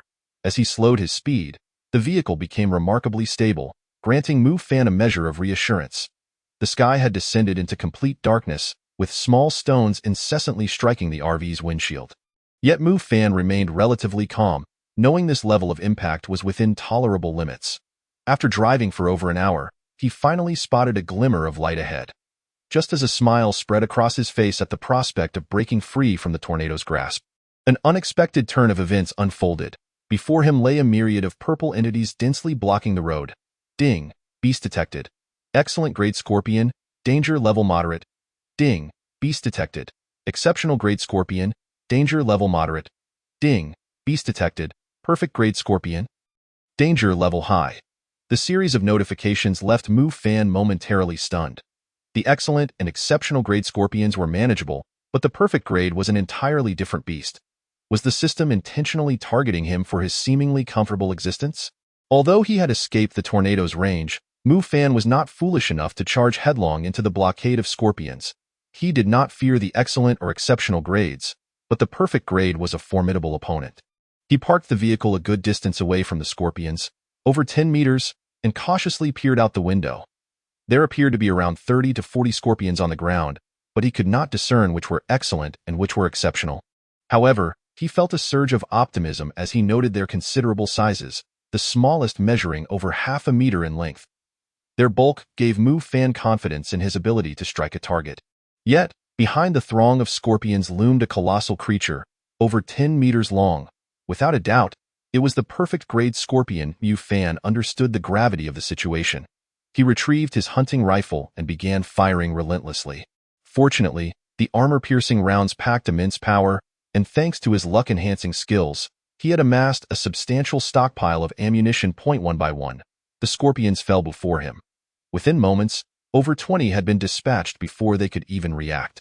This was not a testament to the Scorpions' poor reflexes, but rather due to Mu Fan's rapid-fire capabilities, coupled with the convenience of not needing to reload. Having eliminated the lesser Scorpions, Mu Fan now faced a daunting challenge, the perfect grade Scorpion. Its size was akin to that of a small truck, its 8 legs as sturdy as steel, and its tail arched high, shimmering with an eerie purple glow. Its blood-red eyes fixated on Mu Fan's RV as if heralding his doom. Bang! Mu Fan fired a shot, the armor-piercing round striking the Scorpion's chitinous shell and sparking a shower of embers. Despite this, the round penetrated the shell, inflicting damage upon the creature. Green ichor oozed from the wound, and the Scorpion's fury was palpable. It propelled itself forward, its 8 legs propelling it swiftly towards Mu Fan. He knew he could not allow it to close the distance. Acknowledging his own vulnerabilities, Mu Fan realized that while his weapon was undeniably powerful, it was not infallible. His defensive capabilities were lacking. He could only rely on the RV for protection, yet he harbored doubts that even the exceptional grade vehicle could withstand an onslaught from a perfect grade beast. As the Scorpion advanced, Mu Fan continued firing, but despite the green fluid pouring from its wounds, it pressed on undeterred. The scorpion lifted its massive tail, closing the gap to within 3 meters of the RV. And with a swift motion, it plunged its tail downwards toward the vehicle. The perfect-grade scorpion's form was reminiscent of a small truck, its 8 legs as resilient as iron, and its tail glimmering ominously. Its eyes, crimson as blood, bore into Mu Fan's RV, seemingly proclaiming his impending demise. Mu Fan's gaze was fixed on the descending tail, his heart racing with terror. It was over. Chapter 16. A desperate struggle. Mu Fan's eyes were locked onto the descending tail of the scorpion, which sliced through the air, aiming directly for the RV. Thud. The exceptional RV proved far sturdier than Mu Fan had anticipated. Though it remained intact, a sizable dent appeared in the roof. Roar. The perfect-grade scorpion seemed unsatisfied with its strike. Poised to lash out once more, Mu Fan could not afford to grant it another opportunity, for he was uncertain how much longer the RV could endure. Leaping from the vehicle, he resolved to fight back rather than wait for his fate to be sealed within the RV. The vehicle was his only lifeline. If it were to be damaged, even if he managed to slay the scorpion, he would still meet his end. Once outside, Mu Fan felt impervious to the cold. His focus locked onto the massive beast before him, unleashing a torrent of armor-piercing rounds with reckless abandon. Bang, bang, bang. The deafening gunfire echoed as the scorpion, far from invulnerable, began to show signs of damage. Its carapace riddled with numerous small holes, ichor pouring forth. Roar. Enraged, the scorpion aimed its tail at Mu Fan, descending upon him with lethal intent. Yet Mu Fan, an ordinary man, was unable to evade in time. Nevertheless, he refused to succumb to despair. With a swift motion, he brandished a frying pan, raising it above his head. Bam. The force of the impact sent Mu Fan sprawling several meters away, the frying pan flying from his grasp. Tracing a graceful arc through the air, propping himself up with one hand, he watched as the scorpion's tail had snapped at its tip, igniting a surge of confidence within him. Indeed, it was not indestructible. The system had not deceived him. With the tip of its tail broken, the scorpion's noxious purple venom dripped down, landing in its own eyes, inflicting excruciating pain and momentarily distracting it from Mu Fan. Seizing the opportunity, Mu Fan sprang to his feet, drawing his revolver and firing 6 rapid shots toward the scorpion's eyes, emptying the magazine. Although the revolver's bullets were only of excellent grade quality, as a perfect-grade weapon, its power far surpassed that of the hunting rifle. The bullets penetrated the scorpion's eyes and detonated, illuminating the night with fiery explosions. At last, the perfect-grade scorpion succumbed to its injuries. Mu Fan collapsed to the ground, his hands slick with sweat. Ha ha ha. Finally, I have survived. Mu Fan gazed upward, and at that moment, the swirling yellow sands had vanished, revealing a rare expanse of azure sky. He reached into his pocket only to discover it empty. How splendid it would have been if he had a pack of cigarettes. Shaking his head vigorously, he struggled to rise to his feet. Picking up the frying pan that had fallen to the ground, he examined it closely. Remarkably, the perfect-level scorpion's full-force strike had barely left a scratch on the pan's surface. How utterly absurd. After securing the frying pan, Mu Fan approached the scorpion. Ding, congratulations. You have received a perfect-level Glory Medal 1, a perfect-level Pet Egg 1, and Scorpion Venom 1, 300 milliliters. Ding, congratulations. You have received 8 excellent-level Glory Medals and 30 fine-level Glory Medals. Ding, congratulations. You have obtained a Bullet Blueprint 1. Mu Fan surveyed his spoils. Setting aside everything else, the mere acquisition of these medals was enough to elate him. Most importantly, he had obtained a bullet blueprint, which was precisely what he needed. Wiping the blood from the corner of his mouth, he stowed away his rewards and climbed into his vehicle. Although the roof of his RV had been somewhat deformed from the scorpion's assault, it remained fully operational. Taking out the perfect-level Pet Egg, Mu Fan inspected it from various angles. He was uncertain how to incubate the egg, but it was highly likely that it belonged to the scorpion he had just defeated. Ding! Please drop blood to acknowledge ownership. The system's prompt echoed in Mu Fan's ears. Wiping the blood from his lip, nothing should go to waste. He smeared the blood onto the pet egg, which instantaneously became dazzlingly radiant. Approximately 2 minutes later, the pet egg vanished before Mu Fan's eyes, replaced by a palm-sized scorpion. Fine-level scorpion, growth type. It seemed that the creature would not immediately mature to perfection upon hatching. It required upgrades, initially apprehensive of such intelligent beings. Mu Fan had only engaged in direct confrontation out of necessity. Yet the scorpion before him exuded a certain endearing charm. He reached out to stroke its shell, and to his surprise, the scorpion affectionately rubbed against his finger. Henceforth, you shall be called Xiezijing. Mu Fan recalled the snake spirit's minion from an animated series, but the scorpion appeared quite displeased, its pincers flailing in the air, ultimately forming a cross gesture. You don't like that? The scorpion swayed back and forth. How about Erzwang instead? Lacking any talent for naming, Mu Fan's choice left the scorpion exasperated. Nevertheless, Erzwang was certainly an improvement over Zizijing, so the name was settled. With the scorpion's name established, Mu Fan placed it on the dashboard. Given Erzwang's diminutive size, it fit comfortably in any small space. Having resolved Erzwang's placement, Mu Fan turned to the crafting table to study the bullet blueprint. Excellent level bullet blueprint. Steel 1, gunpowder 1, both materials were rare, and Mu Fan found himself lacking in steel. He sent out a message for the procurement of steel and gunpowder, closing the World Channel afterward. Today, the World Channel felt unusually quiet, with few people conversing. However, he paid it no mind and sent a message to Li Yanran, informing her of a potential tornado threat before continuing his journey. After passing through the tornado zone, the entire desert seemed transformed. The once capricious winds had calmed for a moment, and even the temperature had stabilized significantly, no longer exhibiting drastic fluctuations. After driving for over an hour, Mu Fan finally spotted the next resource point. Ding ding ding.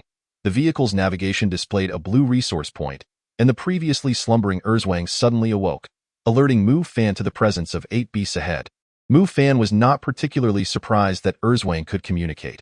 After acknowledging ownership through a blood drop, he felt a connection with the creature. To his astonishment, Erzwang could also provide warnings, far more useful than the navigation system.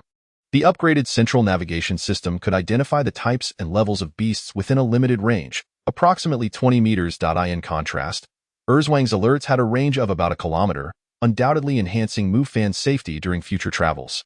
Effortlessly dispatching the 8 fine-level lions, Mu Fan collected the fine-level lion meat and opened a blue treasure chest. Ding! Congratulations! You have received a fine-level first aid kit blueprint 1 and a fine-level refrigerator blueprint 1. For reasons unknown, Mu Fan had not encountered water or bread since the 3rd day. Although he was not in dire need of these items, the previous white and green resource points had sporadically yielded them. Upon returning to the vehicle, he studied both blueprints at the crafting table and opened the crafting interface. Fine-level first aid kit. Fabric 10. Fine-level refrigerator. Plastic 10. Iron sheet 2. Copper wire 5. Tungsten wire 8.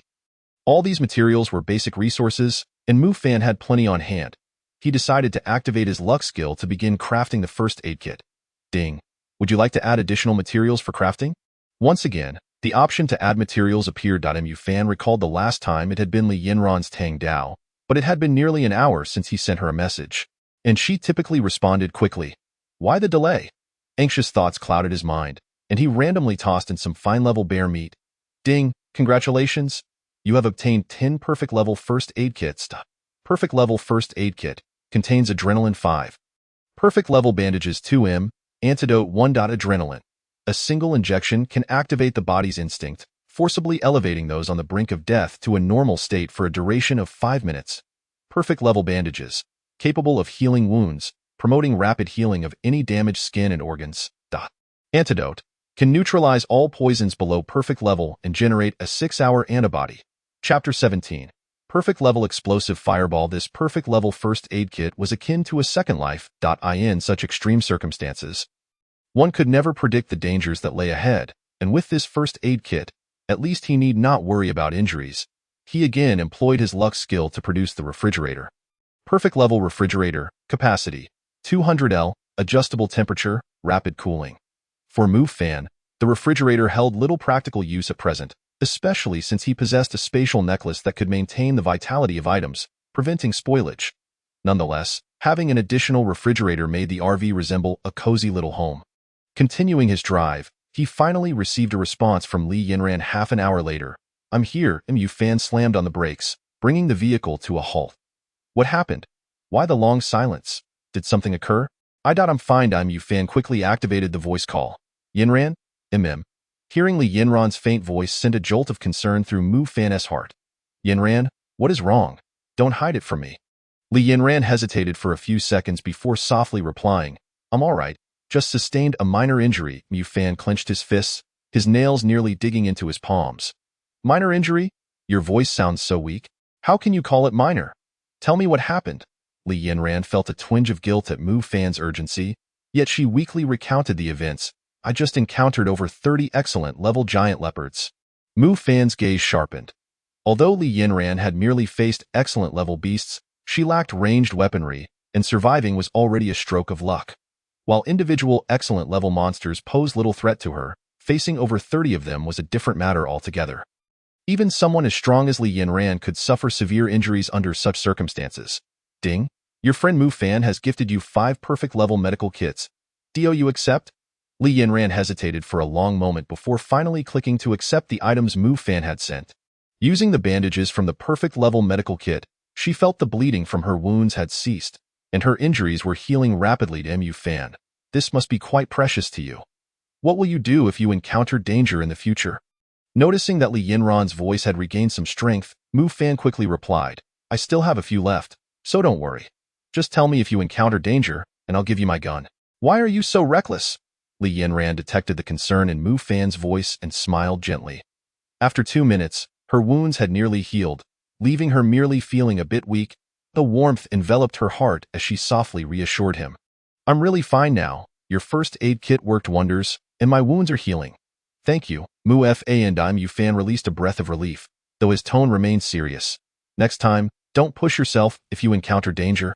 You must inform me. Li Yinran smiled blissfully. Mu Fan took out the frying pan and prepared a substantial amount of roasted meat, placing 20 bottles of water in the gift section. This time, Li Yinran did not refuse but gently expressed her gratitude. Through Li Yinran's account, Mu Fan learned of the circumstances she had faced. Unlike his experience, she had not encountered a particularly fierce tornado. Hers had merely been a confrontation with over 30 giant leopards. Had Mu Fan been the one to face such beasts, he could have dispatched them in under 30 seconds, given the power of his hunting rifle. Yet Li Yinran had only possessed a perfect-level Tang Dao, which, while formidable, was still no match for the speed and strength of the leopards, resulting in her sustaining serious injuries. Certainly, for Li Yinran, such injuries are of little consequence. Having fought on the front lines for years, she has grown accustomed to such wounds. After the two concluded their call, Mu Fan's anxious heart finally eased. He switched to the World Channel, which displayed Area 98, Population 2102. TO date, nearly 80% of the people have perished, and the World Channel has lost its former cheerfulness, now tinged with sorrow. Will we survive? I do not wish to die. I truly do not wish to perish. Brothers, save me. To those above, if you wish to die, please do so quickly and do not burden others. However, before you depart, kindly distribute your belongings to us. Indeed, we are striving to live well, heading towards safety. While you utter such disheartening words, selling substandard hand axes, please message me if interested. Everyone must hold on. I, Chun Ping'an, assure you all that once we reach the safe zone, we shall reunite, and I will ensure your safety. Elder brother, when will I see you? I am but a mere woman in need of your protection. Tio the sister upstairs, send me a few of your alluring photos. I will protect you without him. Observing the chaotic World Channel, Mu Fan's brow furrowed deeper. The remaining individuals evidently revealed a darker side of human nature, but Mu Fan felt no inclination to comment. What do these people have to do with him? He picked up a frying pan and grilled the remaining chunks of meat, having hastily prioritized Li Yinran earlier, neglecting his own meal. After finishing the grilled meat, Mu Fan retrieved a watermelon from his spatial ring. Slicing it into small pieces, snapping a selfie, and posting it to the World Channel. Surviving on the road is exceedingly arduous. I can only indulge in a watermelon to soothe my wounded spirit. After sending the message and gifting Li Yinran a few pieces, Mu Fan continued to drive forward. Mu Fan, are you even human? We are in a life and death crisis, and you are eating watermelon? The great ones are indeed different from us. What is there to calculate? I believe everyone has faced danger recently, right? The fact that Mu Fan can enjoy watermelon now indicates he has survived the recent beast attack. Indeed, who among you has ever seen fruit at a resource point? This merely signifies that Mu Fan has vanquished the beast and obtained the watermelon from it. Brother, could you spare a piece of watermelon for your sister? I am willing to trade my intimate garments for it. Delicious. Sister, would you like to trade for something else? I am quite eager for your intimate garments.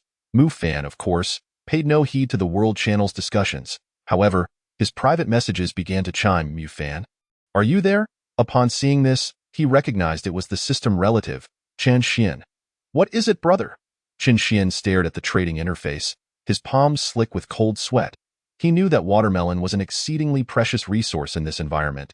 But he also understood Mu Fan's need for gunpowder and steel. Taking a deep breath, he clicked send. Great one. May I trade gunpowder and steel for your watermelon? Oh, you have gunpowder? Yes, I just killed those extraordinary beasts and obtained some. And I also have 2 pieces of steel. Do you want them? Absolutely, brother. You can't be a true system relative, can you? Please, I only want 2 pieces of watermelon. That's fine. A tea present. Everyone is not lacking in water and food. However, fruit remains elusive. Even if someone has found it, they have not mentioned it on the World Channel, and of course, Mu Fan's watermelon indeed came from a resource point, but the chances of finding such resources are exceedingly low. Mu Fan did not object. After trading 2 pieces of watermelon to Chen Xian, he received 2 pieces of steel and 1 kilogram of gunpowder. So much? The quantity of gunpowder was astonishing, truly leaving him astounded. Upon obtaining the watermelon, Chen Xian promptly gifted it to Qin Mei. 2 pieces. Were it not for Qin Mei's constant calls of good brother, I want watermelon, Chen Xian might have forgotten Mu Fan's need for gunpowder. After all, he had merely glanced at the World Channel, coincidentally encountering a purple resource chest. Thus, forgetting everything else, Mu Fan placed the gunpowder and steel next to the forging station, accessed the bullet page, and activated the luck skill to begin manufacturing. Extraordinary bullet blueprint. Steel 1, gunpowder 1. Mu Fan clicked to manufacture. 1 piece of steel instantly vanished, and he checked the gunpowder consumption. What the? 1 portion of gunpowder only requires 10 G? 1 kilogram of gunpowder is 1000 G, which means this gunpowder is sufficient for him to produce 100 sets of bullets. Ding. Congratulations, you have obtained perfect grade explosive bullets 100. Chapter 18. Game progress. Mu Fan gazed at the perfect grade explosive bullets in his possession, exhilaration surging within him. His safety was now assured. Perfect grade explosive bullets, range 10, with a splash effect of 5 meters. Had he possessed such bullets earlier, would he have struggled so much to slay that perfect grade poisonous scorpion? With 1 piece of steel remaining, Mu Fan returned to the forging station and activated the luck skill once more. Ding! Congratulations, you have obtained perfect grade anti-tank bullets 100. Still perfect grade. Mu Fan had anticipated at least 1 lucky tier 2 or 3 from 2 attempts. Yet reality proved otherwise. Perhaps the higher the level, the more challenging it is to trigger luck. Perfect grade anti-tank bullets. Ignore any armor below legendary level, possessing small area explosion attributes, similar to explosive bullets, but with significantly greater penetration capability. Though the explosion range is smaller, it suffices against some perfect grade beasts. Mu Fan gazed at the perfect grade explosive and anti-tank bullets in his hands, a faint smile gracing his lips. With these in hand, even if I encounter multiple perfect grade beasts, I will possess the strength to fight back. He swiftly replaced the revolver's magazine with explosive bullets, also placing spare anti-tank and explosive bullets in the magazine space. His sense of security surged, as if the entire world lay within his grasp. Currently, the beasts he had encountered did not necessitate the use of such weapons, unless he faced another perfect grade beast. However, Mu Fan knew that such beasts would not appear frequently, only likely during significant events. Yet, though he acknowledged this, the distinction between having and needing is vast. Continuing to drive forward, he recalled that Li Yinran had sent a message expressing gratitude for the watermelon and praising his grilled meat, inquiring why his grilled meat had a balanced flavor. Yet, Mu Fan could not explain, as he too was uncertain of the hidden attributes of the RV's cooking system post-upgrade.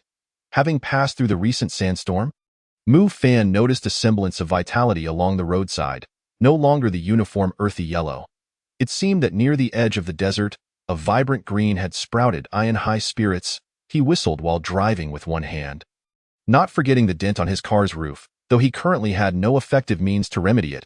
Fortunately, such minor issues did not hinder its normal operation and use. Nightfall approached swiftly, and Mu Fan's previously joyous mood began to sour.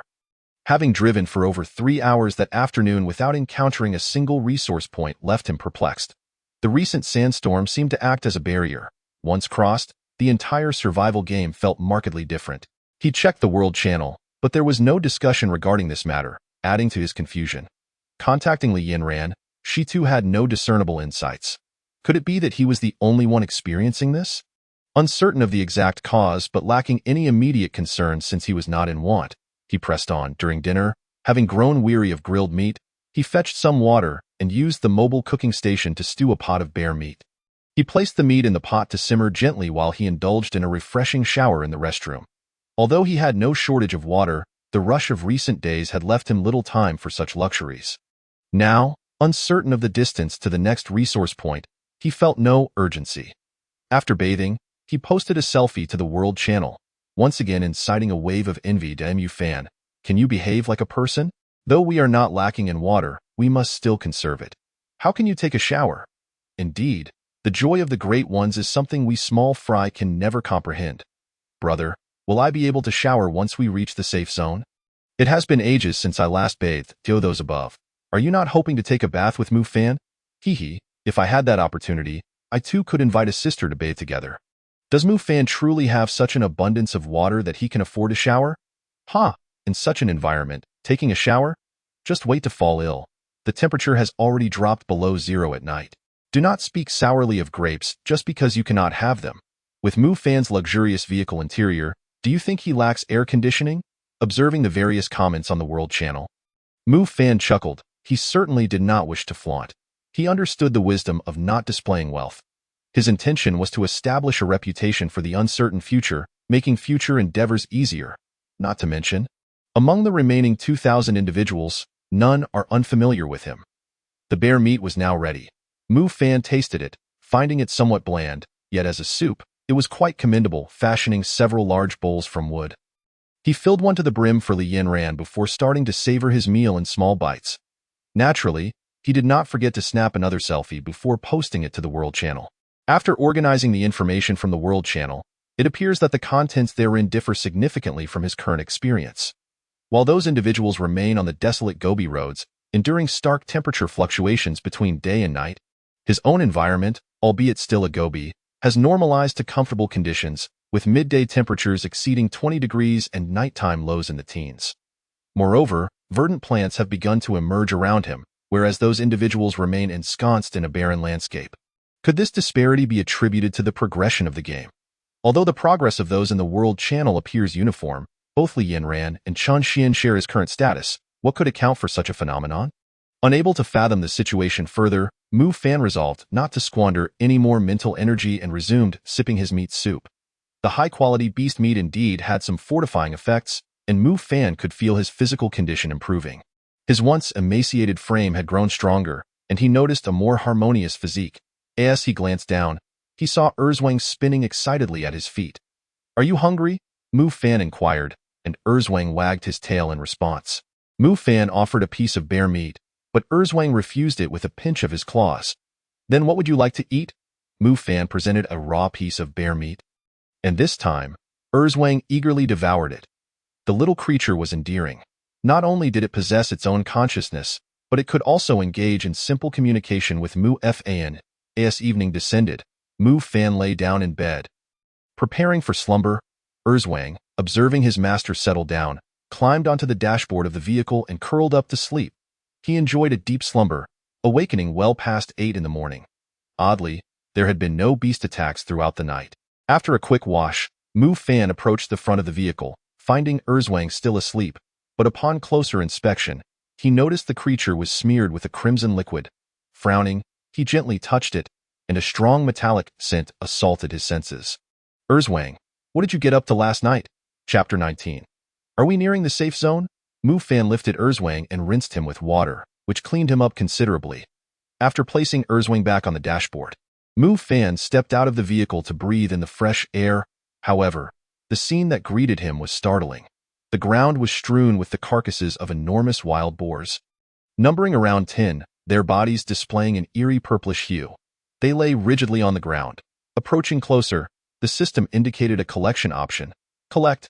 Ding. Congratulations. You have obtained 400 pieces of excellent quality toxic wild boar meat and 15 excellent quality honor badges. It was surprising that from over 10 massive wild boars, he only gathered 400 pieces of meat. and that it was toxic. Mu Fan now understood the origin of the blood on Erzwang. Evidently, the little creature had engaged in a fierce battle the previous night. No wonder he had slept so soundly. It was all thanks to Erzwang keeping watch. As he turned to re-enter the vehicle, he felt a swell of gratitude towards the little creature, marveling at its ability to take down so many beasts of the same caliber. Thank you, Erzwang. Seemingly sensing Mu Fan's appreciation, Erzwang tapped its own head with its not-so-large pincers. As if to convey, I am quite strong. Can you eat this meat? Mu Fan asked, presenting a piece of toxic, excellent quality giant wild boar meat. Erzwang nodded affirmatively. Mu Fan fashioned a makeshift plate from a wooden piece and placed the meat upon it, prompting Erzwang to feast heartily. Mu Fan was well aware of Erzwang's potent venom. During their earlier encounter with the poisonous scorpion, the creature's toxin had nearly incapacitated itself, leaving corrosive holes in the ground. Hence, Mu Fan dared not sample the meat from the beasts Erzwang had slain. Yet, strangely, Erzwang seemed unfazed by the toxicity, which was puzzling, considering its previous encounters with highly toxic adversaries. Not wanting to dwell on the mystery, Mu Fan considered it a blessing, as it meant he need not worry about Erzwang poisoning him. After a simple meal, Mu Fan segregated the toxic meat to avoid any mix-up. As the vehicle rumbled to life, a red numeral 500 kilometers appeared on the dashboard. What could this be? It hadn't been there yesterday. Ignoring the dashboard's changes, Mu Fan pressed forward. The numeral decreased gradually with each kilometer traversed. 499 kilometers. 498 kilometers. Was this perhaps the distance to the safe zone? With excitement brewing within him, Mu Fan acknowledged that although he anticipated reaching the safe zone on the 9th day, the enhanced speed of his upgraded vehicle might enable an earlier arrival. He pressed the accelerator eagerly. Beep beep. Li Yinran glanced at the 500-kilometer marker on her vehicle's dashboard, perplexed. What is this? One-handedly steering, she activated the communication system to contact Mu Fa and At. That moment, she had yet to realize that since entering the survival game and meeting Mu Fan, whenever she encountered something perplexing, her first instinct was to reach out to him. An astonishing development for someone who had long navigated the front lines of conflict. What is the matter, Yinran? Mu Fan's voice crackled through the communicator. Mu Fan, a 500-kilometer mark has suddenly appeared on my dashboard, and the number decreases as I drive forward. Upon hearing Li Yinran's words, Mu Fan paused. You're seeing it too? You have one as well? Yes, but Yinran, don't worry. I suspect this is merely a prompt indicating the distance to the safe zone. Although I cannot explain why the timeline has accelerated, I believe it to be accurate. Are we nearing the safe zone? That would be wonderful. Li Yinran felt a surge of excitement.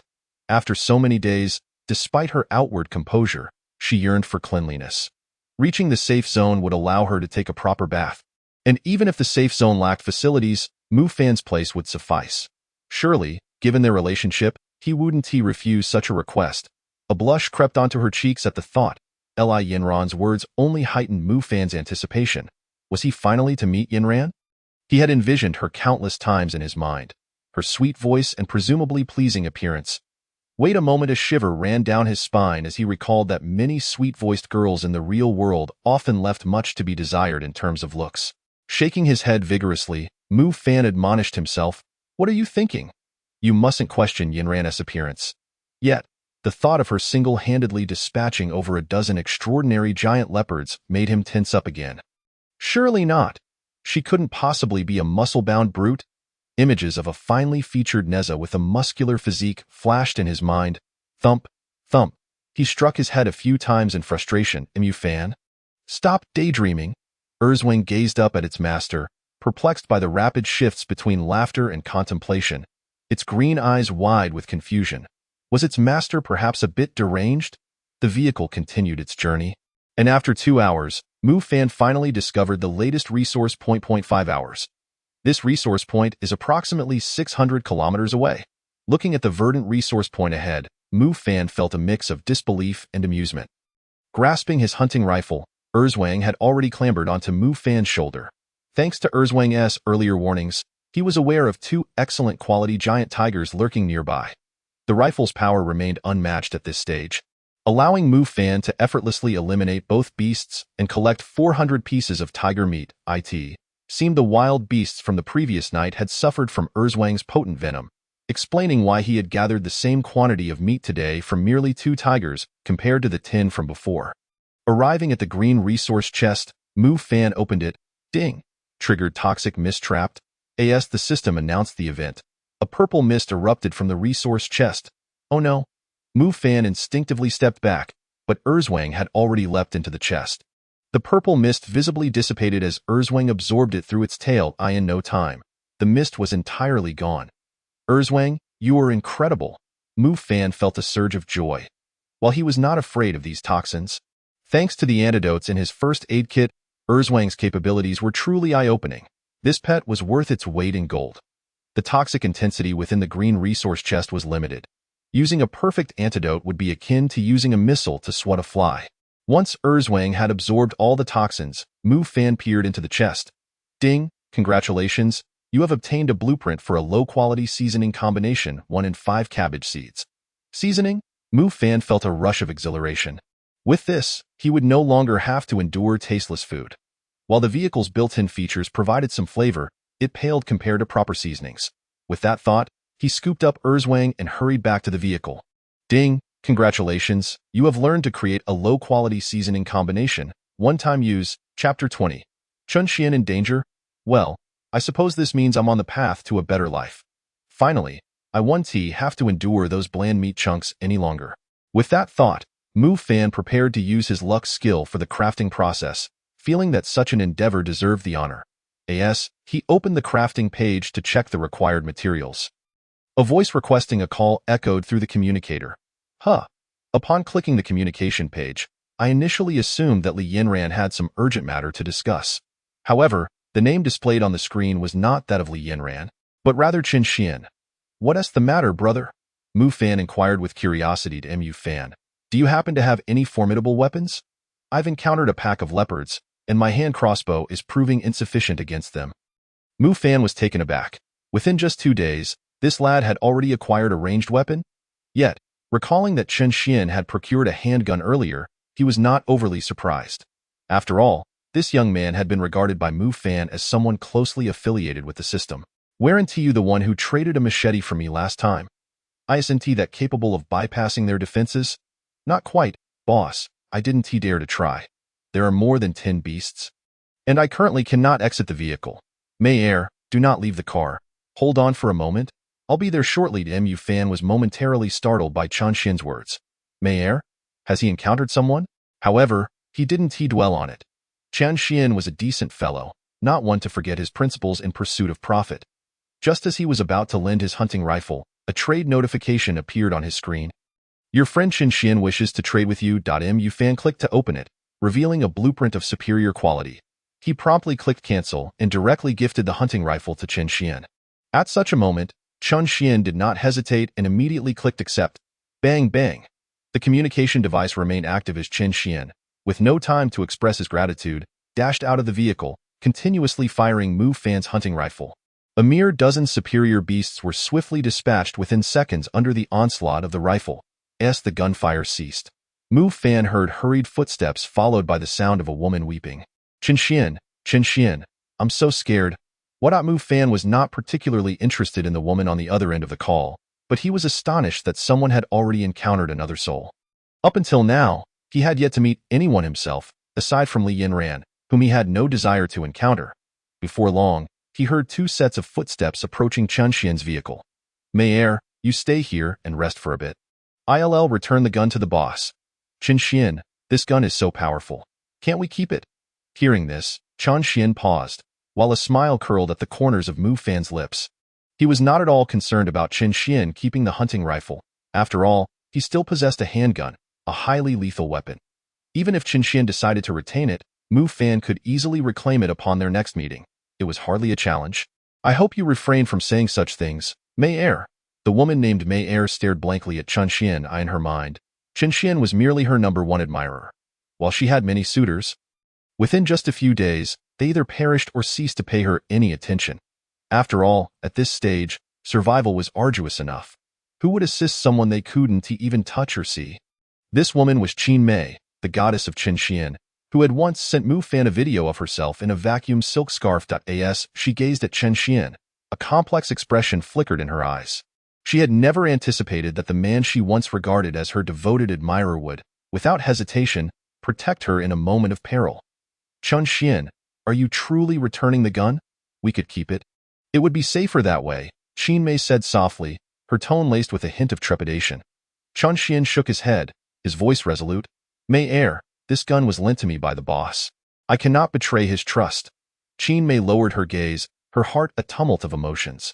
She had once thought of Chen Xian as merely one of many suitors, but now she was beginning to see him in a new light. Had it not been for Chen Xian's timely arrival, those giant superior beasts would have easily obliterated her subpar vehicle, and she certainly would not have survived the day. Chen Xian's presence had undeniably brought her hope, and for this reason, she had chosen to accompany him. Otherwise, with her cunning, it would have been effortless to toy with an admirer. Mei Er, there are things you do not understand. The boss is my benefactor. If it weren't for his trust in lending me the gun, the outcome would have been a fierce battle to the death with these beasts, and we would both be doomed. Upon hearing Chen Xian's words, Qin Mei fell silent, her beautiful eyes glistening as if in contemplation. Chen Xian opened the call interface and suddenly realized that the call with Mu Fan had not been disconnected. Boss, Chen Xian's voice was tinged with urgency. Well, as long as you've resolved it, nothing else matters, Mu Fan replied with a smile. Thank you. Chen Xian's tone was sincere, and Mu Fan merely acknowledged him with a grunt, refraining from further conversation. Ding! Your friend Chen Xian has gifted you 2 items. Do you wish to accept? Except a flash of brilliance enveloped him as the hunting rifle reappeared in Mu Fan's hands. Accompanied by a blueprint, superior quality cigarette production blueprint, Mu Fan's hand froze, and the blueprint slipped from his grasp. A maelstrom of emotions surged within him. Was this what Chen Xian had just traded? The purpose of this blueprint was self-evident, and its value was beyond what Mu Fan dared to imagine. Cigarettes could sometimes be in higher demand than food and water, and they were a consumable, an immensely sought-after one at that. Mu Fan did not express gratitude to Chen Xian, knowing that this was Chen Xian's way of repaying him. If he were to be overly polite, it would only deepen Chen Xian's feelings of guilt. After all, no matter how valuable the cigarettes were, they could not compare to life itself, especially 2 lives. Compared to Qin Mei, a mere cigarette blueprint seemed insignificant. It seemed that this lad had struck gold. That woman's voice was undeniably melodious. Wait, why did that voice sound so familiar? Mu Fan pondered for a while but could not place it. Nevertheless, it was Chen Xian's girlfriend, and whether or not he recognized her voice was of little consequence. Opening the forging table, Mu Fan studied the cigarette blueprint, preparing to produce cigarettes in flavoring, subpar flavoring. Wood block 1, salt or 1, palm wood 1. Superior quality cigarette. Wood block 1. In recent days, Mu Fan had come to understand certain patterns regarding the system's material requirements for blueprints. It was not necessarily the case that higher-level items required more difficult-to-obtain materials. Rather, it depended on the specific function of the blueprint. Though he was unsure why making cigarettes required wood blocks, he had an abundance of them, so much so that he had begun using them to cook. Ding! Congratulations, you have obtained superior quality cigarettes 200. Mu Fan gazed incredulously at the neatly packaged cigarettes in his hands. How had they been transformed into packs? Just like normal cigarettes? Tearing open the packaging, he extracted a box. Astonishingly, a pack contained 10 boxes, and each box held 20 sticks, with health warnings printed on both sides. It was indeed identical. Mu Fan scrutinized the cigarettes in his hand, a smile creeping across his face. Lighting one up, he inhaled deeply, the smoke swirling within his lungs before being exhaled slowly. The flavor was reminiscent of the familiar taste of fine cigarettes from the real world, and the comforting sensation eased his taut nerves. Cigarettes are neither inherently good nor bad. On the one hand, they can alleviate fatigue and help relax one's nerves. On the other, they are detrimental to health. Nevertheless, the cigarettes in Mu Fan's possession served as his outlet for stress. Although he had been in an enviable state over the past few days, only he understood the immense pressure that accompanied each individual's entry into this survival game. He was not a deity. He could not foresee the future. He could only strive with all his might to carve out a comfortable environment. He had achieved that, but he was weary. Gazing at the cigarettes in his hand, Mu Fan contemplated. These items are a form of currency in the apocalypse, even more coveted than food and water. It seems I should make good use of them. Opening the world channel, he announced, selling cigarettes, 1 stick for 10 basic resources, 1 box for rare resources or manufacturing blueprints. Interested parties, please private message. As soon as the message was sent, the world channel erupted. Wow. Cigarettes? Boss, where did you get them? 10 basic resources for one? That's exorbitant. Stop chatting. I'm messaging you, boss. I want a box. Chapter 21. How about I help you? Mufan's cigarettes sold like hotcakes. Although he had high expectations for them, he was astonished by the frenzy with which they were being purchased. As he watched rare resources flood in, he continuously fed wood into the forging table. 3 hours later, finally experiencing a lull, he began to prepare a subpar flavoring combination without hesitation, activating his luck skill. Ding! Congratulations, you have obtained an extraordinary flavoring combination. Extraordinary flavoring contains 18 commonly used items: salt, chicken essence, monosodium glutamate, oyster sauce, soy sauce. As he beheld the large assortment of flavorings, Mufan's grin stretched from ear to ear. Taking out bear meat, he prepared to create a truly exceptional barbecue. After marinating the meat with the flavoring, Mufan started the vehicle. Having already collected a plethora of meat, including tiger, bear, wild boar, and various other cuts, he found that bear meat was the most delectable, rich in fat yet not greasy. During the wait, Mufan enjoyed a cigarette as he drove forward. Ever since learning that Chen Xian had encountered a girl named Mei Er, he had been eagerly anticipating a meeting with Li Yinran. After all, Li Yinran was akin to a white moonlight for Mufan, the embodiment of his ideal woman, and he could hardly contain his excitement to meet her. The journey remained unchanged, yet fortunately, his progress in the game was relatively swift, allowing for a more tranquil and verdant scenery than that experienced by others. As the system alert sounded, Mufan glanced at the central control panel. The previously daunting distance of 500 kilometers had dwindled to less than 100 kilometers, indicating that in just a few minutes, he should arrive at the location displayed on the screen. Fixating on the diminishing distance, Mufan furrowed his brow. Why is the distance automatically decreasing? Could it be that the target point is also moving? He distinctly remembered that there had been at least 200 kilometers remaining.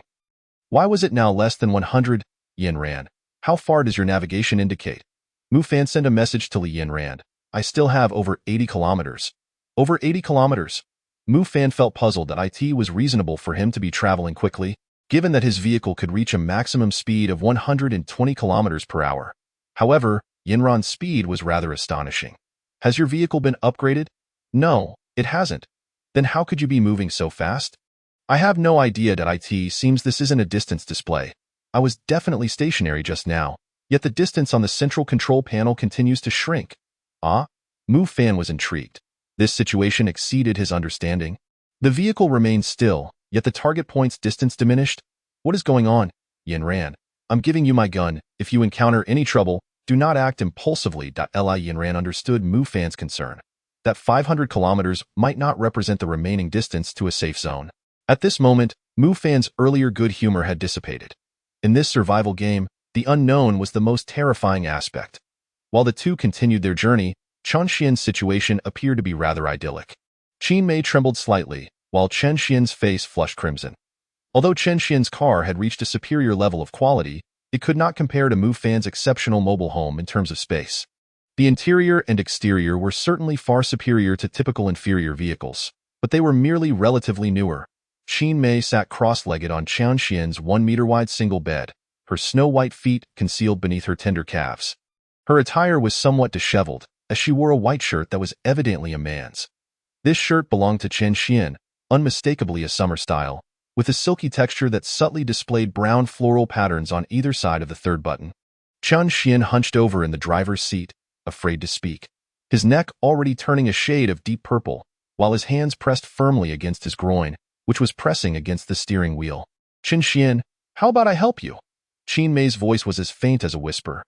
Chen Xian found himself at a loss for words. 5 minutes earlier, an embarrassing incident had transpired.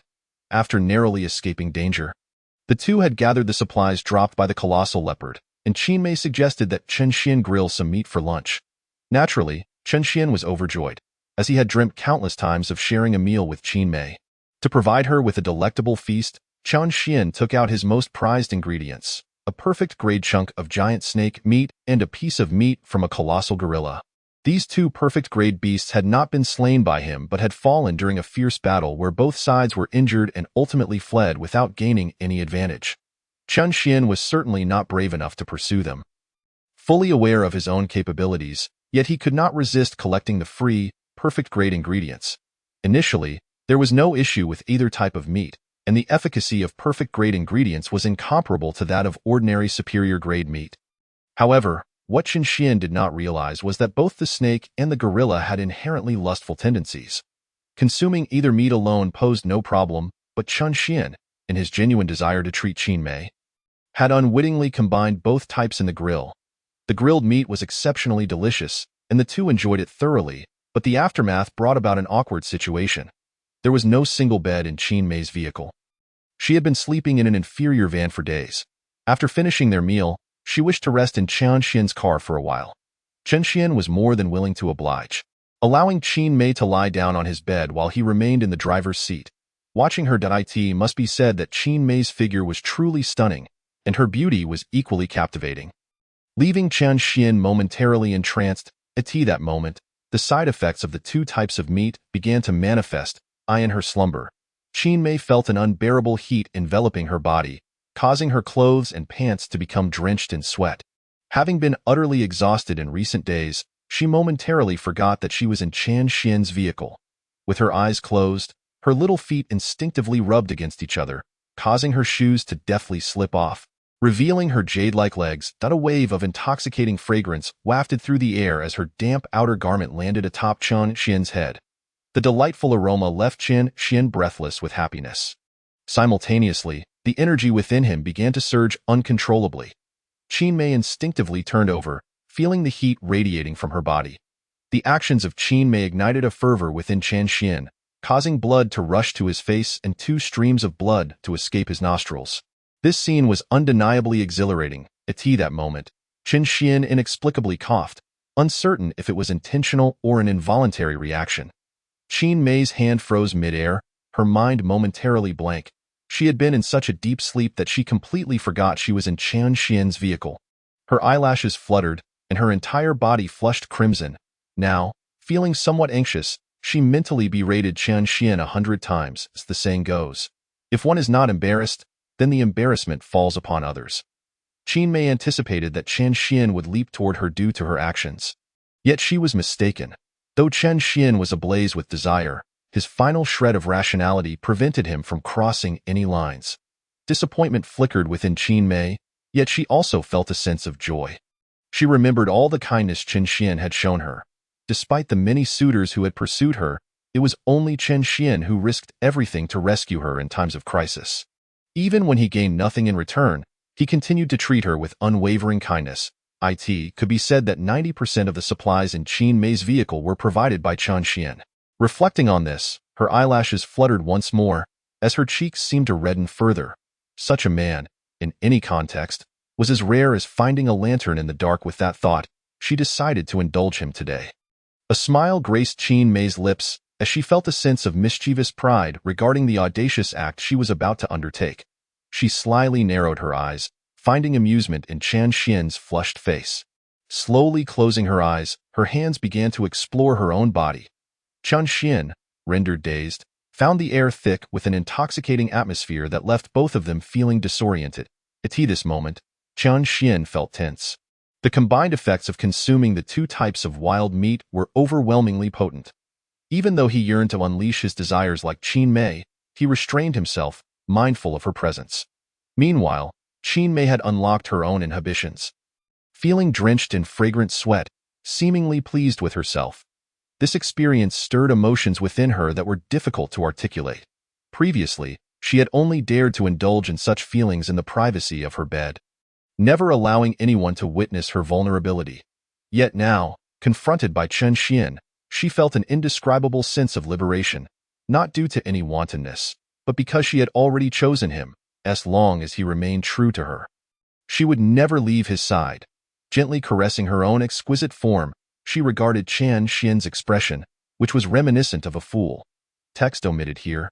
After a lengthy moment, Qin Mei slowly rose, casting a lingering glance at Chen Xian. Am I not beautiful? No, it's not that. Then why didn't you? Observing Chen Xian's glum expression, Qin Mei chuckled softly. All right, I was just teasing you. Please find me something to wear, my clothes. Qin Mei pointed to her soiled garments on the floor. Chen Xian, still dazed, reached for one of his summer shirts and handed it to Qin Mei, who slowly put it on. Meanwhile, Chen Xian remained in a daze, struggling to comprehend the events that had just unfolded. Sitting cross-legged, Qin Mei looked at Chen Xian, whose pants were nearly bursting at the seams. She spoke softly, "Chen Xian, how about I help you?" Qin Mei's voice was as faint as a whisper. At this point, Chen Xian's mind was in a state of disarray, unable to articulate his thoughts. Text omitted here. While Chen Xian basked in an unusual happiness, Mu Fan found himself increasingly tense. Slowing the vehicle, Mu Fan had already transferred weapons through the system to Li Yinran for her protection. He himself kept a perfect-grade revolver within easy reach, ready for combat at a moment's notice, in stark contrast to Mu Fan's state. Zhuang ambled leisurely, gnawing on the meat before him. Zhuang, remain vigilant. We may encounter unforeseen dangers. Zhuang's green eyes turned toward Mu Fan, his pincers clashing in the air, forming a cross. Master, rest assured. There is no danger. I possess a naturally high level of alertness, and so far, I have detected no abnormalities. Zhuang's words left Mu Fan momentarily stunned. When had Zhuang learned to communicate normally with him? Master, there's no need to be curious. Previously, I was still young. While I could communicate with you, I didn't know how to express myself. However, in the past few days, I have matured somewhat, enabling me to converse with you normally. That's wonderful. Mu Fan was overjoyed. After all, Zhuang was an incredibly formidable companion. Now that they could communicate, it was as if he had gained a powerful ally. You mentioned that there is no danger ahead? It was not merely the immediate vicinity. Rather, it was a considerable distance over which I felt no sense of impending danger.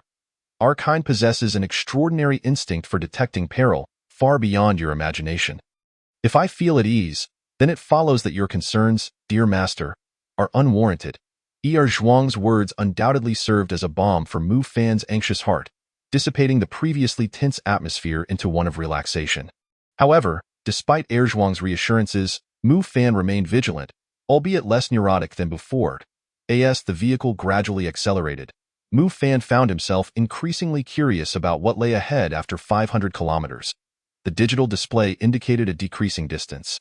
Now down to just over 30 kilometers, at this rate, he would soon discover the significance of this measurement, roughly in 20 minutes' time. With the speedometer climbing, Mu Fan pressed the accelerator to the floor, propelling the vehicle forward at a rapid pace of 120 kilometers per hour. Beep, beep. The system chimed, indicating only 10 kilometers remained to their destination.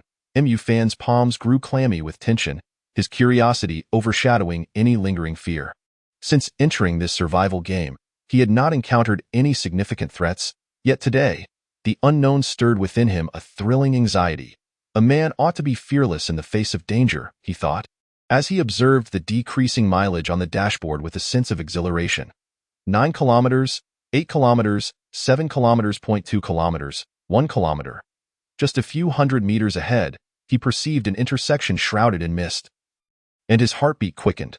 Within the fog, a circular sign flickered into view, emblazoned with a large exclamation mark, as if issuing a warning of some sort. Chapter 23. 104, 60, 98. Zhuang remained unchanged, leisurely consuming pieces of meat. Mu Fan gazed at the scenery before him, feeling a twinge of unease. He wondered whether the mist ahead was toxic. Previously, opening chests had triggered poison traps, and while this mist appeared innocuous, his instincts were unsettled. Zhuang, is there any issue with the mist ahead? Rest assured, master, I sense no presence of beasts. The mist is merely a dense water vapor, Zhuang replied, soothing Mu Fan's anxieties once more. He halted the vehicle approximately 500 meters from the mist. Yet the digital display remained fixed at that distance, showing no signs of decreasing. Typically, even if Mu Fan were to refrain from driving, the distance on the console would gradually diminish, but this time, an anomaly had occurred. The numbers remained unchanged. Could it be that the mist ahead was the objective of this journey? Given the circumstances, Mu Fan did not naively assume this was a safe zone. For the area bore no semblance of security. A sharp gunshot echoed in Mu Fan's ears. It was not fired by him, indicating the presence of others nearby. Zhuang, what is happening? There appears to be an enemy ahead. Master. No, master. While I do detect a life force in that direction, It is singular and seems to harbor no malice towards you. Mu Fan raised an eyebrow. He had come to trust Zhuang's abilities implicitly. If it claimed there was no danger, then he had little reason to doubt. Drawing his handgun, he stepped out of the vehicle, gripping a frying pan in his left hand, an artifact capable of deflecting any attack. In that moment, Mu Fan's appearance was somewhat comical. Clad in a snug tank top and tactical jeans, with a revolver in one hand, and if not for the frying pan in his other, he might have appeared quite dashing. He ambled towards the mist, which took on a milky hue. As he approached the edge, he inhaled the fresh, dewy air, confirming, as Zhuang had suggested, that it posed no toxic threat. He had no intention of recklessly probing the underbrush, yet with antidotes tucked away in his pocket, he felt emboldened.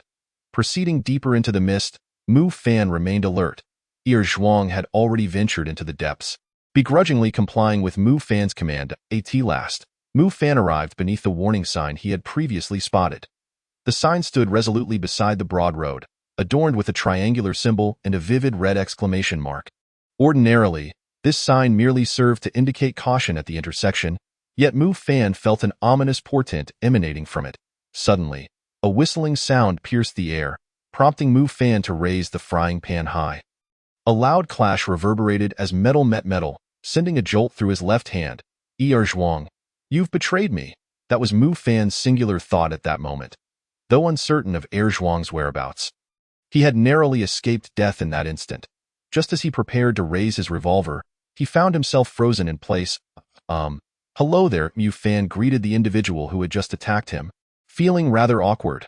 The person before him was taken aback, her cheeks flushing crimson. Hello. Her voice quivered slightly. The reason Mu Fan refrained from retaliating was that he had clearly recognized the weapon that had collided with his frying pan. It was a Tang sword, a creation of his own making. In addition to the sword, the woman before him held his hunting rifle in her left hand. The person was none other than Li Yinran. Earlier, Li Yinran had not noticed Mu Fan. It was only as he approached the warning sign that she caught sight of his silhouette. Acting on instinct, she had drawn her blade, and at the very moment it was about to strike Mu Fan, she recognized the frying pan and the revolver he held. Instantly, she halted her attack. For a martial artist, controlling one's strength is a trifling matter. It could be said that Mu Fan's frying pan had fortuitously intercepted her Tang sword. Otherwise, given Li Yinran's speed, how could Mu Fan have possibly caught her strike? The air hung thick with an almost palpable silence as Mu Fan cleared his throat. Yinran? Yes, I am Mu Fan, Zhuang. Observing the pair's seemingly nonsensical exchange from a distance, was left bewildered by their interaction. Master, I told you there was no danger, yet you did not believe me. Zhuang's voice broke through Mu Fan's embarrassment, prompting him to turn and look at it. Following Mu Fan's gaze, Li Yinran noticed a small, poisonous scorpion inching towards him. Mu Fan, watch out! In an instant, Li Yinran swung her blade towards Zhuang. Yinran, no. Mu Fan's urgent voice halted her just as the blade was about to make contact with Zhuang. In a split second, she redirected her strike, cleaving into the pavement beside them. With a crack, the road split open, extending several meters in length. What the Mu Fan was taken aback by Li Yinran's display of skill. Was she a deity? Hadn't it been said that there were no cultivators in the modern world? Had humanity left one behind during the ascent? A flurry of thoughts coursed through Mu Fan's mind. Li Yinran sheathed her blade. Her cheeks still tinged with pink. Mu Fan stared at the adorable, ethereal Li Yinran, momentarily stunned. He then glanced back at the fissure in the ground. Zhuang was utterly terrified. It had never felt death so close before. There had been no prior warning, yet the specter of demise had surged upon it. Had Mu Fan not spoken, it would have already fled. Zhuang quickly scrambled onto Mu Fan's shoulder, burying its comically oversized head into his collar, leaving only its tail protruding awkwardly, as if unsure where to hide. It listens to you? Li Yinran inquired, her curiosity piqued. Though she did not believe a beast could be tamed by humans, before her stood Mu Fan, the most formidable man in her heart, so she was not surprised by any occurrence. Yes, it is my pet. A pet? Li Yinran raised an eyebrow. How intriguing. Mu Fan chuckled awkwardly. Yinran, where's your vehicle? Please bring it over and park beside mine. We can talk inside, he said, mustering his courage to look at Li Yinran. All right, she replied with a slight nod, turning to jog back to her car. At that moment, Mu Fan realized, watching her retreating figure, that she seemed oddly familiar. Standing at 175 centimeters, weighing 46 kilograms, with measurements of 104, 60, 98. She was a paragon of beauty. He had not anticipated that Li Yinran would possess not only the face of an angel, but also the body of a siren. This was a stark contrast to his previous imaginings of a muscular giant. And she was equally as striking as the special practitioners he had glimpsed in preview images. Wait. Chapter 24. Special occupation? A thought struck Mu Fan. Li Yinran's silhouette bore an uncanny resemblance to the special practitioner woman from earlier. Both had perfect figures and long legs. Aside from the color of their clothing, their pants were identical. A playful expression began to emerge on his face. Surely not. Mu Fan's mind conjured a bold hypothesis. However, he did not believe Li Yinran was of the sort he was contemplating. Yet, if the system had indeed paired him with Li Yinran as a companion, it could only imply one thing. This special occupation referred solely to the uniqueness of the profession, devoid of any other implications. Upon realizing this, Mu Fan felt a surge of excitement. Clearly, his meeting with Li Yinran was not a mere coincidence, but rather a guiding hand from the system, and the distance displayed on the screen was not indicative of a safe zone, but rather the proximity to Li Yinran. This also clarified why, despite not driving, the distance continued to decrease. Albeit slowly, it was diminishing. As Li Yinran approached, even without driving, the distance between them swiftly diminished. This was due to her own rapid pace. In stark contrast to Li Yinran's slower speed. The cunning frog had persistently been caressing your belly. Ah, now it finally made sense. Li Yinran had maneuvered her vehicle right beside Mu Fan's, and following his guidance, she parked behind his splendid motorhome. Wow, your vehicle is simply magnificent. At that moment, Li Yinran resembled a lively neighbor girl, her eyes sparkling with delight, a stark difference from her previous demeanor of decisiveness and ruthlessness. Would you like to take a look inside? Mu Fan opened the car door and gestured graciously for her to enter. With a smile, Li Yinran stepped into Mu Fan's motorhome. The lavish interior left her utterly speechless. Her small mouth covered in astonishment. It was simply extravagant. Even in the real world, she had never encountered such opulence in a vehicle's interior. Mu Fan joined her inside. A system notification chimed. Ding ding ding, congratulations on encountering a companion. You have gained the skill tether. The sound was prominent, and Li Yinran heard it as well. Mu Fan. What does this mean? Mu Fan looked at Li Yinran, somewhat exhilarated. His assumption was indeed correct. Li Yinran was the special occupational companion he had bound to himself at the game's outset. Yinran, what is your occupation in real life? Mu Fan was eager to learn what this special profession entailed. In reality, I was once a special forces soldier, frequently engaged in frontline combat. Upon hearing Li Yinran's words, Mu Fan couldn't help but inwardly marvel. The system was indeed reliable, and it was merely his own misconceptions that led to such a misunderstanding. Mu Fan, what did the system mean by companion and the tether skill? Mu Fan took a moment to explain the early game mechanics to Li Yinran, though he conveniently omitted the details regarding his luck-based skill. After all, this was a secret he preferred to keep to himself, even from Li Yinran. Upon further inquiry into the tether skill, Mu Fan grasped its utility. Tether. When in the same map as your companion, you may use the tether skill to ignore distance and teleport to the rear of your vehicle, establishing a connection. The description was clear. As long as they were on the same map, Mu Fan could connect Li Yinran's vehicle to his own, much like a train, allowing her to simply ride in his vehicle without the need to drive. After explaining the tether skill to Li Yinran, she gazed at him with a teasing expression. Mu Fan scratched his head, hastily changing the subject. How about we test this skill now? Sure. Despite having faced numerous challenges, Li Yinran felt a tinge of shyness at Mu Fan's suggestion. Lowering her head, the two vehicles smoothly established a tether connection, and Mu Fan, seated in the driver's seat, started the engine. Li Yinran did not take the passenger seat, but remained at the back of the motorhome. Seemingly preoccupied with something, Mu Fan focused intently, striving to control his excitement. Although he harbored some typical male thoughts, he refrained from overstepping boundaries, knowing well that inciting displeasure in this woman could lead to dire consequences. Naturally, Li Yinran was unaware of Mu Fan's thoughts. However, the fact that she agreed to join him in his vehicle indicated her acceptance of him. Even if Mu Fan had certain thoughts, she would likely acquiesce with a playful reluctance. The vehicle moved steadily, and due to the tether, Mu Fan could only accelerate to 100 kilometers per hour. After approximately an hour, Li Yinran's voice came from the back. Mu Fan, it's time to eat. Mu Fan was taken aback, surprised that Li Yinran had prepared a meal for him. As he parked the vehicle, he beheld a table laden with dishes. Although all were meat-based, the preparations were varied: stir-fried meat slices, braised pork, and meat soup. A total of 4 dishes and 1 soup, leaving Mu Fan utterly delighted. Click. A selfie was sent to the World Channel. Mu Fan, do you even have a conscience? We're practically refugees. And you're feasting on a lavish spread? A big shot is indeed different from us mere mortals. Mu Fan Gij, I also wish for a lavish meal. Could you share a portion with me? I'm willing to comply with any of your requests. The girl upstairs, stop dreaming. Can't you see the hand next to the table?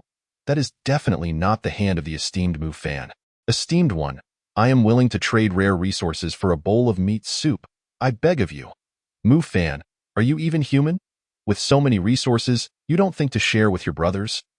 Hogging it all for yourself? Oh no, here comes another peacekeeping force. What debts does the esteemed one owe you? Why should you be entitled to anything? Exactly. Who is this brainless individual? Mu Fan brother, I am Zhao Anchuan. I have a few questions for you.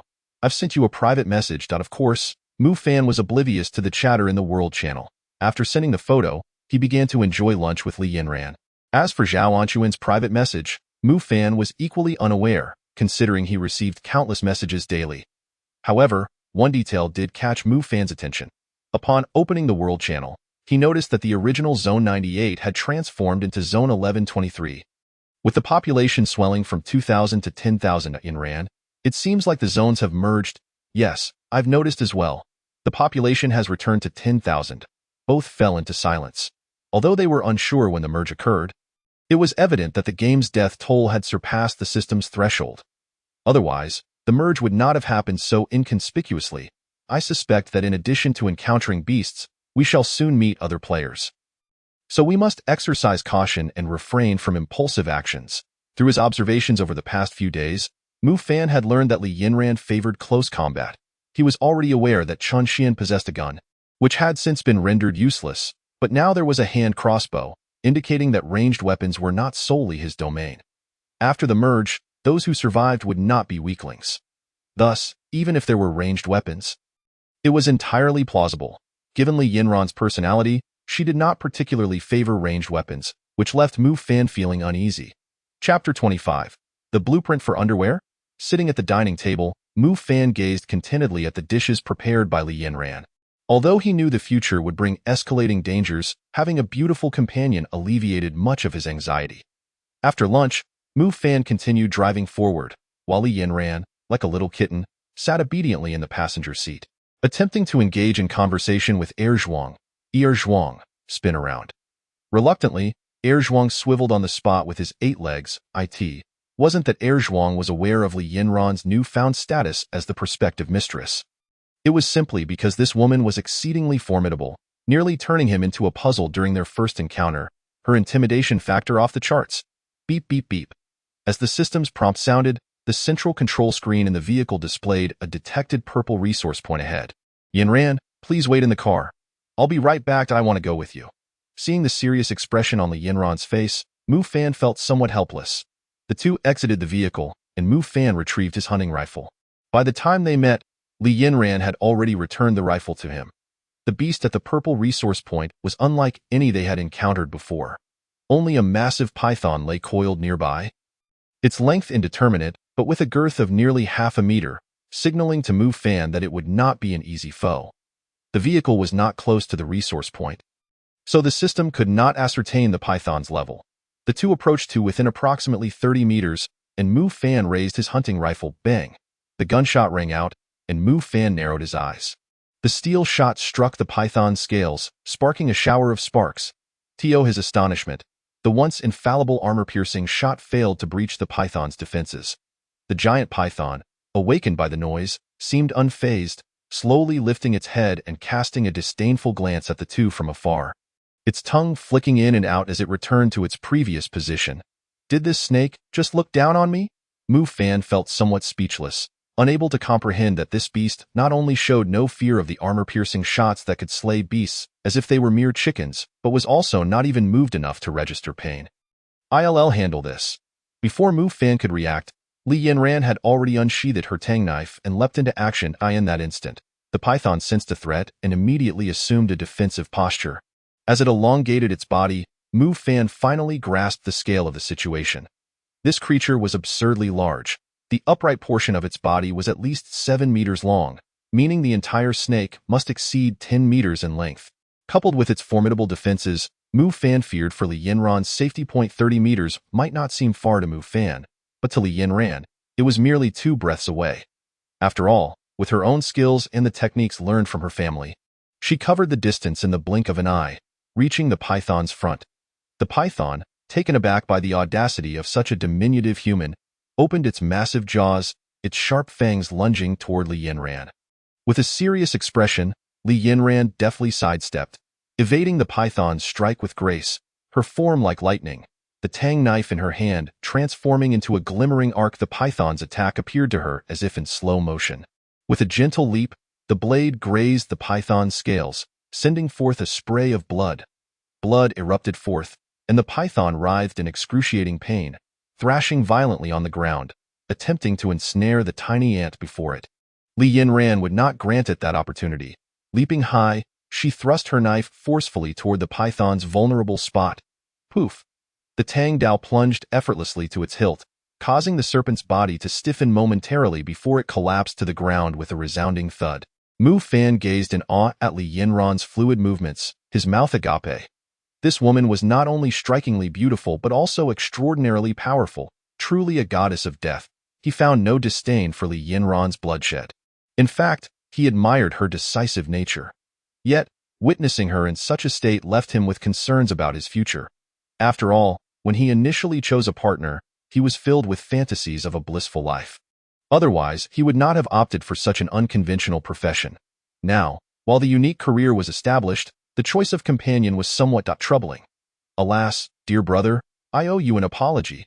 At this moment, he dared not entertain any inappropriate thoughts about Li Yanran. For if she were displeased, dealing with him would be as effortless as slicing through a cucumber compared to her battle against a colossal serpent. No, such thoughts were untenable. Mu Fan awkwardly regarded Li Yanran.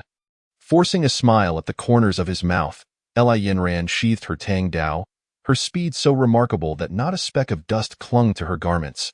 Were you frightened? She asked. Gently caressing Mu Fan's cheek, he felt her tenderness, a stark contrast to the fierce warrior she had just been. His hands instinctively yearned to embrace her, yet they remained frozen in place. Li Yanran softly nestled against Mu Fan, guiding his large hand to her waist. Watching her actions, Mu Fan chuckled lightly. Promise me you won't engage in such dangerous endeavors again. If there is a way to resolve it from a distance, let South avoid close combat. After all, the risk of injury is ever present. Imichim, Li Yanran replied. Her cheeks flushing once more, Mu Fan inhaled the sweet scent of the enchanting woman in his arms, feeling a renewed confidence in the happiness that awaited him. Let us proceed to the treasure chest. Mu Fan took Li Yanran's delicate hand, as soft as if it were made of gossamer, and led her toward the serpent's lifeless form. Ding, congratulations, you have obtained 300 extraordinary grade giant python meat. Extraordinary grade? Mu Fan felt a tinge of skepticism. At this stage, one would typically encounter only fine-grade beasts. Although it was a purple treasure chest, it should yield at most fine-grade beasts, so how could an extraordinary grade arise? Despite having previously encountered a perfect-grade poison scorpion, which was a unique case, treasure chests were an entirely different concept. However, Mu Fan shrugged off his doubts, stowing the meat before approaching the purple treasure chest. I'll open the chest first, then you can take the items to Li Yanran, unsure of his reasoning, complied obediently to Mu Fan, feeling a surge of tension, reached for the chest and gently nudged it open. Instantly, he pulled Li Yanran back as a plume of deep purple toxic smoke erupted with a resounding bang. Swiftly spreading through the air, without hesitation, Mu Fan covered Li Yanran's mouth and nose, while Air Zhuang had already climbed into the chest, beginning to absorb the noxious fumes. 5 seconds later, the air was devoid of any trace of the toxic smoke. Li Yanran looked at Mu Fan with gratitude, realizing he had opened the chest to protect her from danger. All right, it should be safe now. Li Yinran regained her composure and turned to Erzhuang. This little scorpion is quite impressive. Indeed, it's called Erzhuang. Its original form is a perfect grade beast, but it requires re-leveling after bonding with a mastered. Li Yinran nodded in understanding and approached the chest once more. Ding! Congratulations! You have obtained 2 extraordinary grade car repair kits. Ding! Congratulations! You have obtained 1 pair of underwear blueprint. Chapter 26. The hidden value understood by all men upon seeing the 2 blueprints in her hands. Li Yinran's cheeks instantly turned crimson. Mu Fan approached her and softly inquired, Yinran, what's wrong? Li Yinran's mind went blank for a brief moment, while Mu Fan picked up the 2 blueprints.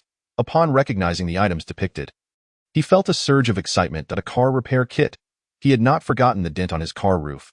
Finally, he could fix it for the other blueprint. After pondering for a moment, he seemed to understand why Li Yinran had blushed so deeply. What's the big deal? It's merely a piece of cloth originally. It was not that the esteemed individual had an interest in me. Rather, he simply created something remarkable to share. However, he turned his gaze towards Qin Mei, who was looking at Qin Xian with her big, watery eyes. Hey, do you have any more? Qin Mei inquired. I would like another one. If there was only one left, Qin Xian would have unhesitatingly given it to Qin Mei. But this item was a veritable treasure for men, so he could only muster the courage to ask Mu Fan again. Upon seeing Qin Xian's private message, Mu Fan chuckled. Yes, but I assume you want it for that beauty in your car, right?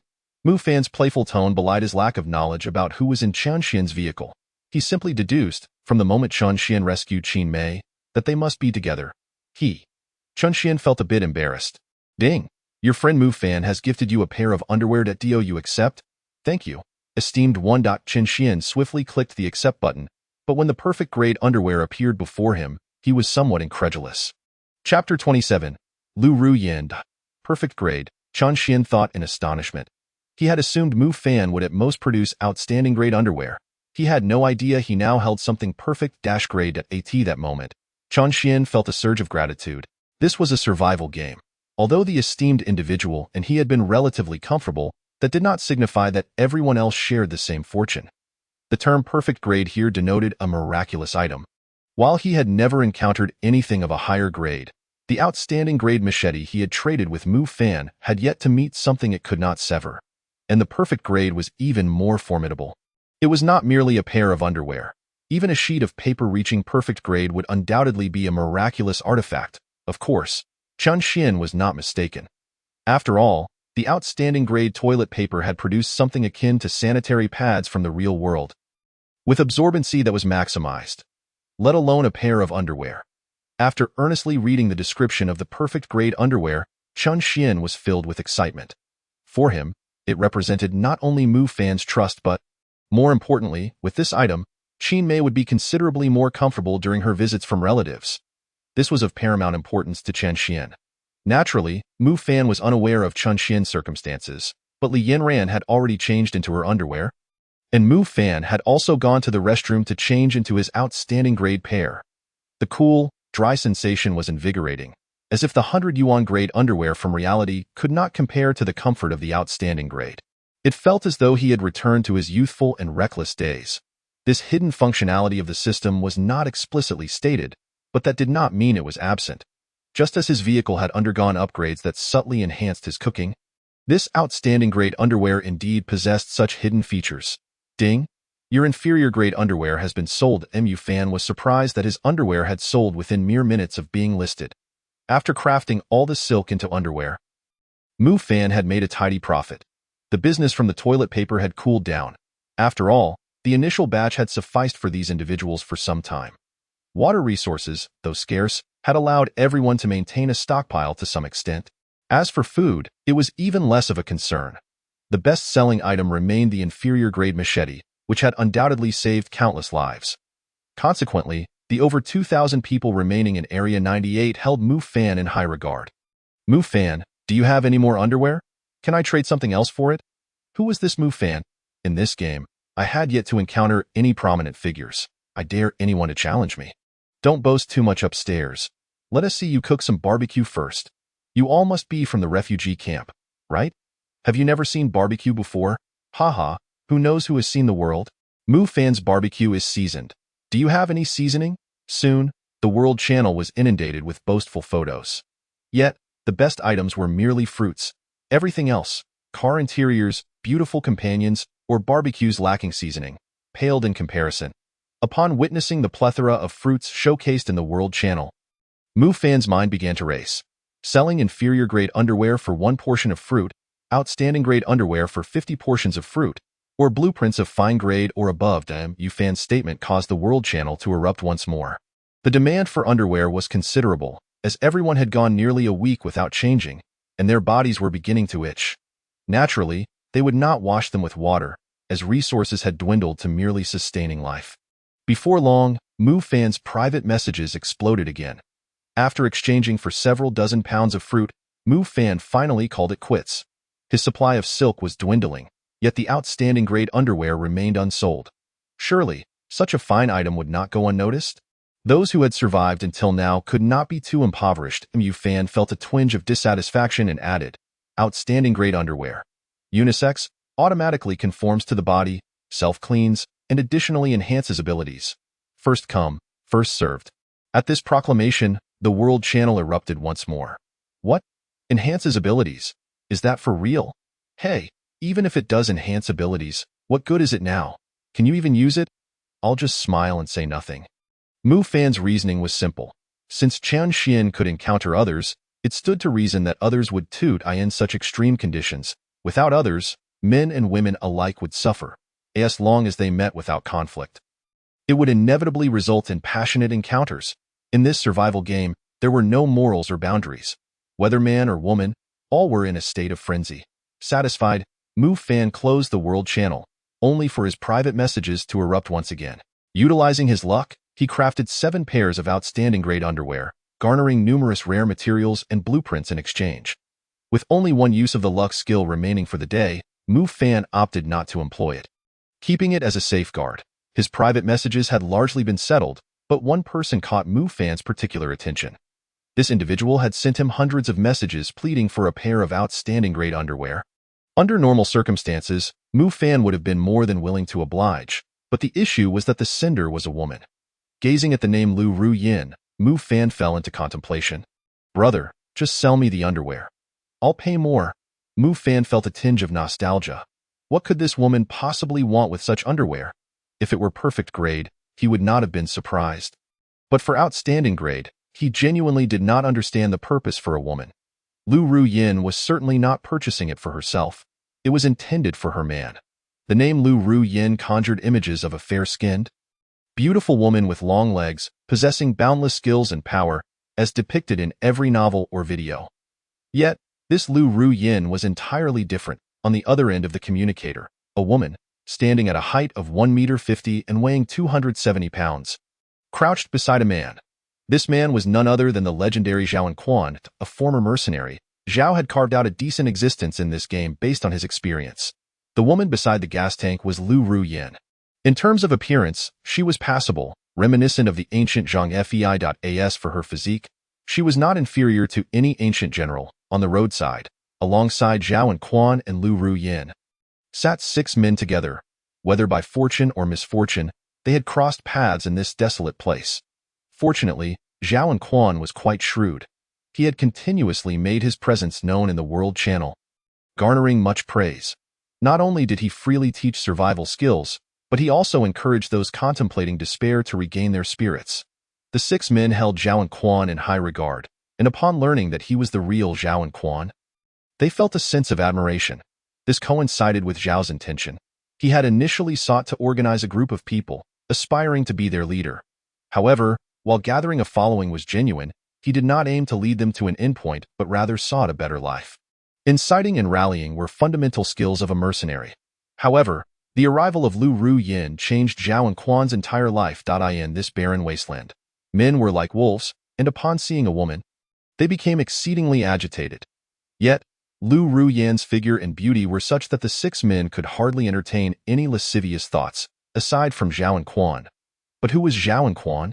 A true iron-boned man. In those years as a mercenary, he had not even encountered a female. However, it was precisely that environment that left Zhao Enquan hungry and desperate. Time waits for no man. He no longer cared whether it was day or night, which left the 6 men astonished. Big Brother is incredible. Lu Ruyin looks like that, and he doesn't mind? You don't understand. Big Brother is a real man. From now on, don't just say Lu Ruyin. That S sister-in-law? Yes, that S sister-in-law.at that moment. Their admiration for Zhao and Quan flowed like a river, unending. What they thought would be a battle lasting half an hour stretched into 3 hours. When Zhao and Quan finally emerged from the vehicle, their expressions had transformed. The once robust and muscular Zhao and Quan now appeared weak, with sunken eyes, as if his vitality had been sapped. Inside the vehicle, Lu Ruyin laughed heartily, exclaiming her delight. Consequently, Lu Ruyin seamlessly became the sister-in-law in the minds of the 6 men. In such an environment, Zhao and Quan said nothing. After all, having something was better than having nothing. After a day's time, Zhao and Quan was utterly drained. However, this was not solely his fault, as Lu Ruyin was simply too.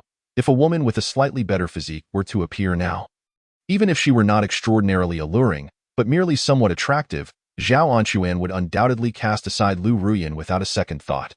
Yet, as the saying goes, reality often proves to be merciless.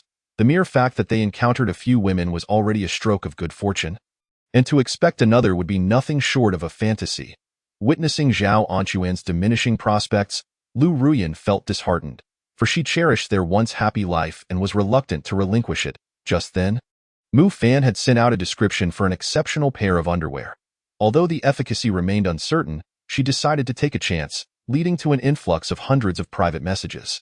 After trading some rare materials and a blueprint for a superior juicer for this extraordinary underwear, Lu Ruyin eagerly pulled Zhao Anquan to the vehicle for a change. The exceptional underwear proved to be remarkably effective. The moment it was donned, Zhao Anquan experienced a wave of refreshing comfort. A minute later, Lu Ruyin insisted on getting back into the car with him. At that moment, Zhao Anquan felt as if he were on the brink of despair. Meanwhile, Mu Fan was in no rush to craft the superior juicer he had just acquired. After all, he still had one use of his luck skill left for the day. If nothing extraordinary occurred that evening, he could always produce it later. Organizing his belongings, he fired up the vehicle and set off once more. Time passed swiftly, and before long, night fell. Ever since he encountered a purple resource point earlier, Mu Fan had not stumbled upon another, leaving him somewhat vexed. It was unclear whether the diminishing resource chests were due to the game's progression or his own overwhelming prowess, which might have caused the system to take notice. Regardless of the reason, Mu Fan remained unfazed. His vehicle was exceptional, and even when towing Li Yinran's car, they could reach speeds of 100 kilometers per hour. The survival game had become increasingly manageable for him, and he contemplated how to expand his future, for cohabiting in a cramped vehicle was not in his nature. He desired spacious quarters, a presidential suite. He wondered how far he was from that dream. Nonetheless, he resolved to strive diligently. Of course, he mused, even if disaster struck, as long as it did not obliterate the car instantly, he would still emerge as the brightest survivor. Mu Fan. Dinner is ready. Li Yinran had prepared the evening meal. Under the clear moonlight and starry sky, they activated the balcony feature of the RV, dining atop the vehicle while enjoying the view. Naturally, a selfie was in order, a staple of Mu Fan's daily life. After garnering a mix of envy and scorn, they relished their dinner. Once they finished tidying up, Mu Fan found himself in a quandary. There was only one bed. Although it was spacious and comfortable, he could hardly suggest sharing it with Li Yinran. Her vehicle remained of inferior quality, lacking a bed, and it was impossible for her to return to his RV for the night. Observing Mu Fan remain stationary in the driver's seat, Li Yinran's voice, barely above a whisper, inquired, "Aren't you going to sleep?" Mu Fan hesitated, glancing between the bed and the luxurious seats. "How about I just sleep here tonight?" he suggested, pointing to the driver's seat. "Note that's unnecessary. Let us sleep together." Li Yinran's voice dwindled to a murmur, barely audible to Mu Fan. Noticing his lack of response, she took his hand and led him to the bed, promptly burrowing under the covers. Her head concealed beneath the blanket. Amused, Mu Fan asked, "Aren't you hot?" After a prolonged silence, Li Yinran finally poked her head out from the blanket. Her large eyes blinking rapidly. Mu Fan secured the car door and adjusted the water tank's temperature to a constant 26 degrees before extinguishing the lights and settling into bed. That evening, Li Yinran had already bathed. Although it was somewhat inconvenient, it had been several days since her last wash, and she felt compelled to freshen up tea that moment. A delightful fragrance enveloped her, and the alluring scent wafted into Mu Fan's nostrils, causing him to shiver slightly. The blanket was a double-sized one. Even if they intended to maintain some distance, sharing the same cover inevitably resulted in contact. Both felt a tinge of embarrassment. Ultimately, Li Yinran gently placed her soft hand upon Mu Fan's chest. "Let us just sleep like this. I'm not in a position to." Her words left Mu Fan incredulous, suggesting that once her relatives departed, the situation might change. With that thought, he could no longer contain his emotions and embraced Li Yinran. Even through their clothing, he felt her softness, and her cheeks flushed a deep crimson. This night was destined to be extraordinary. Although Mu Fan did not engage in any overt actions, the barriers between them were instantly shattered. The connection of their souls alleviated all of Mu Fan's weariness. While Chen Xian and Zhao Anquan experienced a starkly different reality. Even though both endured a night of inhuman treatment, Chen Xian felt a sense of happiness, for the beauty beneath him was simply enchanting. Whereas Zhao Anquan persevered through tears, feeling as if he were carrying an insurmountable weight, akin to a relentless punishment reminiscent of Sun Wukong. Chapter 29. The consequences of one's actions ever since Li Yinran joined Mu Fan in his vehicle. Time seemed to fly by. What had once been a monotonous journey transformed into a delightful experience. Mu Fan, could you help me organize some things in my vehicle? Upon hearing Li Yinran's request, Mu Fan felt puzzled, questioning the necessity of such an endeavor. "It's not like I need anything. Why bother organizing? That's not it. Many of the food items will spoil if not properly preserved," she explained. At that moment, Mu Fan realized, equipped with his spatial necklace and refrigerator, he had not considered such matters. The previous night marked the most peaceful and restful sleep Li Yinran had experienced since reaching adulthood.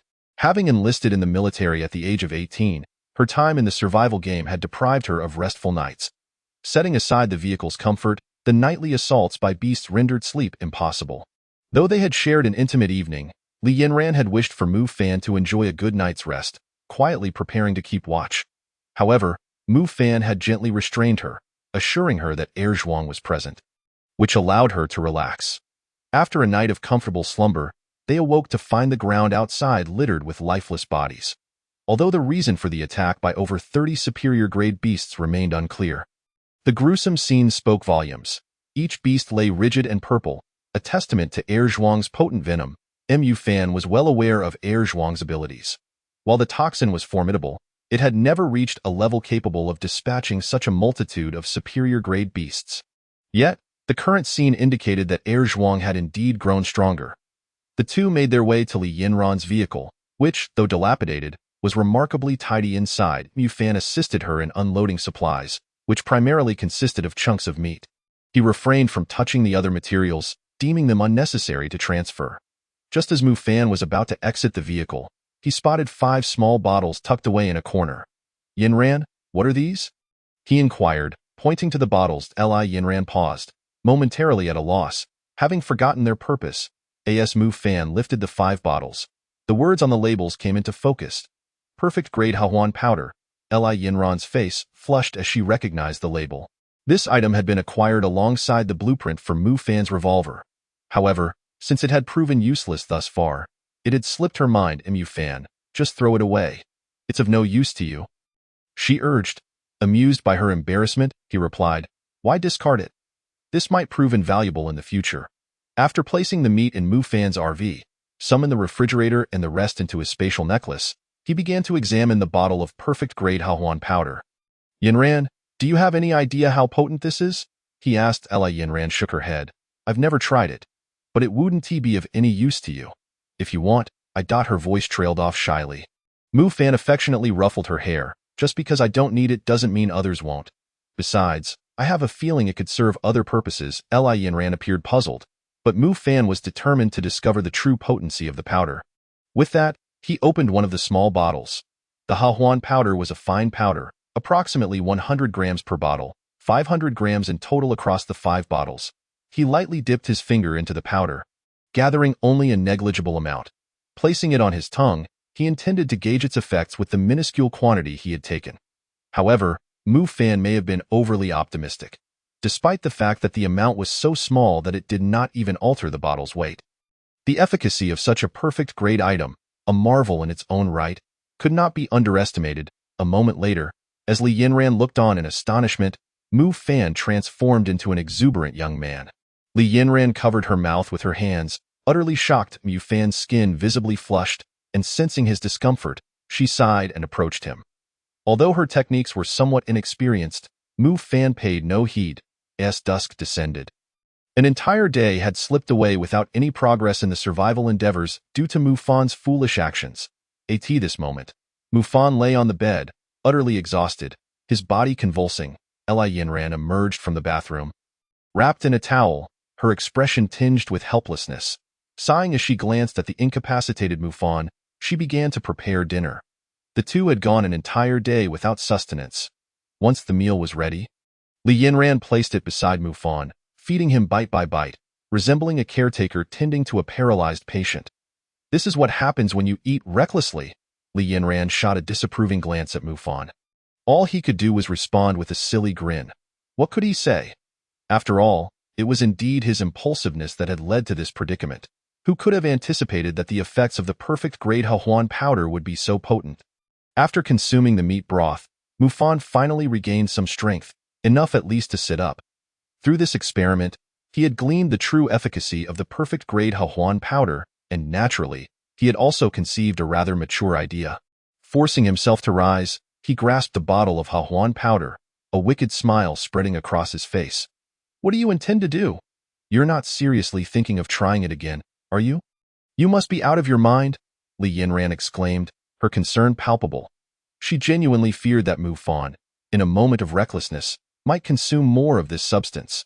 While she could endure some fatigue, a repeat experience for Mu Fan would undoubtedly be fatal. No, I'm not foolish. I merely plan to create something beneficial. What exactly? You stay put, and I'll handle the execution. Mu Fan nodded, having already exhausted all his energy in his previous attempt with the Hahuan powder. Its aftereffects proving excessively powerful. Following Mu Fan's guidance, Li Yinran poured approximately 10 grams of Hahuan powder into a 500 milliliters bottle, subsequently filling it with water. After shaking the mixture thoroughly, she transferred a drop of the solution into another new 500 milliliters bottle, filling it with water once more and shaking it again. Mu Fan felt that this dilution should suffice. The previous drop's potency should be comparable to the third bottle of diluted solution. To validate the outcome, Mu Fan instructed Li Yinran to pour a bottle of water into a large bowl, soaking several pieces of meat, which they then placed outside the vehicle, as long as they could survive the night. The results would soon be revealed. Chapter 30. The robbers. Li Yinran was perplexed by Mu Fan's intentions, yet he remained silent. After a spell of activity, Mu Fan directed Li Yinran to create 20 bottles of the diluted Hahuan powder solution. However, the original 10 grams had barely diminished by a millimeter. The day's labor had left Li Yinran utterly exhausted, prompting her to quickly turn off the lights and retire for the night. That night, Mu Fan behaved unusually well, unlike the first day when his hands roamed incessantly. This was primarily due to his utter lack of energy, and at that moment, his heart felt as pure as a blooming white flower, untainted by any impurities. After all, anyone who experiences dozens of sanctified moments in a single day would inevitably reach a state of unblemished purity. The night remained tranquil, and by the break of dawn, Mu Fan had regained his vitality. Li Yinran rose alongside him, and as they dressed and descended from the vehicle, an astonishing sight greeted them. As far as the eye could see, at least 40 large, well-bred wild wolves lay motionless on the ground, clearly lifeless. Not only were they frothing at the mouth, but they also appeared emaciated, resembling mummified corpses. This is unreal, Mu Fan uttered in disbelief. What could have possibly done this?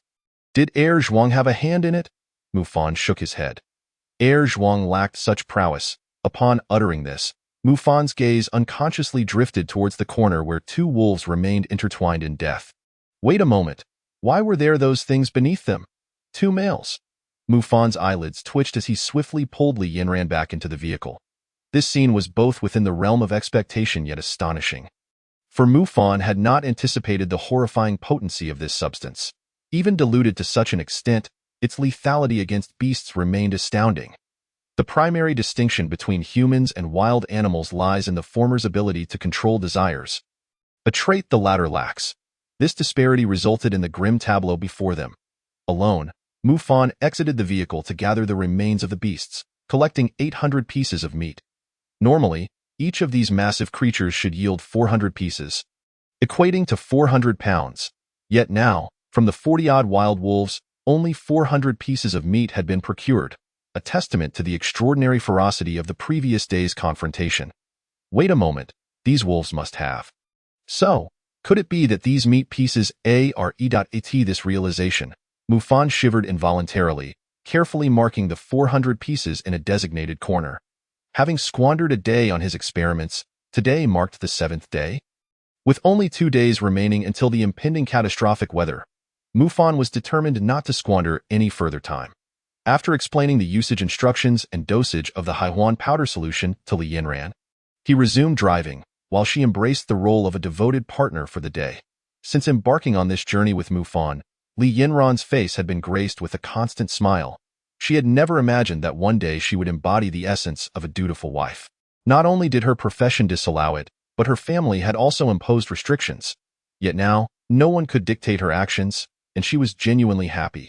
Mufan opened the World Channel, having missed the latest updates the previous day, eager to grasp the unfolding events. After all, in a survival environment, various dangers and incidents arise daily. World Channel, District 1123, population 8432. Mufan gazed at the disappearance of over 1,000 individuals with surprise. Those who remained were no longer the weak. Even when confronted with more beasts, they had the means to escape. Yet, in a mere day, nearly 2,000 lives had been lost, leaving Mufan astounded. Everyone must exercise caution. There's a gang of robbers on the prowl. They blocking roads and robbing. Are you dreaming? How could there possibly be robbers here? Those robbers are players. I don't know how they banded together, but there are 6 of them. Everyone, take heed. If you encounter such a situation, do not confront them head-on. Prioritize your lives. I am Zhao Anquan, and I have gathered a group of brothers. If you meet us, we can unite and confront these roadblock robbers together. Is there no morality left? Survival is already so challenging, and they resort to robbery? Are you an idiot? It's precisely because survival is tough that robbery exists. How have you not perished yet? Observing the violent exchanges on the World Channel, Mufan felt a surge of determination. He genuinely feared no robbery. He possessed a hunting rifle and a revolver, along with Erzhuang. Although he did not count Li Yinran in this equation, as he wished to keep her safe from further peril. No matter how formidable she might be, the vehicle sped along. Mufan noticed something blocking the road ahead. Mufan, there are people up ahead. Yinran's voice called from behind him, and Mufan was already aware. For Erzhuang had alerted him earlier about 5 individuals ahead, 4 of whom were hostile. Mufan had faith in Erzhuang's perceptive abilities, but as he approached within 30 meters of the group, he only saw 4 individuals disembarking from a vehicle, failing to spot the 5th person Erzhuang had mentioned. Beep, beep. Mufan honked the horn several times from a distance, signaling them to halt. However, the 4 individuals seemed oblivious to Mufan's intentions, advancing towards him with their hands behind their backs. Do these fools not even pretend? Mufan remained unperturbed. The defensive capabilities of his vehicle could withstand even the attacks of a perfect-grade Scorpion, leaving him unafraid of potential ranged weaponry. As anticipated, the 4 individuals halted 10 meters from Mufan's RV. Boss, we got a big catch here. Indeed, had it not been for the World Channel alerting us to the robberies, I would have forgotten our old trade. Listen inside, you are surrounded. Exit the vehicle and surrender all your possessions, and we may spare your lives. Upon hearing the words of the 4, Mufan felt a mix of amusement and anger. These individuals truly had no sense of self-preservation. Li Yinran was already poised to leap into action, but Mufan restrained her. What are you doing? These clowns are no match for us. Just stay put. Seeing Mufan's nonchalance, Li Yinran relaxed, obediently taking her seat in the passenger side. The exterior glass of the superior-grade RV served as a one-way mirror, allowing those inside to view the outside. While the reverse was not possible, noticing Mufan's lack of response, the 4 individuals finally lost their patience, drawing crossbows aimed at Mufan. Only one of them wielded a crossbow, while the others brandished machetes. Mufan distinctly recognized that the machetes were of his own making. After honking the horn twice more and witnessing no reaction, Mufan could no longer contain himself. Climbing atop the vehicle, he retrieved his hunting rifle and shot the individual with the crossbow directly in the head. The gruesome scene rendered the remaining three paralyzed with shock. Over the years, they had engaged in countless robberies and had taken lives, yet witnessing a head explode from a single gunshot was a profoundly jarring experience. They were momentarily rendered speechless. Now, place all the supplies from your vehicle in front of mine, or face the same fate as him. Mufan's chilling words resonated like a whisper from a hellish demon. Sending shivers down the spines of the three, they bowed their heads in submission, turning back towards their vehicle. Brother, are we really going to give him our supplies? If we do, we'll be left with nothing. What choice do we have? With the boss dead and our only ranged weapon in his hands, our only option is to flee once we get back in the vehicle. I don't believe his gun can penetrate our vehicle's armor. And I doubt it has the range to reach us. But what if he really can hit us? Then we'll have to gamble. It's a matter of life or death. All right, the other two brothers said in unison. Mu Fan did not catch their words, yet he was well aware of the treachery of such individuals. Although he had exchanged only a few words with them, how could those who blocked the road to rob be considered good people? Moreover, he recalled that Zhuang had just mentioned 5 people, and now only 4 were present, leaving one unaccounted for. Chapter 31. Vending machine? The term mercy would not appear in Mu Fan's lexicon, as he had already ripped that page out. With 2 sharp gunshots echoing, a smile crept across Mu Fan's lips as the 4 men opposite him were once again paralyzed with fear on the ground. Brother, what are you doing? The 4 gazed at Mu Fan with trepidation. Nothing much, just testing my marksmanship. Following Mu Fan's gaze, the front wheels of a vehicle lay in ruins. Was this marksmanship practice? The 4 men no longer entertained any thoughts of escape. One shot, 1 wheel destroyed. This level of damage led them to believe that merely getting into the vehicle would not guarantee their safety. What kind of gun is this? Why is its range so far and damage so high? Mu Fan observed the 4 men with amusement as they hastily climbed into the car, extracting all the supplies they could muster and placing them approximately 10 meters from Mu Fan's vehicle. Once their task was complete, the 4 knelt on the side of the road, afraid to lift their heads. Am I being treated as a tyrant of feudal rule? Mu Fan found the situation somewhat amusing. Nevertheless, he had no intention of sparing these men, not out of bloodlust, but because allowing them to live would only bring further mischief. Seeing that Mu Fan remained inactive, the 4 dared not look up. In their heightened anxiety, they failed to notice that something had pricked their bodies. Zhuang's tail needle was exceptionally sharp and discreet, akin to a mosquito, causing minimal sensation. Moments later, the 4 began to froth at the mouth, their bodies turning purple. Clearly, they were not faring well at the instant Mu Fan parked. Zhuang had already climbed down to ground level from Mu Fan's observation platform, though the target was too small for them to notice. Watching Mu Fan's actions, Li Yinran smiled. Such a man was worthy of her admiration, decisive and unyielding. As Mu Fan stepped out of the vehicle, Li Yinran attempted to follow, but he stopped her. Zhuang mentioned 5 individuals. One is still unaccounted for. Stay back. It's too dangerous. Li Yinran felt somewhat helpless. Who is truly in danger here? Doesn't he know my abilities? Though she wanted to laugh, the sight of him in earnest was undeniably attractive. Li Yinran returned to the vehicle, remaining vigilant of her surroundings. Should Mu Fan find himself in peril, she would not hesitate to rush to his aid. Zhuang, can you locate that person? Master, there are no living beings in the vicinity. But you just said there were 5. Indeed, there were 5, but the last one is dead. Upon hearing Zhuang's words, Mu Fan paused. What do you mean? Zhuang led Mu Fan toward the side of the road. After walking about 10 meters, a massive rock obstructed Mu Fan's view. Master, that person is behind this stone, already deceased. Following Zhuang's path, Mu Fan rounded the boulder and indeed discovered a lifeless figure. It was a woman, her body marred with wounds, her clothing torn to shreds, and blood pooling from her lower half. Now Darai after studying the blueprint for the exquisite juicer at the forge. Mu Fan prepared to utilize his luck skill to craft the juicer. Exquisite juicer, plastic 3, copper wire 6, iron sheet 1, black gold 1. Although Mu Fan was perplexed as to why black gold was necessary, he shrugged it off, confident in his grand ambitions, and clicked to create without hesitation. Ding! Congratulations, you have obtained a perfect juicer. At this moment, Li Yinran had grown accustomed to Mu Fan's operations. Regardless of the item, anything crafted by him had a high probability of yielding superb quality products. Gazing at the luxurious multifunctional juicer before him, a broad smile spread across Mu Fan's face. Perfect juicer. capable of automatically generating expertly balanced and flavorful fruit juices by placing food and vegetables within. Automatically generated. So, it means that as long as you put in the raw materials, you can take out a perfectly mixed juice? How convenient! Li Yanran was already a bit impatient. Although they lacked vegetables, they had plenty of fruits. Mu Fan had previously collected dozens of pounds of fruit, ready to be juiced at will. Ding! Li Yanran placed an apple into the juicer and clicked start, prompting the system to automatically display, ding. Please set the juice temperature to Mu Fan. This thing can even set the temperature. Hearing Li Yanran's exclamation, Mu Fan chuckled knowingly. Then ID like a chilled apple juice at 12 degrees. Alright, before long, Li Yanran returned with a wooden cup in hand.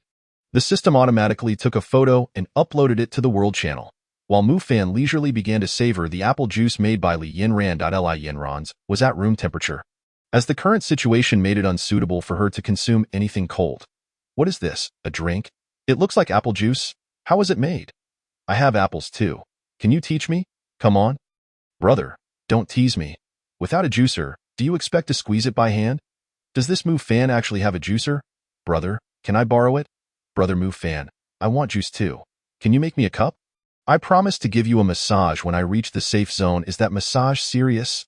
Yet, I want it too. Big shot. Just give me whatever's left. The World Channel remained lively. After posting the photo, Mu Fan had already clicked the close button. He hadn't checked his private messages lately, but that didn't mean there weren't many people messaging him. With Li Yanran's arrival, he couldn't collect those refreshing photos in his private messages, which was his only regret. However, thinking about having such a stunning girlfriend like Li Yanran made all those photos seem trivial. Resolutely, he deleted all private messages and changed his settings to not accept messages from strangers. Once he completed his settings, Mu Fan suddenly recalled something. There was a woman named Lu Ruyan who seemed to have purchased a pair of underwear from him, but Lu Ruyan was a woman, clearly buying it for her man. Initially, he hadn't considered this angle, as it was unrelated to him. However, after smoking a perfect-grade cigarette, his thoughts appeared to be much clearer. With this in mind, Mu Fan remembered his Haohuan powder solution. Seeing Mu Fan's somewhat mischievous smile, Li Yanran pouted. What scheme are you concocting now? Nothing. I'm just planning to do a good deed. He sent a private message to Lu Ruyan. Beautiful lady, I have some essential elixirs for intimate matters here. Do you need any? At that moment, Lu Ruyan was driving, and somehow, she had managed to tow Zhao Anquan's car behind hers, with 6 of Zhao Anquan's subordinates following closely behind. Upon seeing Mu Fan's message, Lu Ruyan's expression brightened. Brother, does that potion work well? Rest assured, no deception here. If it doesn't work, I'll refund you in full. Seeing Mu Fan's affirmative response, Lu Ruyan began to formulate a plan. In recent days, while the exceptional grade underwear had been helpful to Zhao Anquan, its effects were limited. After about 8 or 9 uses a day, it was no longer effective. She urgently needed a miraculous drug that could rejuvenate Zhao Anquan. So, what's the price? Upon reading Lu Ruyan's reply, a smile spread across Mu Fan's face. Let us be clear, I won't cheat you. This potion comes in a 500 milliliters bottle, and you can only consume a capful at a time to ensure a man's revival. But do not overindulge. I understand. Just tell me the price. Lu Ruyan seemed slightly skeptical. What kind of potion requires only a cap? That's absurd. Here's my offer. Either a blueprint of exceptional grade or 30 rare materials. Lu Ruyan glanced at Mu Fan's offer. While it was a bit high, it wasn't entirely unreasonable. Since forming a team, their resource acquisition efficiency had significantly improved, and she had plenty of those materials. After trading Mu Fan 30 rare materials, he provided her with a bottle of diluted Haohuan powder. Lu Ruyan stared incredulously at the unremarkable water bottle. He can't be scamming me, can he? She placed the bottle aside, intending to experiment with it later that night. Where are you going? A voice called from behind Lu Ruyan. Turning around, she saw Zhao Anquan waking up. Sleep a bit longer. Let us walk ahead before we take a break, Dama. Zhao Anquan, still groggy, struggled to join Lu Ruyan. Upon seeing the water bottle in the passenger seat, he picked it up and gulped it down in one go. Chapter 33. Ancient Tomb. Lu Ruyan was oblivious to Zhao Anquan drinking the entire bottle of the miraculous potion. She was entirely focused on driving. Shortly after, Lu Ruyan felt a surge of heat beside her and turned to find Zhao Anquan's crimson eyes fixated on her. Anquan, what's wrong? Lu Ruyan felt her cheeks flush under Zhao Anquan's intense gaze as his large hand grasped her arm. The granite-like muscular touch didn't deter Zhao Anquan. Rather, it only fueled his excitement. Lu Ruyan caught a glimpse of the empty bottle Zhao Anquan had discarded, and her eyes sparkled. Is this the potion's effect kicking in? My brother Mu Fan is a good person. She slammed on the brakes, halting the vehicle in the middle of the road, sending a signal for the brothers behind to rest, and pulled Zhao Anquan towards the bed. This time was nothing short of thunderous. Lu Ruyan, whose complexion resembled that of a fierce warrior, now glimmered with a radiant hue. She felt Zhao Anquan's fervor, an intensity unlike anything she had ever experienced. Even though it was their first time, it was far more resilient than ever. The 6 subordinates watching the swaying camper van in front exchanged glances, their mouths twitching slightly. Yet, they said nothing. After all, a good relationship between the boss and his partner was a positive thing. They exited the vehicle and gathered around to start a fire for cooking. Xiao Lu, don't you think the noises from the boss and sister-in-law are a bit loud today? One of the young men suddenly spoke up. Xiao Lu wasn't he the 6th in rank. Rather, his name was Yin Xiaolu, Zhao Anquan's most trusted subordinate, utterly loyal to both Zhao Anquan and Lu Ruyan. Not sure, but today seems different. It appears the boss is gearing up for a grand display. The vehicle's movements were unusually intense. Typically, it would sway gently, but now it was rocking violently as if it could topple over at any moment. This is a bit excessive. Inside the vehicle, Zhao Anquan's roars echoed, sending chills down the spines of the 6 men. Warrior! They had no idea how long this would last. They were already prepared to spend the night there. While the sounds of passion continued unabated, Mu Fan and Li Yinran leisurely enjoyed their juice while driving to As they neared the safe zone. The outside temperature stabilized, and thus, no significant dangers had occurred during this time. To ensure a peaceful night's sleep, Mu Fan would occasionally toss some beast meat, marinated with Hahuan powder, beneath the trees, creating a beneficial cycle. As batches of beasts fell, the effects of the potion gradually diminished, ultimately becoming ineffective. However, Mu Fan had an abundance of Hahuan powder. He hadn't even used 1/10 of the first bottle of raw solution, and he still possessed plenty of Hahuan powder. Time flew, and in the blink of an eye, it was already the 8th day. After waking up and clearing the ground of the foaming beasts, Mu Fan and Li Yinran resumed their journey. Meanwhile, Zhao Anquan's 6 subordinates huddled around the campfire, their eyes heavy with exhaustion, questioning their life choices. If memory served correctly, since parking yesterday afternoon, the boss's vehicle hadn't ceased its rocking, and Zhao Anquan's voice, which had started off roaring, was now hoarse to the point of being inaudible. 18 hours? Is the boss even human? Not sure, but the boss won kick the bucket, right? Maybe. Last night was nonstop. I didn't sleep a minute. Who hasn't? I stuffed cotton in my ears, but it didn't help. The group sighed, feeling somewhat helpless. After a while, the vehicle finally ceased its tremors. The door creaked open, revealing Lu Ruyan emerging with something resembling a skeleton on her back. What the? Sister-in-law, where's our boss? Lu Ruyan's face flushed with shyness. He's right here, she said, pointing to the figure on her back. Is the boss done for? The group exchanged incredulous glances. What nonsense! How could my husband be done for? Lu Ruyan shot them a glare. Do you have any food? We're starving. Xiao Lu quickly brought over the roasted beast meat, followed by a pot of meat soup. Lu Ruyan devoured the meat while feeding Zhao Anquan mouth to mouth. The sight nearly made the 6 men retch. Ugh, the boss and sister-in-law have such a good relationship. Ugh. Lu Ruyan chose to ignore them. Her foremost concern was to promptly nourish Zhao Anquan. Although the meat from elite-level beasts could only marginally enhance physical strength, its restorative properties for vitality were commendable. After Lu Ruyan fed Zhao Anquan a large pot of meat soup, he finally appeared somewhat human again. With a face full of concern, Lu Ruyan gazed at Zhao Anquan. Anquan, why were you so impulsive? The days ahead are long. Why engage in such reckless behavior repeatedly? Though her words were tinged with reproach, her heart was secretly delighted, for Mu Fanqing had not deceived her at that moment. Lu Ruyan was already contemplating when to procure 2 more vials of the divine potion. Achoo! Who's thinking of me? Mu Fan rubbed his nose. Who would think of you? Li Yinran raised an eyebrow. No, of course. Only you would think of me, Mu Fan hastily retorted, his survival instinct kicking in. Beep, beep, beep. A burial site has been detected ahead. Please exercise caution. The vehicle's system alert instantly rendered both individuals serious.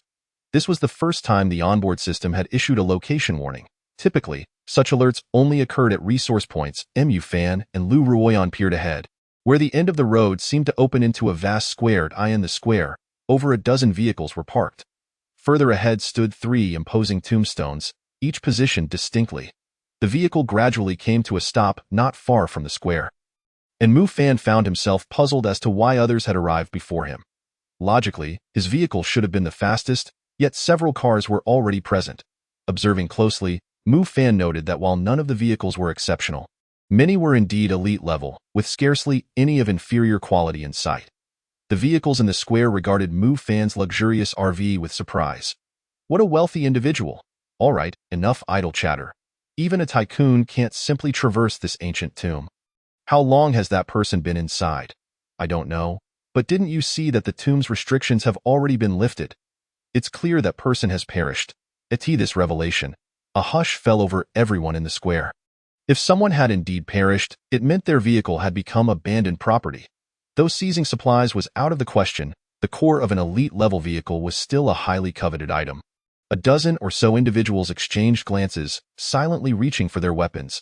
It was evident they intended to arm themselves. Just at that critical moment, Mu Fan shouted, "Everyone, hold on. What on earth is happening here?" The crowd in the square stared at Mu Fan as if he were an imbecile. "What is happening? Just come down and you'll find out." Chapter 34. Did Zhuang die? Mu Fan squinted at the more than 10 individuals before him. They were, indeed, quite interested in Mu Fan's vehicle, but he was equally intrigued by theirs. Even without supplies, the core of an exceptional vehicle was worth the risk. Li Yinran tugged at Mu Fan. "Don't act recklessly. There are too many of them." "Let me handle this," Mu Fan patted Li Yinran, reassuring her, "Don't worry. They seem to lack ranged weapons." I wish to understand the situation. Although Li Yinran was still somewhat apprehensive, she ceased to argue upon seeing Zhuang had already dismounted the vehicle. "Everyone, I'm coming down. May I inquire about what is going on?" Mu Fan smiled, holding a hunting rifle. The people in the square, being intelligent, recognized the threat posed by Mu Fan's firearm and refrained from making a move. "Heh, brother, as you can see, the 3 tombs ahead are like checkpoints. If one doesn't pass the trials of these tombs, they cannot proceed. You all aren't going in together? With your abilities, a checkpoint-level tomb shouldn't be a challenge, right?" Listening to Mu Fan's skepticism, the group patiently began to explain. "It's not that we don't want to. It's just that this tomb can only admit one person at a time. Once inside, the tomb will seal. Unless the person inside dies or completes the trial, the tomb will not reopen." Mu Fan nodded, signaling his understanding.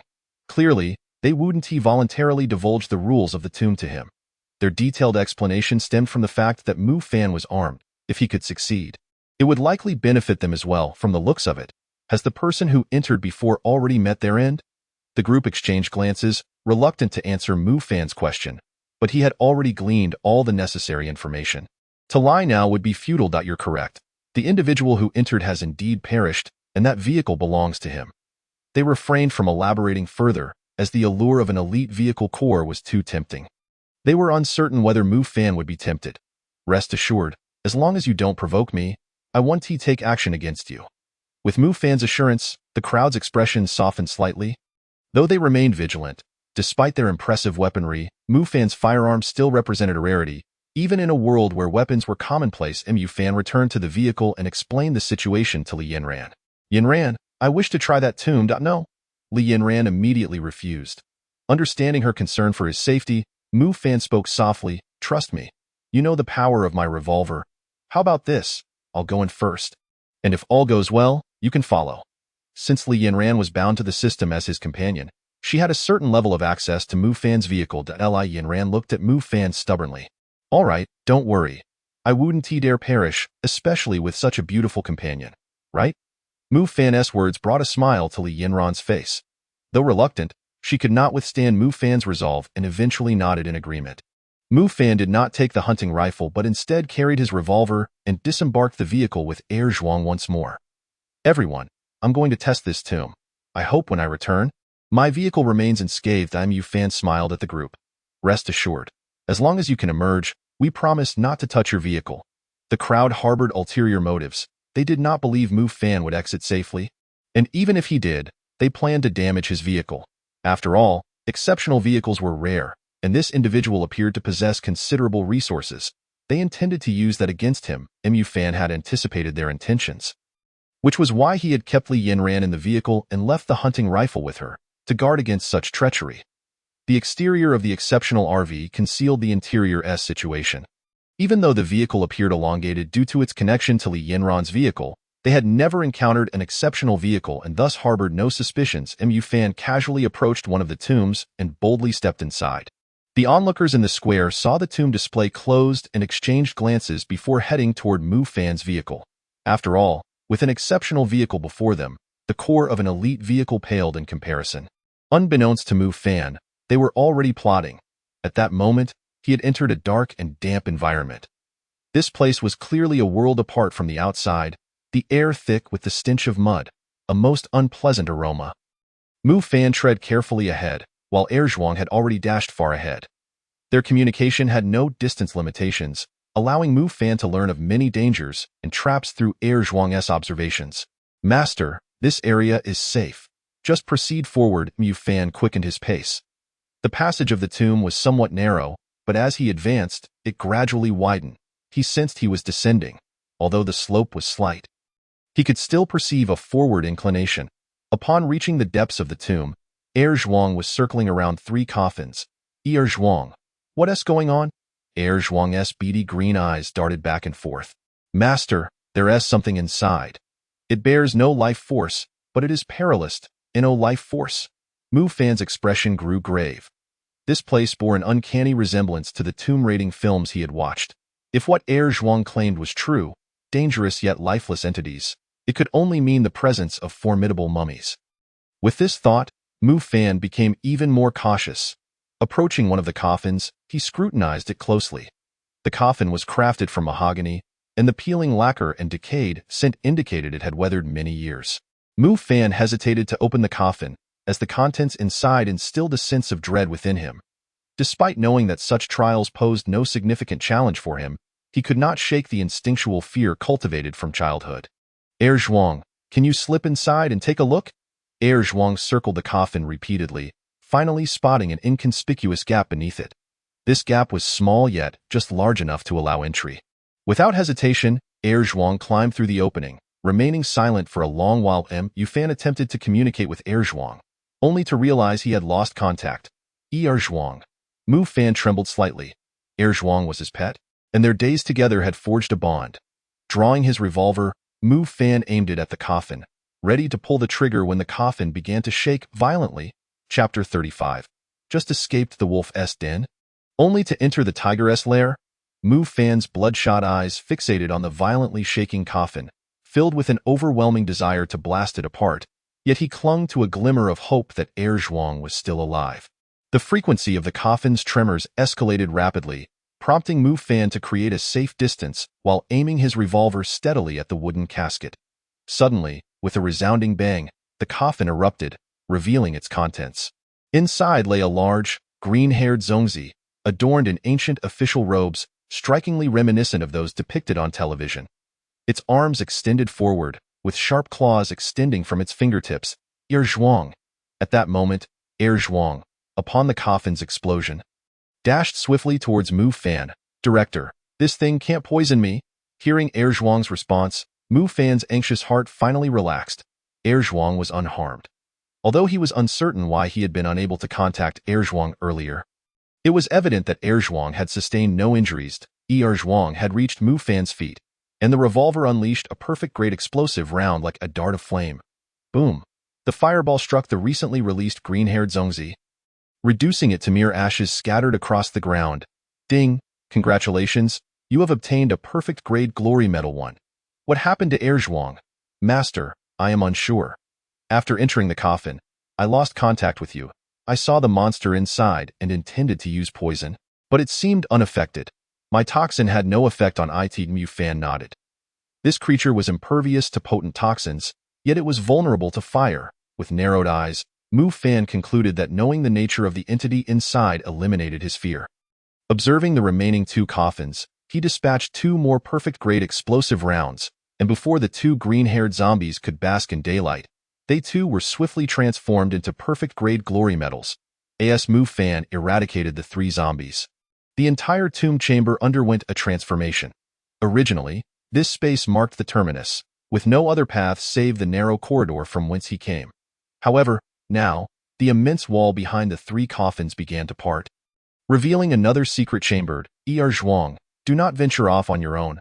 Stay close to me.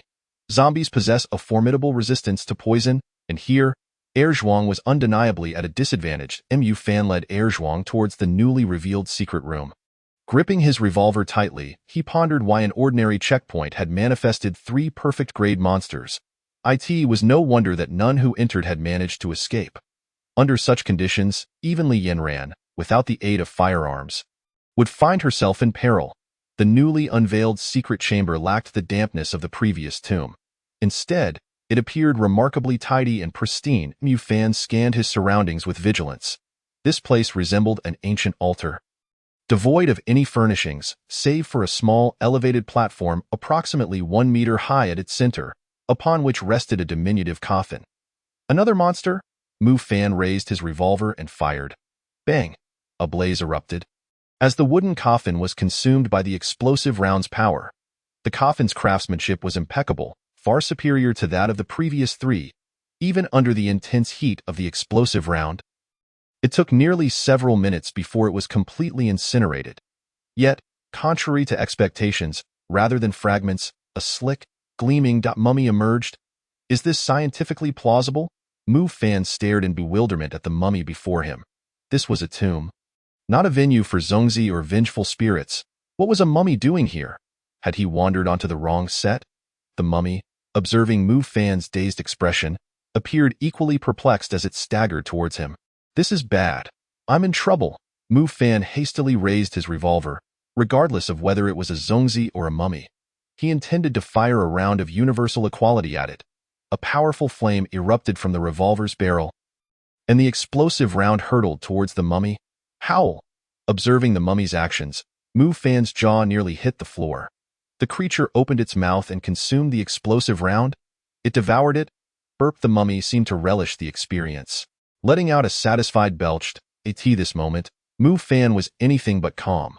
Was this creature truly the appropriate monster for this checkpoint? Its abnormality was such that escaping would be a feat in itself. Mu Fan, in a state of panic, swiftly replaced his revolver's ammunition with anti-tank rounds. Bang! Howl! Burp! In a bizarrely familiar scene, Mu Fan realized he was not inflicting harm upon the mummy but rather feeding it. Turning to flee, he found the stone walls had sealed off his previous escape route. As the mummy drew nearer, Zhuang spoke up. Master, it harbors no ill intentions towards you. Mu Fan gazed at Zhuang in disbelief. Really? Zhuang flicked his barbed tail affirmatively. Mu Fan scrutinized the approaching mummy, not because he was swayed by Zhuang's words to stay, but because even if he wished to flee, there was nowhere to go. The secret chamber was confined in size. Should the mummy truly wish to capture him, escape would be impossible. With his greatest reliance now merely a delicacy for the mummy, what could he do in resistance? As the saying goes, if one cannot resist, one must learn to embrace the experience. Resigned, Mu Fan sat down to observe. This mummy was unlike any he had previously encountered. Though wrapped in bandages, its height was significantly less than expected, barely standing at 1 meter tall. Typically, mummies are depicted as towering figures. Moreover, this mummy, upon closer inspection, bore a rather large head, which rendered it surprisingly endearing. Before long, the mummy approached Mu Fan, and the two locked eyes for an extended moment. The mummy tilted its head, seemingly perplexed by Mu Fan's gaze. The mummy uttered twice, pointing with its diminutive fingers at its mouth. You want to eat? The mummy pointed at its mouth again. Mu Fan felt a dilemma. He understood what the mummy desired, but while he possessed ample ammunition, all of it was lethal. What could he offer instead? He tentatively inquired. Anything else? The mummy persisted, indicating its mouth. Gritting his teeth, Mu Fan rummaged through his spatial necklace, producing a collection of meat chunks, some basic materials, and even rare items like black gold and memory metal. Well, I certainly cannot give you the explosive rounds. Those are my lifeline. Choose whatever you can eat from these. The mummy appeared exhilarated by the assortment of provisions. its head expanding rapidly to an astonishing size, its mouth gaping to an indescribable extent. Far exceeding the dimensions of its head, Mu Fan felt a sharp pain in his face as a whirlwind swept through, and in an instant, all the items on the ground vanished. Chapter 36. Air Pang. Mu Fan rubbed his eyes in disbelief. While it made sense for the creature to consume meat chunks, and even wooden planks and metal scraps were understandable, did it really need to devour 2 cigarette butts? Perhaps to address Mu Fan's skepticism, the mummy glanced aside, and with a couple of coughs, 2 cigarette butts were expelled from its mouth. Friend, your teeth are quite healthy. Mu Fan felt a bit awkward. The mummy regarded Mu Fan with clarity in its eyes, and after a prolonged silence, ding, congratulations, you have obtained a legendary battle pet, War Mummy, evolvable. Mu Fan stared incredulously at the small, diminutive mummy before him. You recognize me as your master? Ah. The mummy pointed at its large mouth. It seemed it was still eager to eat. With no other option, Mu Fan continued to produce lower quality materials and meat chunks, offering them to the mummy. However, these supplies were indeed of no use to Mu Fan. The basic materials he had collected, like wood and metal scraps, were nearly filling his spatial necklace. Now, with the small mummy, it would be perfect for clearing out the clutter. From now on, your name shall be Air Pang, Air Zhuang. Both of you belong to the air generation. Upon hearing Mu Fan bestow a name upon the mummy, Air Zhuang was quite pleased, as it meant he had gained a new companion.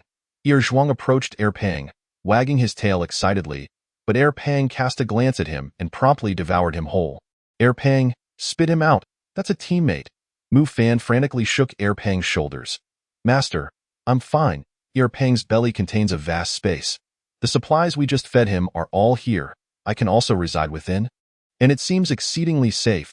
Air Zhuang's words left Mu Fan even more astounded. He had not anticipated that Air Pang possessed such an ability. Yet, considering Air Pang was a legendary grade pet, it was somewhat understandable. Perfect grade Air Zhuang was already staggeringly powerful, yet currently, Air Zhuang was merely of the fine quality, still quite distant from the exceptional grade. However, Air Pang was a bona fide legendary creature. Mu Fan was curious about its combat prowess. Air Pang, can you attack? Air Pang tilted its head, gazing at Mu Fan as it extended a small hand. Suddenly, a bullet shot forth from Air Pang's hand, zipping past Mu Fan's ear. Whoosh! At that moment, Mu Fan questioned whether his pants had become soiled. Could you refrain from aiming at me during your next experiment? After stammering out that line, he plopped down onto the ground. Nevertheless, Air Pang's offensive capability was undeniably formidable. The bullet it had fired was the explosive round Air Pang had previously consumed. Had it not digested it? Through a brief exchange, Mu Fan finally grasped Air Pang's capabilities. Legendary grade War Mummy. In a non-combat state, it can consume all materials for storage and synthesis. In a state of combat, transformed into a mechanical fortress, he crafts weapons from the resources stored within his body, metamorphosing into a machine of violent output. Mu Fan found himself at a loss for adjectives to describe Air Pang. Although he had never witnessed Air Pang's battle mode, the mere content of the introduction hinted at the ferocity hidden beneath his adorably deceptive exterior. Most notably, this creature harbored no fear of attack. Even Mu Fan's flawless explosive fireball would be devoured by him as casually as one might consume a peanut. This thought. A wicked smile crept across Mu Fan's face. Air Zhuang, take a look at Air Pang. Make sure to learn from him in the future. That moment, Air Zhuang was left speechless. Although their qualities differed by only one level, the chasm between perfect and legendary was as vast as that between perfect and exquisite. It was insurmountable. The two were worlds apart. Moreover, Air Pang's potential extended beyond this. As an evolving battle companion, his future strength remained an enigma. Despite the inherent dangers of this journey, with Air Pang's inclusion, Mu Fan felt as if he could awaken from a dream with a smile. It was no wonder the challenges here were so formidable. After all, they had a super reward like Air Pang. Yet, Mu Fan was unaware that the difficulty of this level was quite normal. It was merely his own reckless play that had escalated the challenge. The beam of light appeared above the altar where Air Pang once stood. Mu Fan realized this must be the passageway to exit. Initially intending to carry Air Pang with one hand, he found that Air Pang's bandages had automatically loosened, instantly wrapping around Mu Fan and securing him to his back. You certainly know how to find your place. Mu Fan had taken on the role of a doting father, stepping forward with his child on his back, eyeing a flash of brilliance. When Mu Fan opened his eyes again, he found himself outside the tomb. This location was not at the entrance but behind it, where a straight road stretched into the distance. Partners, we should head back. The smile on Mu Fan's face grew ever wider. While Zhuang's pincers clashed, and Pang emitted cheerful cries, as the sun gradually descended, it cast a long shadow of Mu Fa and Li Yanran, waiting with growing impatience, stood before Mu Fan's vehicle, wielding a tang knife. Within a 30-meter radius, not a single person stood. The corpses littering the ground bore witness to the fierce battles that had transpired here. Yanran. Mu Fan's voice resonated beside Li Yanran, and upon looking up, she beheld the man she had longed for. Mu Fan. She leaped into his arms like a swallow returning to its nest. The two embraced for a considerable time. See? I'm perfectly fine. Observing the swollen eyes of Li Yanran, Mu Fan gently ruffled her hair. She looked at Pang behind Mu Fan with curiosity. What is this? Pang voiced his discontent with a couple of agitated cries. Haha, this is Pang? My new companion, Mu Fan explained with a cheerful grin. The two, accompanied by their two pets, made their way toward Mu Fan's RV, only to be stunned by the scene before them, 100 meters away. 3 to 5 individuals sat shivering in their vehicles, while nearly 10 corpses lay scattered around the RV. What are they doing? Li Yanran cast a disdainful glance at the cowering figures in the cars. Just a bunch of vermin. From her demeanor, Mu Fan grasped the unfolding situation. Gripping Li Yanran's hand firmly, he declared, Today's haul has been bountiful. Let us stay here for the night and set off in the morning. Li Yanran glanced at the two remaining ancient tombs not far away, her gaze shifting thoughtfully. Due to Mu Fan's actions, one of the 3 tombs had been thoroughly rendered useless, leaving only 2 intact. As they boarded the vehicle, they began preparing dinner for the evening. Li Yanran handed 9 exquisite-level vehicle cores to Mu Fan, leaving him utterly astonished. Beep, beep, beep. The sounds of car horns echoed, and Mu Fan looked out the window to see various vehicles arriving in the plaza, the number increasing as time passed. Yet, this was of little concern for Mu Fan and Li Yanran, as Mu Fan had already qualified to proceed further due to his successful completion of the level, rendering them indifferent to the others. What on earth is happening here? As the number of vehicles in the plaza swelled, so did the crowd. What is going on? Newly arrived individuals pointed at the corpses in front of Mu Fan's RV. No one spoke. They were all newcomers and unaware of the specifics. Nice vehicle. A burly man with a beard observed Mu Fan's RV, absent-mindedly rubbing his beard. Boss, what if we point? One of the smaller henchmen shot a glance at the bearded man. Bro, I advise you not to entertain any ideas about that vehicle. A young man approached slowly, his complexion pale. What do you mean? The bearded man stared at the young man. That vehicle harbors a reaper. These individuals before us are the victims of her wrath. Observing the young man's fearful expression, the burly man remained non-committal. The reaper. Surely, I've killed more than he has. The young man, disheartened by the bearded man's dismissive attitude, chose silence and returned to his vehicle. The henchman eyed Mu Fan's luxurious RV, his eyes darting with greed. Boss, what are we doing? The bearded man replied, Humph, when have we 6 brothers ever feared this? Call for the others. Following the bearded man's command, the henchman swiftly dashed out to summon 4 additional brothers. This group of 6 was notorious for their highway robbery in the World Channel. In reality, they were just thugs, notorious for their heinous deeds. Since entering the survival game world, their actions had escalated, particularly when they banded together to engage in highway robbery. Without a doubt, dozens of players had fallen victim to their hands. Once the 6 gathered, the bearded man approached Mu Fan's vehicle with deliberate slowness. Their audacity stemmed from the fact that the burly man held a gun, a handgun loaded with over 30 bullets. Meanwhile, Mu Fan and Li Yanran were enjoying their meal, while Zhuang and Pang had already sensed the malice directed at them. After a brief communication with Mu Fan, Zhuang quietly descended from the RV via the observation deck. Knock, knock, knock. The sound of a fist striking the window echoed. What do you want? Mu Fan replied, somewhat displeased. These people were truly courting death. Because the interior of the RV was concealed from view, the bearded man could only smile as he answered, Brother, come out for a chat. Your window is too fancy. I can't see where you are, Mu Fan sneered inwardly. If you truly saw me, you'd likely draw your weapon immediately. Upon arrival, Mu Fan had witnessed the bearded man loading bullets. Observers from a distance began to poke their heads out, watching the unfolding situation. This guy looks finished. Those 6 are the infamous highway robbers from the World Channel. There was no helping it. After all, Mu Fan's opulent vehicle practically screamed resources for the taking. Are you sure? The young man who had cautioned the bearded man earlier wore a strange expression. What? Is there a twist? The newcomers were puzzled. The young man swallowed hard, as if reminiscing about something terrifying. No, there's no twist. The curious onlookers pressed. Then what did you mean earlier? The young man forced a bitter smile. You'll see for yourself. At this point, Mu Fan had grown weary of the situation. You'd better keep your distance from my vehicle. I have no desire to resort to violence. The bearded man erupted in laughter. Brother, you clearly lack appreciation. I command you to exit the vehicle now. Otherwise, even if your vehicle can withstand bullets, can your tires? The burly man's smirk suggested he felt assured of victory. He was not mistaken. The strength of an extraordinary RV was indeed remarkable, but that did not imply the same for rubber tires. I'll give you 10 seconds. 10. At this moment, Li Yinran's expression darkened significantly, and she grasped her tang knife. Preparing to charge out, Yinran, Mu Fan caught her arm, stating, There's no need for you to get involved. No sooner had Mu Fan spoken than a loud thud resonated from outside, and the bearded man collapsed to the ground. Boss, boss! The remaining 5 were left bewildered.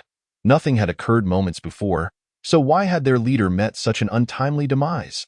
Observing the bearded man's ashen face, which had turned an alarming shade of purple, it was evident he had succumbed to poisoning. Meanwhile, Er Zhuang had stealthily maneuvered behind the 5 men, and due to the encroaching darkness, they failed to notice his presence. See, what did I tell you? There's absolutely no twist, the young man remarked nonchalantly. Although he found the bearded man's death peculiar, compared to the female demon, it felt far too tranquil. Li Yinran had already planted the seeds of fear in the young man's heart.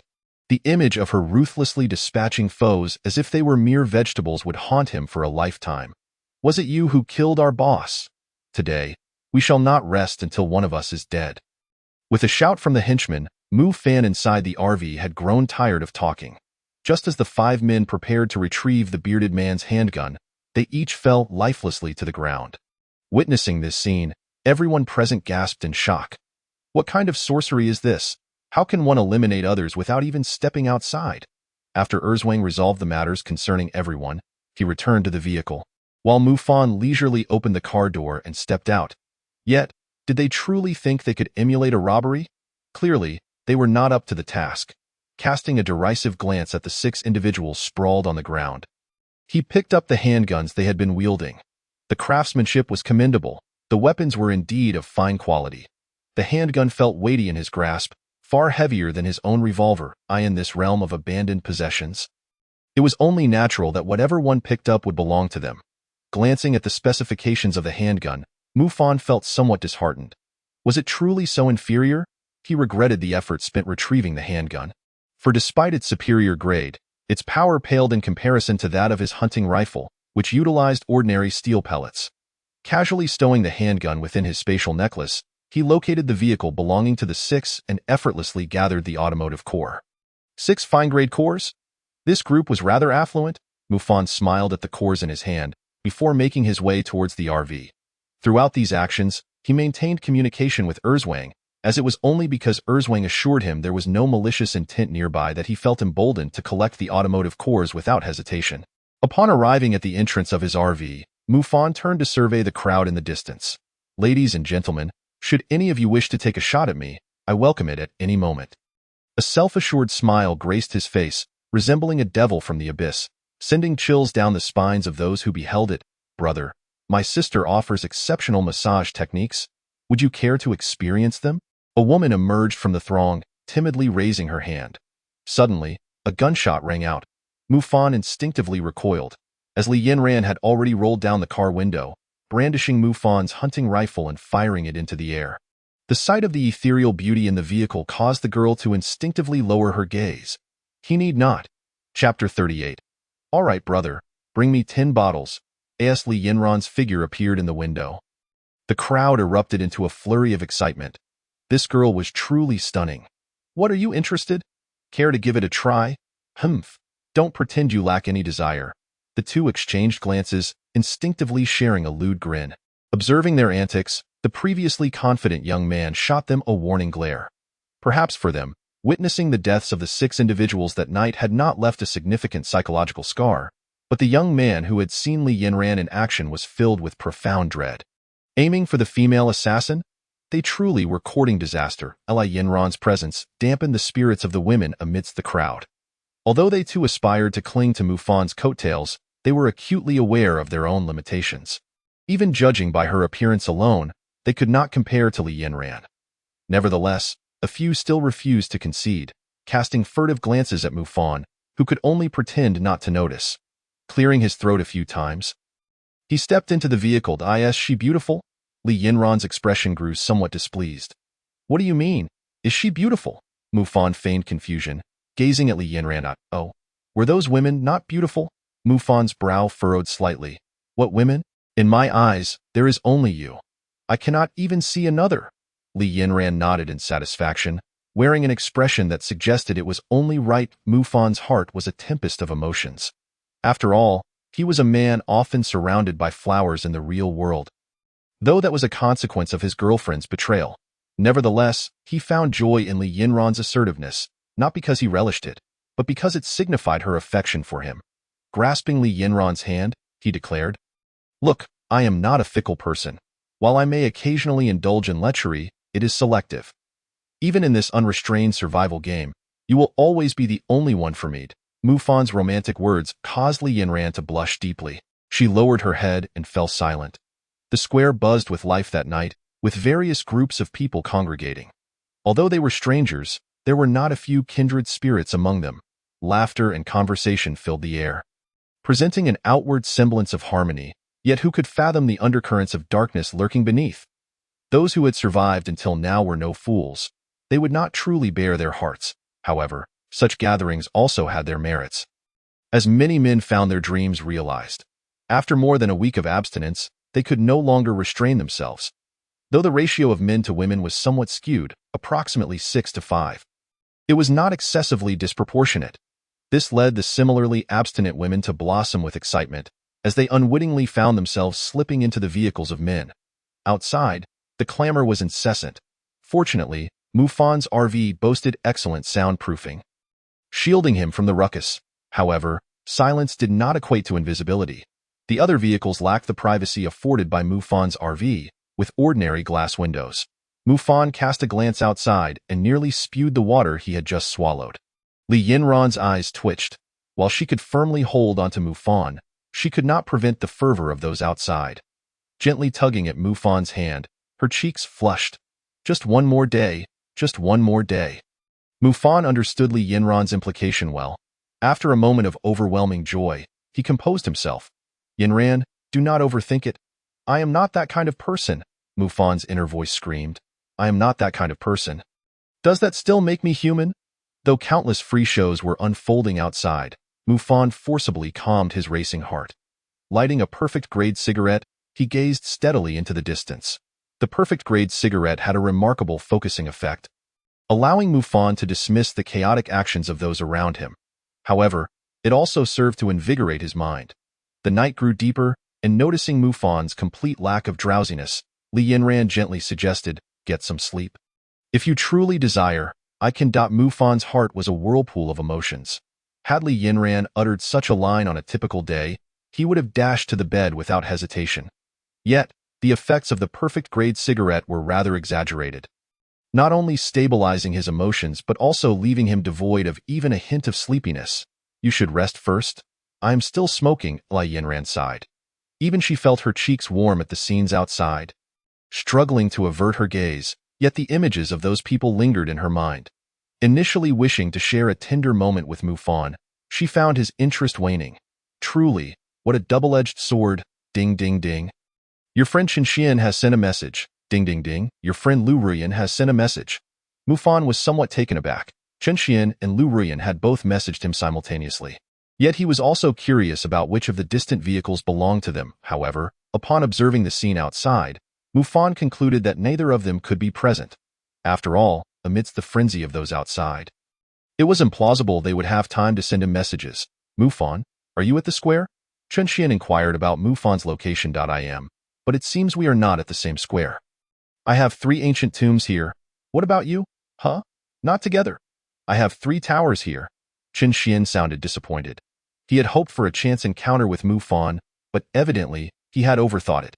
All right, then let us meet at the safe zone. Okay. Chen Xian's primary goal was to catch a glimpse of Mufan's true self, as Mufan was the man he had long admired. Mufan then turned his attention to Lu Ruyan's message. Brother, do you still have that stuff? Mufan was momentarily stunned by Lu Ruyan's message. Was this woman truly so bold? Had she already consumed an entire bottle? Normally, a single bottle should last at least 10 days to half a month. This was rather excessive, was it not? Wait, are you certain you've used it all? You Haven Tea shared it with many people, have you? An insidious thought flickered in Mufan's mind, yet it remained just a thought, devoid of any lustful inclination. The perfect grade cigarette was indeed potent. Of course not. I only have one man. I am not that kind of loose woman. Mufan quickly realized he had misspoken and rushed to clarify. I didn't mean it that way. Don't overthink it. I'm just curious as to how you used it so quickly. Hee hee, my man accidentally consumed an entire bottle. Mufan was momentarily stunned. 1 bottle? He distinctly remembered the outcome of his last encounter with that particular substance. Had Lu Ruyan's man also consumed a bottle? He silently offered a prayer for him. Yes, the divine medicine is sufficient. All right, brother, send me 10 bottles. Chapter 39. Mufan, I can. Mufan found it hard to believe. Beautiful lady, let us be clear. If you truly want 10 bottles, don't blame me if something happens to your man. Rest assured, brother, I care deeply for my man. He will be fine. Upon hearing Lu Ruyan's assurance, Mufan was more than willing to sell the Hahuan powder solution, as he truly enjoyed making money. Then it will be the same rare materials as last time? Mufan couldn't help but marvel at how wealthy this woman was. Even among the group he had seen at the square, none could rival her wealth. While Mufan was unaware of the assets held by the crowd, he could glean an idea based on the items visible in their vehicles, which lacked the privacy of his own RV. Yes, I merely wish to inspect the interiors of their vehicles. I am not interested in any live broadcasts. Brother, I have a few blueprints. I wonder if you might find them useful? Upon seeing Lu Ruyan's response, Mufan felt a renewed sense of interest. Blueprints? Huh? He was open to all offers, eager for as many as he could acquire. Lu Ruyan has listed several blueprints on the trading panel, among which one set consists of low-quality automotive parts blueprints, a commodity that can hardly be considered rare anymore. Additionally, there is a blueprint for a superior quality footbath. For Lu Ruyan, this item is dispensable, not because she is indifferent to cleanliness, but due to the preciousness of water resources at present. Even though they have formed a team, now boasting 13 members. As the leader's wife, she must not indulge in extravagance. It is acceptable to request from her husband, but when it comes to public resources, she strives to be the first to conserve. This is precisely why Zhao Anquan and the entire team hold her in high esteem. Mufan gazed at these blueprints with a hint of frustration. To him, these items were far from useful. Even the foot bath could be easily fashioned from wooden blocks. There seemed to be little necessity for it. However, after a moment's contemplation, the enhancing properties of the perfect grade cigarettes ignited his imagination, leading him to promptly dismiss his earlier thoughts. Very well, that shall suffice. Mufan confirmed the transaction, acquiring the complete set of low-quality automotive parts blueprints and one superior quality foot bath. Superior quality foot bath, disposable wooden blocks 5, iron sheets 5. After studying all the blueprints, he began utilizing his skills to craft these items. The automotive parts were not intended for his own use. Rather, he planned to give them to Li Yanran. After all, the two vehicles were already coupled together, and he wished to attempt upgrading Li Yanran's vehicle to see if the enhanced vehicle could merge with his own. Even if they could not combine, it would surely not be a loss. The superior quality foot bath, on the other hand, contained an element of gamble. He wagered that upgrading the foot bath to a higher level would yield powerful effects. All of Mufan's perfect grade items followed this pattern. Once they reached this level, their characteristics transcended the items themselves, existing in an almost perverse realm, much like the perfect grade cigarettes. Ding, congratulations, you have acquired a perfect grade fully automatic luxurious and comfortable super invincible foot bath 1. Upon reading the name given by the system, Mufan's lips twitched. Wasn't that name a tad excessive? Nevertheless, despite having crafted a perfect grade foot bath, he still felt a tinge of disappointment. Perfect grade, fully automatic, luxurious, and comfortable super invincible foot bath. Automatically massages foot acupoints. Effectively treats injuries, promotes blood circulation, restores vitality, alleviates fatigue, adjustable temperature, enhances bodily functions, and with long-term use, significantly increases the strength of various organs. Note: various organs indeed. What the heck? Emoji. Move Fan stared in disbelief. Yet, he noted the 4 words mentioning various organs. Various organs? An immature thought began to form in Move Fan's mind. He glanced at his exceptional grade underwear, then at the foot bath, and added in the Hahuan sand solution he had just traded to Lu Ruan. Good heavens, the quintessential 3-piece set for a man. Move Fan's laughter left Li Yinran somewhat perplexed. Mu Fan, why do you look so lewd when you laugh? Li Yinran's voice caused Move Fan to freeze in place. Surprised by her astonishment at the foot bath before him. Did you just make this? Move Fan nodded. The foot bath resembled an ordinary electric massaging foot bath, save for its lack of electrical requirements and the source of its energy remaining a mystery. I want to give it a try. Though Li Yinran had already bathed, who could refuse a massage foot bath? Naturally, Move Fan obliged her request, filling the bath with water at a suitable temperature. Li Yinran slowly dipped her pristine little feet into the water. Ah, she exclaimed softly. What's wrong, Yinran? Is it leaking electricity? Li Yinran shot him a glare. Is it leaking electricity just because it's powered on?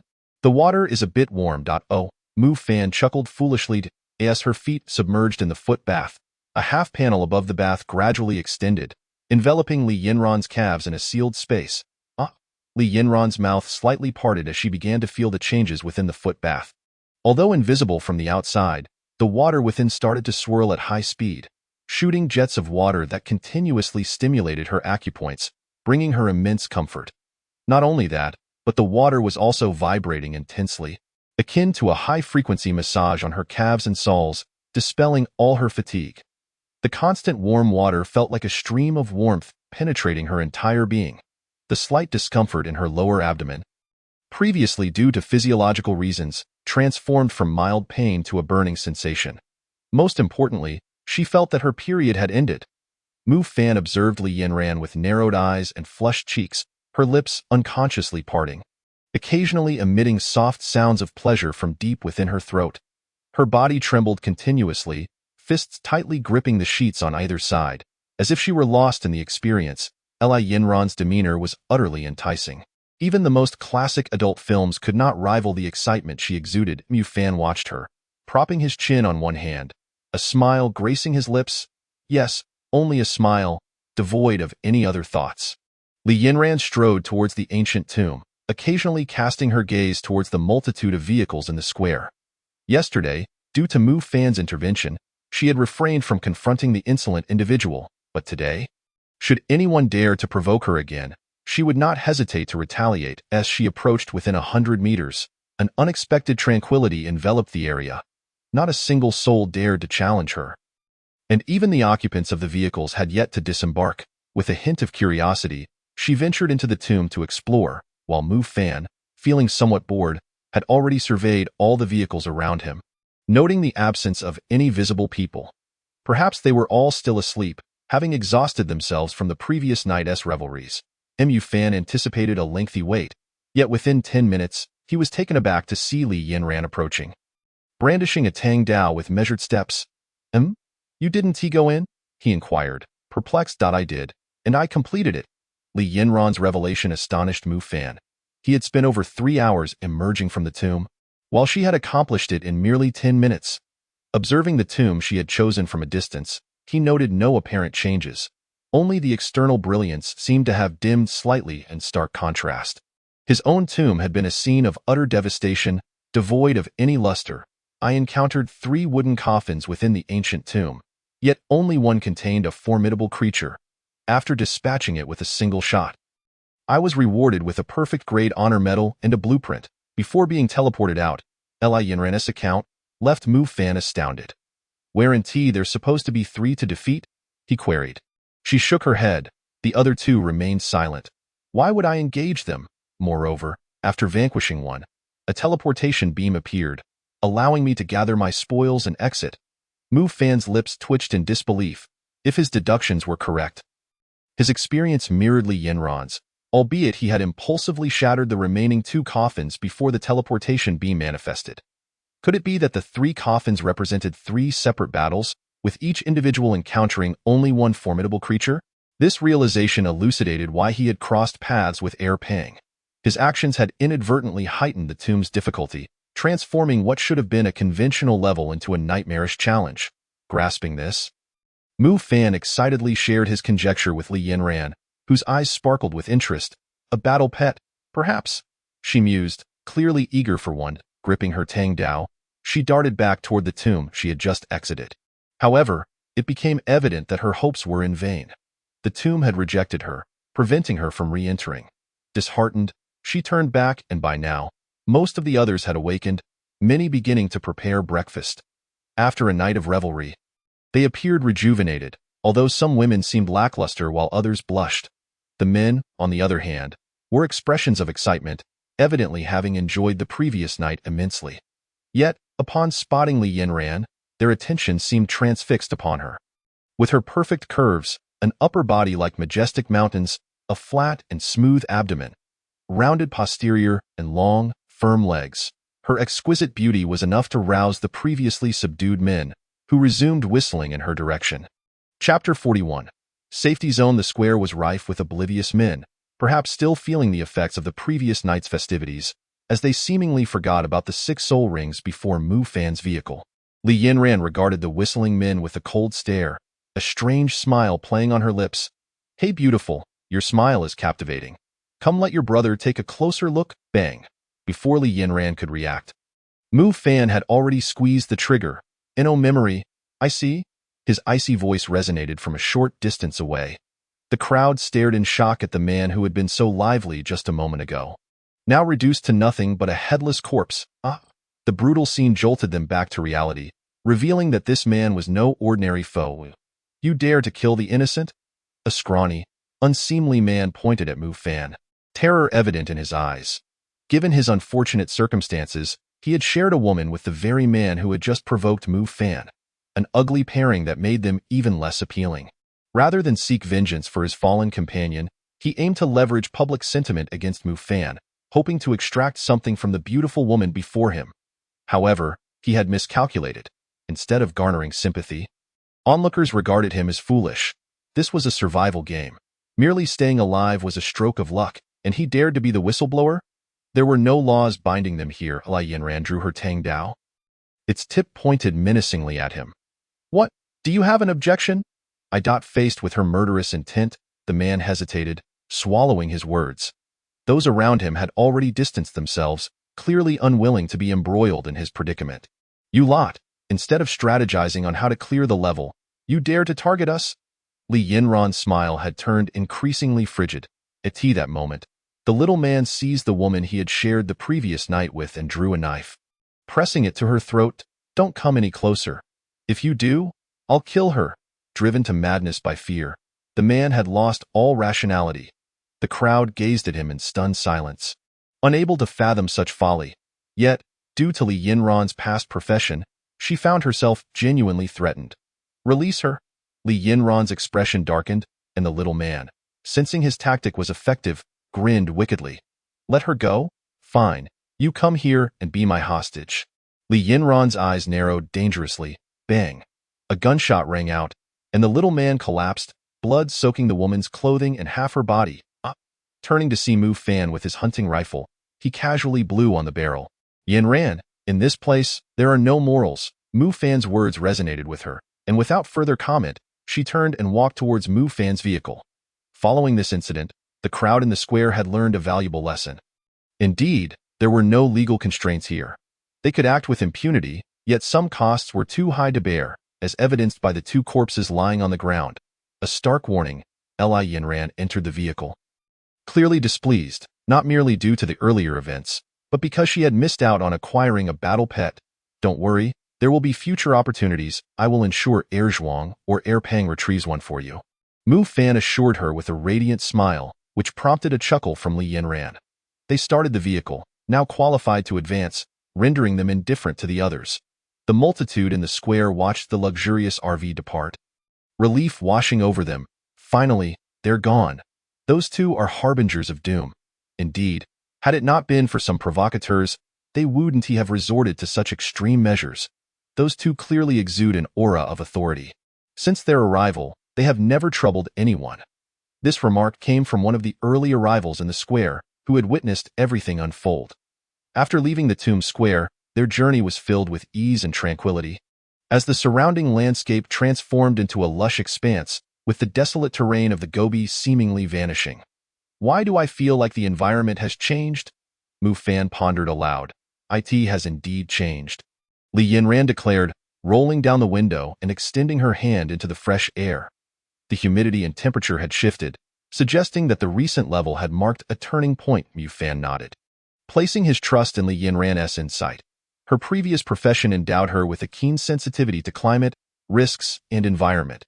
After traveling for approximately 2 hours, a city dominated by shades of green came into view. Is this the safety zone? Li Yinran exclaimed, elated at finally reaching their destination. Though referred to as a city, it diverged from conventional urban landscapes. There were no towering skyscrapers or buildings, only a few massive platforms and enormous tree hollows. Mu Fan could clearly discern inscriptions on the tree hollows. Rest area, restaurant, exchange zone. This trio of tree hollows constituted the entirety of the safety zone, yet towering trees formed an imposing barrier, isolating them from the outside world. Selecting a spot to park, Mu Fan beckoned Li Yinran, Air Pang, and Air Zhuang to exit the vehicle. Now that they had arrived at the safety zone, their first order of business was an enthusiastic shopping spree. As the first to enter the safety zone, they faced no competition for resources. Approaching a colossal vending machine, Mu Fan scrutinized it closely. Resource vending machine. Only what you cannot conceive, nothing I cannot procure. The slogan made Mu Fan's lips twitch. Wasn't this reminiscent of something seen on the roadside? Doubts about the machine's offerings crept into his mind. Upon activating it, he was pleasantly surprised to find an extensive array of items available, ranging from everyday necessities to weapons. Premium-grade rice 1 ton, 1 premium-grade badge. A superior-grade vegetable pack weighing 100 kg, accompanied by 1 superior-grade badge. A superior-grade crossbow requires 5 superior-grade badges. A complete set of superior-grade automobile manufacturing blueprints demands 1 perfect-grade badge. An extensive array of items is indeed available. Mu Fan first procured a set of superior-grade automobile manufacturing blueprints before embarking on the selection of essential supplies. Superior-grade rice, superior-grade vegetable packs, barbecue seasonings, and dining utensils blueprints were among the items he considered. Aside from some provisions, even basic supplies were present, which greatly pleased Mu Fan. However, he felt a tinge of disappointment at the absence of firearm blueprints and formidable accessories. These items were, at best, of superior grade, lacking even those of exceptional quality. After acquiring a substantial quantity of fuel, Mu Fan finally encountered 2 exorbitantly priced high-quality items: a rare space gem, which enhances the volume of space attribute items, and a space ring with a storage capacity of 10M. Both items required 2 perfect-grade honor badges, yet Mu Fan found them indispensable. The space gem could augment the capacity of his necklace, and he intended to gift the space ring to Li Yinran. After his initial purchase, Mu Fan planned to acquire additional perfect-grade badges from Li Yinran, but upon his return, he discovered that both items had been marked as sold out. To his chagrin, these items were unique. Li Yinran had also nearly exhausted her resources, purchasing whatever Mu Fan suggested. Fortunately, aside from those 2 items, there were no limitations on the quantity of other goods, allowing them to nearly deplete all their savings. Just as they were about to return to their vehicle, an excited voice called out, "Mu Fan, Big Boss." Chapter 42. Mu Fan, the Big Boss? Instinctively, Mu Fan turned around to see a sun-kissed man accompanied by a curvaceous woman. The woman seemed vaguely familiar to him, but despite his efforts to recall where he had seen her, he could not. "Who are you?" he inquired. "Big Boss Mu Fan. I am Chen Xian." Chen Xian? Mu Fan felt a surge of curiosity. He certainly would not forget who Chen Xian was, for he was regarded as a relative of the system. "How did you recognize me?" Mu Fan asked, intrigued. Chen Xian scratched his head, admitting, "I didn't recognize you at first, but I figured that the first person to arrive at the safe zone, besides Mu Fan, would undoubtedly be no one else." Observing the admiration on Chen Xian's face, Mu Fan couldn't help but chuckle. "Yinran, let me introduce you. This is my friend, Chen Xian." Mu Fan took Li Yinran's hand and bestowed upon her a trusting glance. "Li Yinran, understood Mu Fan's gaze. If he deemed him trustworthy, there was no cause for concern. Hello, Chen Xian. My name is Li Yinran. Upon hearing Li Yinran's greeting, Chen Xian immediately became respectful. Hello, sister-in-law. Chen Xian's demeanor amused Li Yinran, causing her to laugh. Big boss Mu Fan, this is my girlfriend, Qin Mei. At that moment, Qin Mei's delicate face flushed crimson as she shyly lowered her head. Hello, big boss. Mu Fan regarded Qin Mei with puzzlement, pondering for a while before realizing why she seemed so familiar. Don't say it. Truly, don't say it. Suddenly, Mu Fan felt a sharp pain in his waist. Turning around, he found Li Yinran glaring at him. Well, I suddenly remembered something. It's all a misunderstanding. As Mu Fan stumbled over his words, the initially tense Qin Mei burst into laughter. Hello, big boss Mu Fan. Hello, sister-in-law. Qin Mei greeted them politely, her face still flushed. Hello. Li Yinran smiled warmly at Qin Mei. Big boss Mu Fan, I finally get to see you in person. Chen Xian exclaimed, visibly excited. He had long wished to meet Mu Fan, but due to the constraints of the survival game, he had never had the opportunity until now, and it felt a bit like meeting a celebrity. All right, brother, no need to be so excited. We are old acquaintances now. You two go ahead and exchange your supplies. We can chat later, Mu Fan suggested. Chen Xian nodded in agreement, and Mu Fan led Li Yinran back to the vehicle. Shortly after, Chen Xian sent a message. Big boss, let us go out for a meal together. Curious about the restaurant he spotted outside, Mu Fan agreed. Since the four of them arrived first at the safe zone, they could go anywhere without being disturbed. The group settled into the restaurant, where the system prompted them with a menu. The food was not particularly expensive, but Mu Fan found the dishes rather unimpressive. Bread slice set, boiled meat set. Chen Xian and Qin Mei did not mind, as these were the types of meals they had grown accustomed to, whereas Mu Fan and Li Yinran were somewhat disheartened, realizing that the dining standards here were even below the late-night snacks Mu Fan casually prepared. How about this? If you don't mind, come to my vehicle. There's plenty of space, and we can have a proper gathering, Mu Fan offered. Chen Xian was overjoyed at the suggestion, while Qin Mei remained silent. Simply following Chen Xian and Mu Fan silently acknowledged that he had perhaps misjudged Qin Mei. However, Chen Xian was indeed fortunate to have such a beautiful and shapely girlfriend. Upon arriving at Mu Fan's vehicle, the luxurious interior left Chen Xian and Qin Mei in awe. Big boss, are you living the life of a deity? Chen Xian exclaimed. Mu Fan chuckled. Not really, just a bit of good luck. Li Yinran was busily preparing the meal, having exchanged for a variety of fresh vegetables and staples earlier, ensuring they would not have to survive solely on meat for a long time. While Li Yinran cooked, Qin Mei lent a helping hand. Despite her previous career as a model, she was adept in the kitchen as well. Chen Xian, still exhilarated, noticed Chen Mo smirking at him, causing his face to flush. Between men, a mere glance sufficed to convey thoughts. And Mu Fan was indeed teasing Chen Xian and Qin Mei.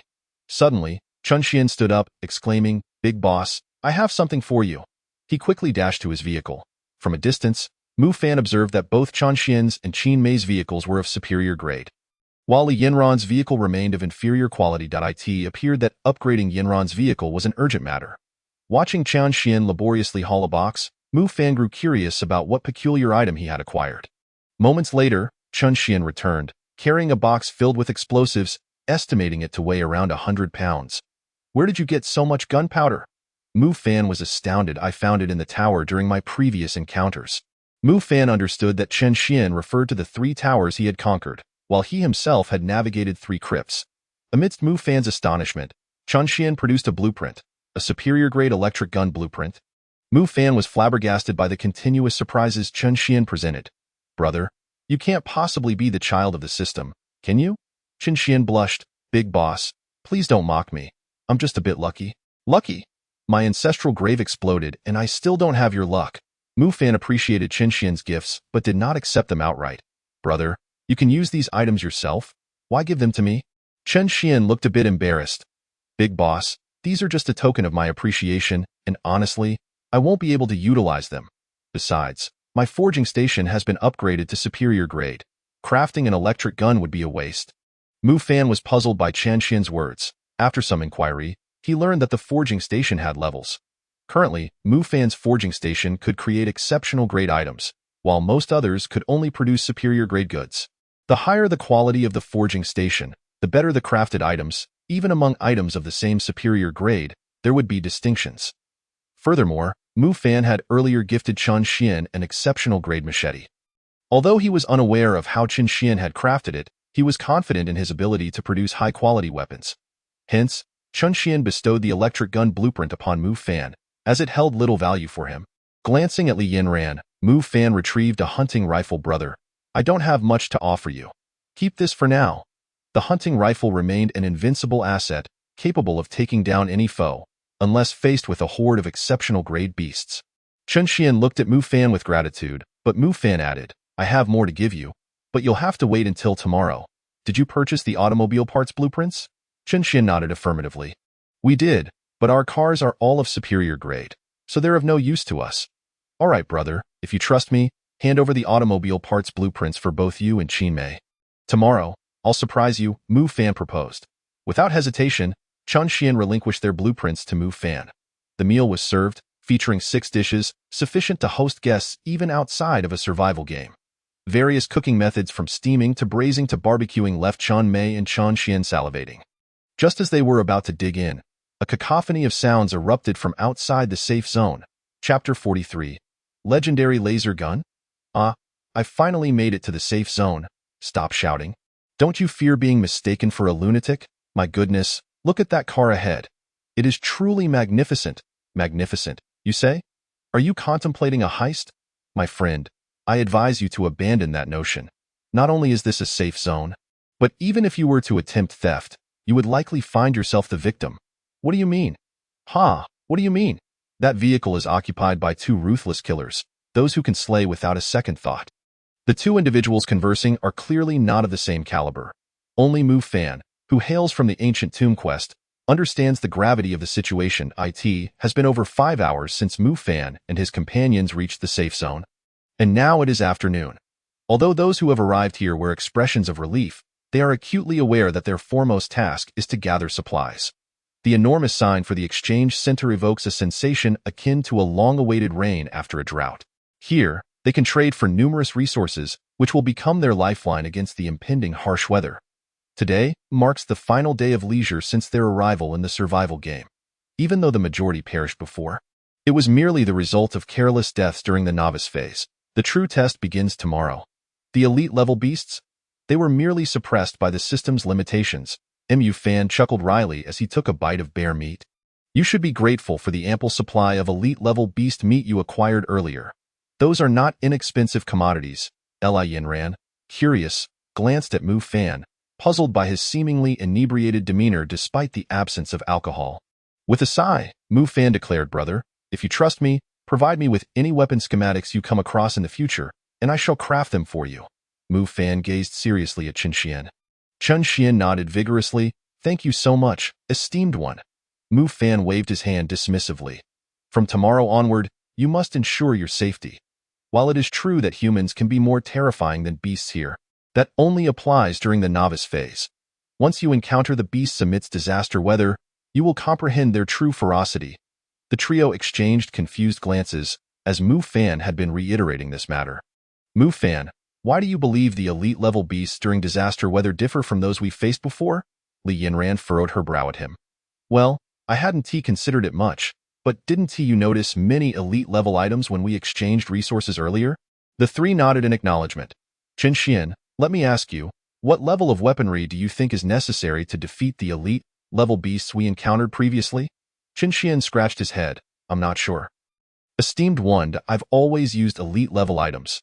After my pistol was lost, I acquired this crossbow. Mu Fan regretted asking Chen Xian, realizing that he had overlooked this detail given the boy's connection to the system. A subpar weapon or even a scrap of metal would suffice, Li Yinran stated earnestly. Her skills were formidable. With a subpar weapon or scrap, she was confident in her ability to slay elite-level beasts. Mu Fan looked at Li Yinran with surprise, but refrained from commenting. Yinran is correct. That aligns with my own thoughts. It should indeed be subpar items that can suffice. Furthermore, I once encountered a perfect-level scorpion, which was the precursor to Erzhuang. As he spoke, Mu Fan raised an eyebrow at Erzhuang. The perfect-level scorpion appeared enormous, yet its damage output was surprisingly low. This had puzzled him until today, when he realized it was not his exceptional RV's defensive capabilities that were strong, but rather that the perfect level Scorpion's combat power had been curtailed. Previously, when the Scorpion attacked his RV with its tail stinger, it only left a dent without breaching the vehicle's defenses. He had assumed the perfect level Scorpion was merely average, but today, seeing the items available for exchange made him realize he had been mistaken. One advantage of this game is that it allows players to glean insights about the current environment through subtle clues. The fact that only elite-level items are available for exchange here implies that the forthcoming disaster weather will be manageable with such resources.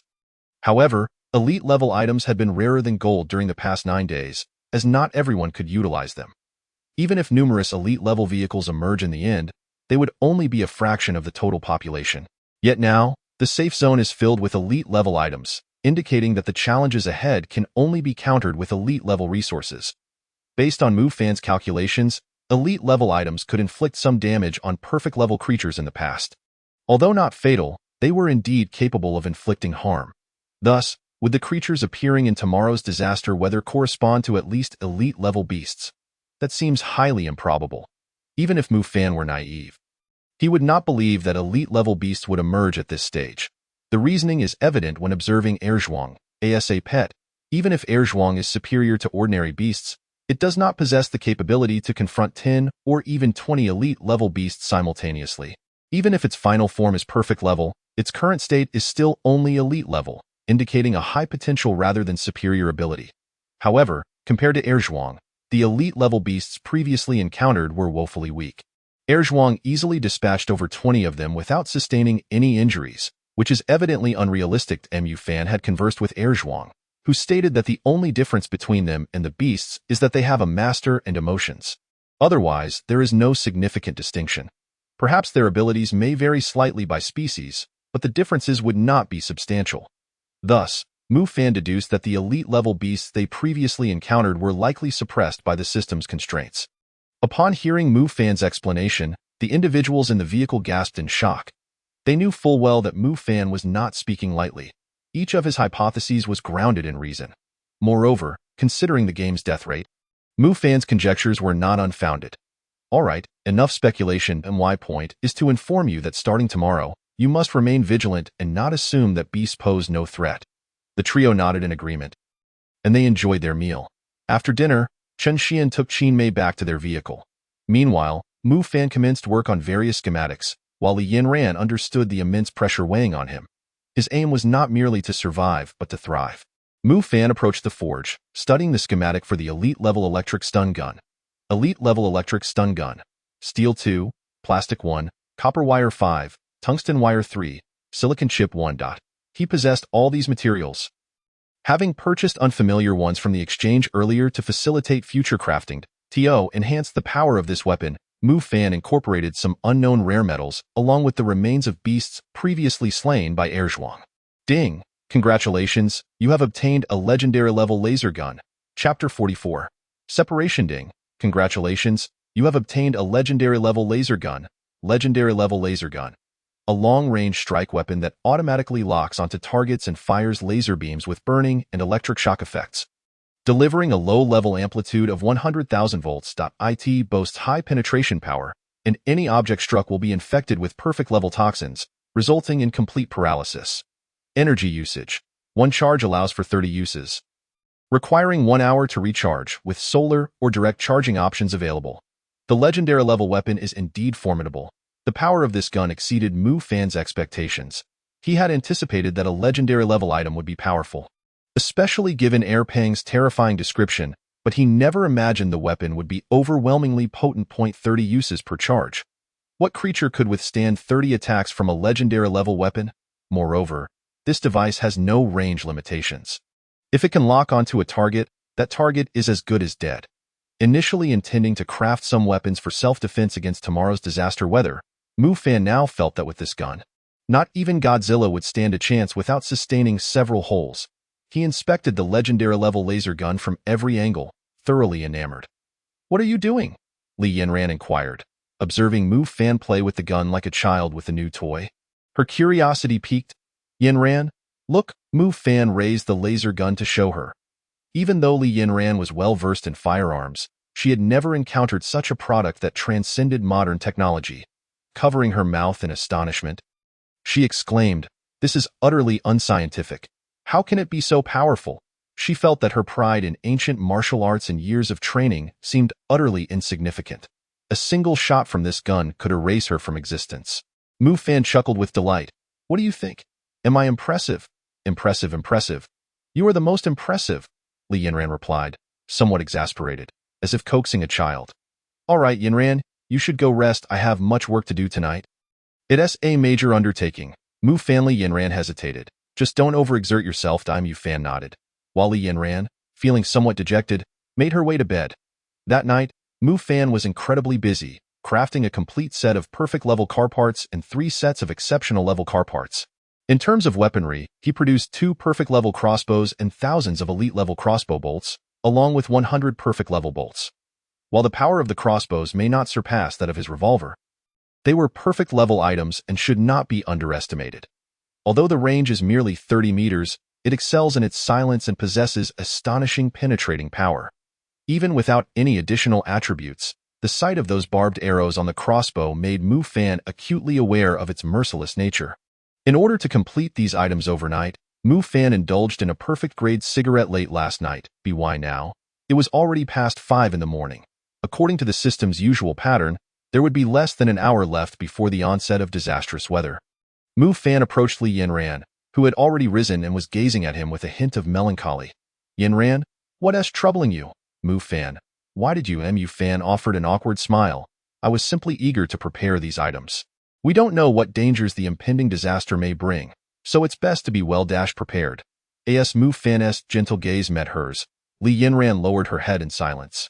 After a long while, Mu Fan smiled slightly. "Here, Yinran, this is for you."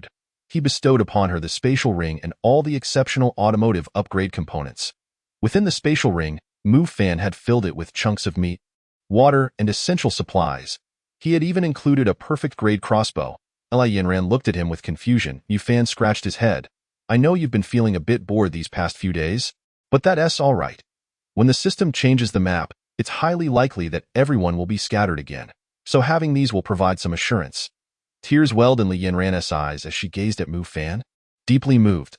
Last night, she had intended to tell him that after giving herself to him, she wanted to walk alone for a while, but Mu Fan seemed to have sensed her thoughts and prepared all the necessities for her.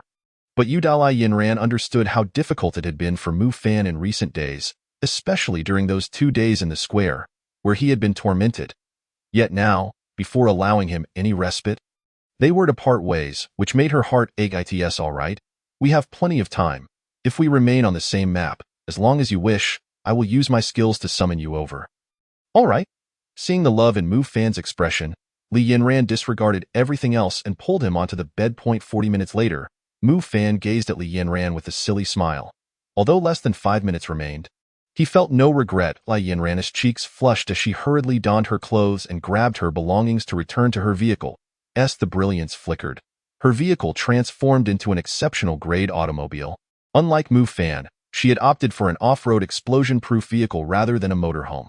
With front and rear tires, the vehicle stretched 6 meters in length, resembling a colossal beast, adorned in camouflage, with glass thickness reaching an astounding 10 centimeters. Mu Fan had already prepared all the necessary items for her, including a water tank, bed, and kitchenware. Everything one could need. He had even set aside numerous outfits for her, each more varied than the last. Feeling Mu Fan's meticulous care, Li Yinran felt as though she might melt. Although it was somewhat painful at first, the functionality of the perfect-grade underwear significantly alleviated her discomfort. On Chen Xian's end, he had received 2 sets of exceptional-grade automotive parts from Mu Fan, and both he and Qin Mei upgraded their vehicles. Chen Xian chose a design similar to Li Yinran's, leaning toward off-road capabilities, while Qin Mei, like Mu Fan, opted for a motorhome. However, the luxury of hers was incomparable to Mu Fan's, which piqued her curiosity. Mu Fan's motorhome was not a standard model. The items within were of exceptionally high quality, including a mobile stove, which Qin Mei lacked. Seizing the last moments, Mu Fan upgraded his motorhome to a perfect-grade vehicle. This time he again chose a motorhome, but to his astonishment, although it retained its motorhome identity, the perfect-grade version boasted various transformable forms. The structure remained unchanged, yet all functionalities were intact. The windows and tires were of high-strength explosion-proof material, impervious to ordinary firearms. The vehicle measured 9 meters in length and 4 meters in width. Yet the interior space was astonishingly vast, starkly contrasting with its exterior. Although he was unsure why this was the case, it was undoubtedly a fortunate development. The upper level could still extend into a splendid balcony, which could be closed at any time. Finally, Mu Fan upgraded his spatial necklace using the spatial gems he had exchanged earlier, expanding it to a dimension of 10-20-20. The spatial gems increased the space, enhancing his storage capacity significantly. 54321 Ding. Attention all players, disaster weather. 10-day deluge has commenced. Chapter 45. 10-day deluge. As beams of light flickered, Mu Fan swiftly found himself on a brand new highway. This road bore little difference from the one in the desert, yet the surrounding environment had undergone a dramatic transformation. The area was densely forested, resembling an ordinary jungle rather than a tropical rainforest filled with towering trees. However, the sky was shrouded in dark clouds, and a fine drizzle began to fall. Is this the disastrous weather? Mu Fan felt perplexed. Based on the system's nature, venturing beyond the safe zone would not be so trivial as before. Yet to label this as disaster weather seemed rather far-fetched. He felt no sense of danger here. In fact, it seemed more comfortable than before. There was no extreme temperature, no parched land. This place appeared to be teeming with resources. Ding, your friendly Yinran has sent a message. Mu Fan. Which district are you in?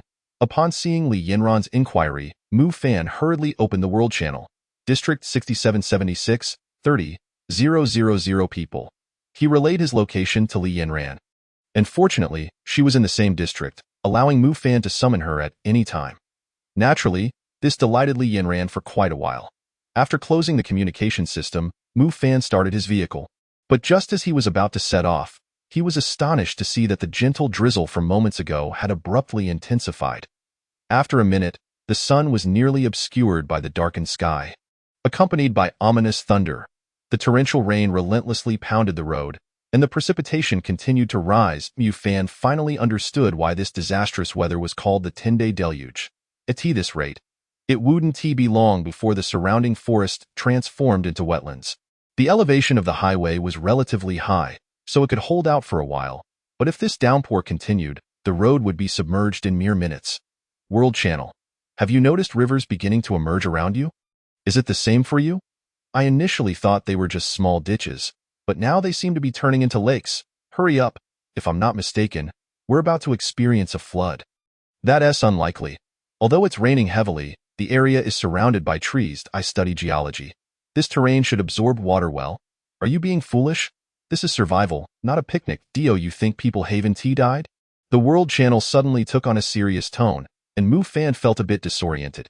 He had intended to banter for a while longer, but a glance at the road ahead revealed that it was sloping upward. A chill crept up his spine. Could it be? Mu Fan hastily drove forward, as if to validate his suspicions. The road behind him began to be slowly engulfed by rising water. In just a few minutes, the lush jungle that had once surrounded him was transforming into an ocean, thanks to Mu Fan's vehicle being upgraded to perfect grade. Despite its massive size, it could still reach an astounding speed of 170 km/h. He easily outpaced the rising water levels. After informing Li Yinran and Chen Xian of the situation, he remained focused on the road ahead. Through communication with Erzhuang and Erpang, he understood that this 10-day deluge was indeed the flood disaster he had imagined. Their sensitivity to impending disasters had proven accurate. Erzhuang had previously sensed danger for Mu Fan, and now it was no different. From their earlier conversation, Mu Fan learned that Chen Xian and Qin Mei were together. Although he was curious about how they had coincidentally met so quickly in this new area, there was no time to ponder that now, as long as they were together, with Chen Xian looking after her. Qin Mei should be fine. As for Li Yinran, he had no worries. Her skills were already formidable, and the performance of her exceptional grade off-road vehicle even surpassed his perfect grade motorhome. Though there might be a slight difference in speed, it did not detract from its undeniable strength.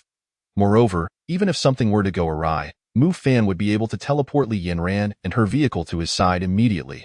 Due to the torrential rain, visibility ahead was pitifully low, prompting Mu Fan to drive with the vehicle's spotlight. He sped along quickly, and within half an hour, he could no longer see the rising water behind him. It seemed that the speed at which the rainwater engulfed the area had its limits. It would have a safe rate of rise, however. The thought of this made Mu Fan furrow his brow. He couldn't shake the feeling that something was amiss. Although the rain was rising rapidly, it posed no significant threat. As long as he maintained a sufficient speed, the flood would never catch up to him. After contemplating this for a while without reaching a conclusion, he decided to put it aside and keep moving. His stomach began to grumble. Mu Fan had yet to have breakfast that morning, but given the current circumstances, he felt it best to wait a bit longer to eat. After all, wait, breakfast? Suddenly, Mu Fan realized the crux of the problem. If he were to prepare breakfast himself or stop at a resource point to gather supplies, he would inevitably have to halt the vehicle. While he could manage to stop, the rising floodwaters appeared relentless. Did this mean that if he did not maintain a considerable distance from the flood, he would have no time for cooking or resource collection? As this thought crossed Mu Fan's mind, cold sweat began to bead on his forehead. Was this the true test? Uncertain whether his conjecture was accurate, he felt it was likely close enough. After succinctly sharing his thoughts with Li Yanran and Chen Xian, he urged them not to stop under any circumstances and to proceed at full speed, striving to keep a safe distance from the floodwaters. With Mu Fan's warning in mind, the group lost their earlier sense of ease. Reflecting on Mu Fan's deductions, they began to accelerate. Beep beep. The navigation system indicated a green resource chest ahead. Initially intending to slow down and stop to open it, Mu Fan quickly reconsidered. The green resource chest held no value for him anymore.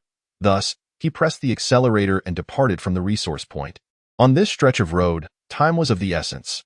Mu Fan had resolved to cover more distance each day to evade the flood's pursuit, ensuring he had ample time to respond to any unusual circumstances. Turning to glance at the stove in the vehicle, he felt a twinge of regret. If only Li Yanran were present, he wouldn't have to go without a meal. This environment was ideally suited for teamwork, one person driving while the other prepared food, allowing them to exchange roles and save considerable time. However, Mu Fan was aware that Li Yanran had grown weary over the past few days, not of him, but rather that her free-spirited nature had her cooped up in the vehicle, rarely stepping out, which surely couldn't have been very enjoyable. With a sigh, Mu Fan resigned himself to her feelings. As long as she was happy, that was what mattered as they continued their journey for several hours. Noon approached. The sky remained pitch black, reminiscent of night, with no light to be found. This made Mu Fan feel somewhat uneasy. After calculating, he believed the flood had been left far behind, prompting him to decisively pull over. His stomach had been growling incessantly. He not only wanted to eat, but also wished to prepare a meal for Li Yanran, considering that her vehicle was not as swift as his luxurious RV. Despite the difference in attributes, there was still a significant gap. After spending 20 minutes preparing some meat-filled bread and juice, he traded a portion with Li Yanran before restarting the engine and continuing on his way. Beep beep, a purple resource point was detected. Chapter 46, Copper Hot Pot. A purple resource point? Mu Fan's expression turned grave. Even before this, he had scarcely encountered a few purple resource points, and now he had stumbled upon one. He recalled his previous analyses. After passing the safe zone, the strength of the beast should experience a qualitative leap. Thus he remained vigilant. Erzwang? Erzwang clashed its pincers together, signaling Mu Fan that danger lay ahead. Master, there is an exceptional level beast ahead. Exceptional level? Mu Fan raised an eyebrow. Although somewhat puzzled, he quickly came to terms with it. Previously, the blue chest had contained a dozen elite-level beasts, so it was reasonable that a purple chest could be guarded by an exceptional-level creature. Peering into the distance, he noted that the treasure chest was still about 20 meters away, but due to the low visibility, he could hardly discern where the beast was. The sky was exceedingly dark, and the beast's natural coloration blended seamlessly with its surroundings, making it truly difficult to identify. Mu Fan squinted but failed to spot the creature, yet Erzwang and Erpeo had already confirmed its presence. Naturally, Mu Fan would not allow Erzwang and Erpeo to confront the beast. It was not out of fear that they might fail, but rather because of the rainy conditions, he worried about their safety should anything go awry. While the highway below had not yet been inundated, the torrential rain had rendered the ground quite muddy. Growing impatient at his inability to locate the target, Mu Fan thought, if I can't find it, then I'll just destroy it. Excitement gleamed in his eyes. He hadn't forgotten that he possessed a legendary-grade weapon. Although using it against an exceptional-level beast might be seen as wasteful, it incurred no cost to him. Worst case, he could always recharge it, so why not? With that, he retrieved his legendary-grade laser gun. cracked open a small gap in the car window, and as the relentless rain poured in, Mufan decisively aimed the gun, which automatically locked onto the target and fired out a beam of light, as thick as a baby's arm and with a core of orange-red, interspersed with blue and purple hues, shot forth. Whoosh, without a thunderous explosion. Mufan only saw what appeared to be a boulder on the ground erupt in a mist of blood, turning to ashes. Confirming that no immediate danger lurked nearby, Mufan donned a jacket and exited the vehicle. The torrential raindrops pelted his face painfully, leading him to suspect that what fell from the sky was not rain but hail. Approaching the scene, a system prompt chimed. Ding! You have obtained 500 exceptional-grade hidden crocodile meat pieces, 1 exceptional-grade crocodile skin, and 1 exceptional-grade honor medal. After collecting the spoils, Mufan hurried to the purple resource chest to open it. Ding! Congratulations! You have acquired 1 low-grade jet ski manufacturing blueprint and 1 low-grade copper hotpot. Grabbing the 2 blueprints, Mufan swiftly returned to the RV and revved up the engine to continue his journey. He was no longer as leisurely as before. The current circumstances did not permit any delays. Here, time equated to life. Casually studying the blueprints, Mufan had already come to understand that the items procured from resource chest openings were not necessarily linked to their quality but rather to their utility. Even a purple chest might not yield high-grade items. However, whatever was produced would undoubtedly be the most useful asset for that segment of the road. The jet ski's purpose was self-evident, and it was perfectly suited for this stretch. The copper hot pot, however, filled Mufan with a desire to laugh out loud. Previously, he had only eaten large chunks of meat boiled in a pot, but now, with the copper hot pot, the dream of having thinly sliced meat was within reach. Although both methods involved boiling, the flavor difference was staggering. Yet, despite his excitement, there was no time to indulge just yet. He swiftly learned the 2 blueprints at the forging station and then used his luck skill to craft the items. Ding! Congratulations! You have obtained an exceptional grade jet ski and a perfect grade copper hot pot. Experiencing a stroke of 3rd-level luck, Mufan felt quite pleased. He didn't mind that the jet ski was not exceptional grade. After all, it was merely a means of transportation, seldom utilized. The jet ski automatically appeared at the rear of the RV, seamlessly connecting as if they were one unit. With narrowed eyes, Mufan resumed driving. The windshield wipers set to their fastest speed, yet he still struggled to see the road clearly. Fortunately, the highway was sufficiently wide, alleviating his concerns. After several more hours of travel, night fell. Glancing at the copper hot pot resting on the dining table, Mufan felt his mouth water. He had purchased an abundance of seasonings while in the safe zone, including various ingredients like mushrooms and chives. After much consideration, he decided to treat himself to a hot pot meal. Having driven at full speed, he had already put considerable distance between himself and the floodwaters. Mufan halted the vehicle and turned to walk into the cabin. Just as he left the driver's seat, Urpeo cast a puzzled glance at the steering wheel. The perfect-grade copper hot pot heated up rapidly without the need for charcoal.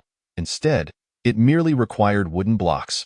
The wood seemingly ignited within the pot's heating zone. Burning with remarkable efficiency, in less than a minute, bubbles began to rise in the broth surrounding the pot. After adding the sliced meat, Mufan tasted a piece in its original flavor. What a delight! Truly worthy of its perfect grade status, even without a broth base.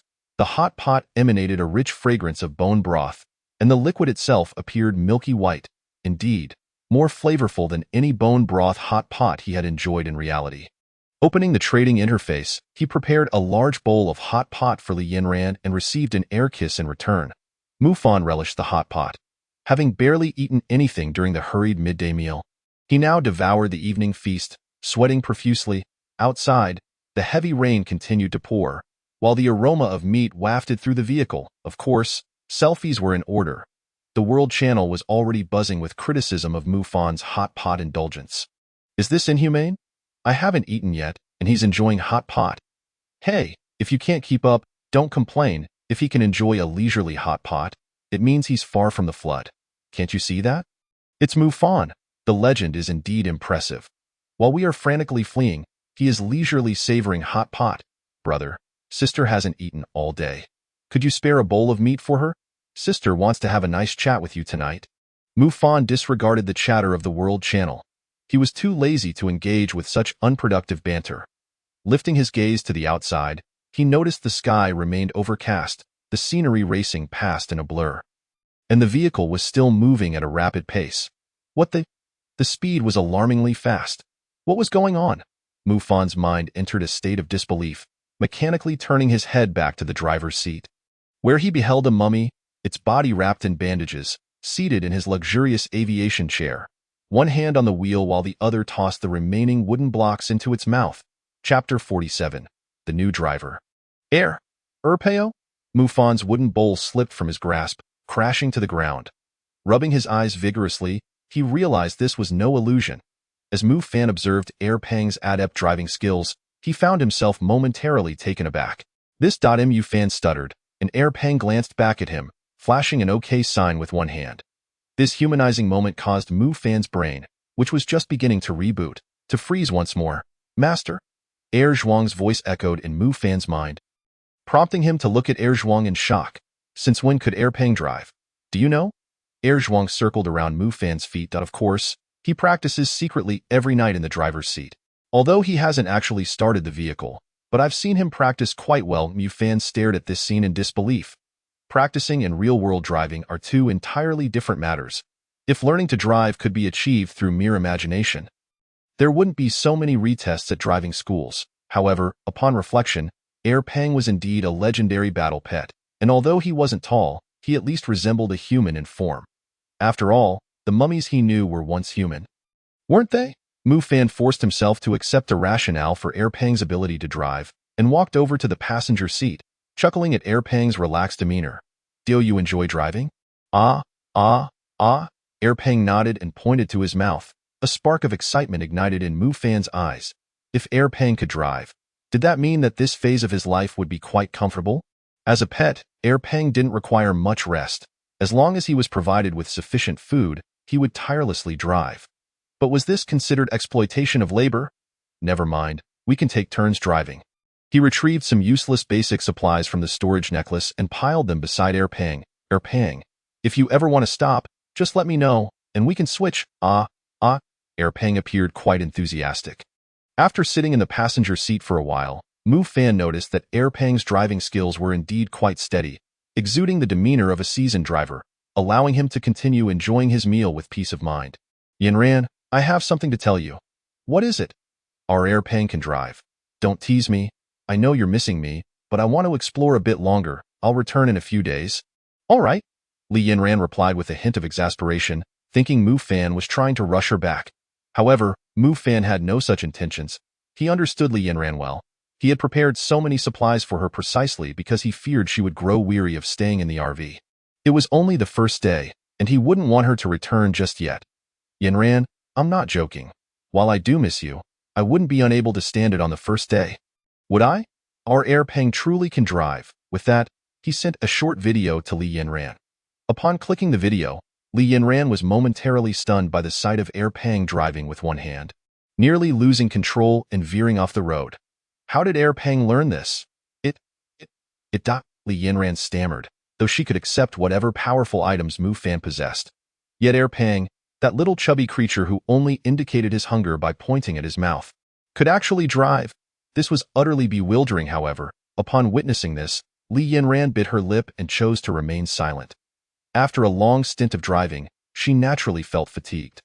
Yet she didn't want to return to Mufan's vehicle, not for any other reason, but simply because she wished to contribute something to him. A single person's efficiency is limited. Two individuals can double the efficiency. On one hand, she yearned to carve her own path, and on the other, she aimed to gather more useful items for Mufan. After hanging up the phone, Mufan tidied the dining table and opened the World Channel. With the worries of driving behind him, he found himself in a state of leisure. He prepared 2 more glasses of freshly squeezed juice for himself and Li Yanran, reclining comfortably on the bed as he recorded a short video to post on the World Channel. Is anyone going down to collect resource chests? Collect what? With the flood chasing us, I can barely keep my sanity. Who has time to collect chests? Exactly, the flood dimension is moving too rapidly. Even in my premium RV, after several hours of full-speed driving, I've only managed to stay a few hundred meters ahead. Have any of you noticed the number of people in our district? Mufan instinctively glanced at the server. World Channel, District 6776, 23448 people. In less than a day, Nearly 7,000 people had vanished. The World Channel fell silent, but soon Fan's video uploaded successfully. Within moments, the channel burst into activity once more. Is the great Fan taking a break? Who is Fan? This guy seems carefree. He won't be so relaxed when the water engulfs him. Bro, you must not be aware of the great Fan's reputation. Right? The flood won't even wet his shoes. Did anyone notice the car in the video is moving? Finally, someone sharp-eyed pointed out that Fan's vehicle was speeding along. Autonomous driving? This is a bit too sci-fi. Isn't it? While many cars possess such features, wouldn't self-driving in this torrential rain amount to suicide? What could that be? Surely, there can't be anyone else driving. We've only been on this new road for a few hours. How could we possibly encounter another? Perhaps the great Fan possesses some special items. Ultimately, Fan's video concluded with the assumption that another person was present. This was precisely the conclusion Fan hoped for. As he wished to keep Peng concealed while establishing a reputation in this new area. Who knows what will be needed in the future? Having a known reputation would certainly benefit future endeavors. The heavy rain outside intensified, and Fan felt as though he were driving through a waterfall. Gazing ahead, where visibility was nearly non-existent, he decided to take the wheel himself. He worried that Peng's driving skills might falter in such conditions. At that moment, the RV's speed had dropped to 100 km/h. Even so, Fan felt a twinge of anxiety. Navigating this treacherous road posed significant challenges. Fortunately, this was a survival game, and there were unlikely to be other vehicles in the vicinity for the time being. Otherwise, he genuinely feared an accident could occur. As Fan drove through the torrential downpour, he remained highly focused, even lighting a perfect-grade cigarette to stave off any potential errors. The sky was devoid of light, and all that could be heard was the deafening sound of the rain and the rumble of Fan's RV. Master, there is life ahead. Zhuang perched on Fan's center console, peering into the distance. Life? Is it a beast or a person? Neither. The answer from Zhuang surprised Fan. If it was neither beast nor human, then what could it be? Shortly thereafter, Fan noticed a few lights glowing eerily green in the darkness along the roadside. As the vehicle drew closer, Fan's heart raced in terror as he realized these were not lights at all, but rather the eyes of several monsters. Chapter 48. The misfortunate Zhao. What in the world are those? Fan was taken aback as the vehicle sped past these creatures. Due to the high speed, before the monsters could react, Fan had already driven the RV away in that fleeting moment as the vehicle brushed past the creatures. Fan caught a glimpse of their appearance. These beings resembled humans, standing about 1.5 meters tall, their bodies covered in unsightly scales. Some possessed human legs, while others had fish tails. Their faces sported fins, and each creature wielded a steel fork. Their small eyes emitted an eerie green glow, and their bodies swayed side to side. As Fan's RV passed, it seemed the creatures intended to attack. But the vehicle's speed was too great, and they hadn't reacted in time before it sped off into the distance. Fan's expression was tense. These beings were clearly different from beasts, as they actively sought to attack humans. Generally, wild animals would only attack when encroached upon in their territory or during the night. But these monsters had no such limitations. Zhuang, do you know what those creatures were? Master, I don't know either. Many beasts are unfamiliar to me. Fan nodded in understanding. After all, Zhuang had only lived in the previous desert area, which was markedly different from this environment. Peng, what did you say? Do you know? Peng pointed at his mouth. Fan felt a twinge of helplessness. Peng consumed vast quantities of supplies daily, yet the food did not convert into energy but was stored within Zhuang's body. If needed, it could be retrieved at any time. This back and forth meant that aside from passing through Peng's mouth, nothing was truly consumed. So why did Peng still need to eat so much?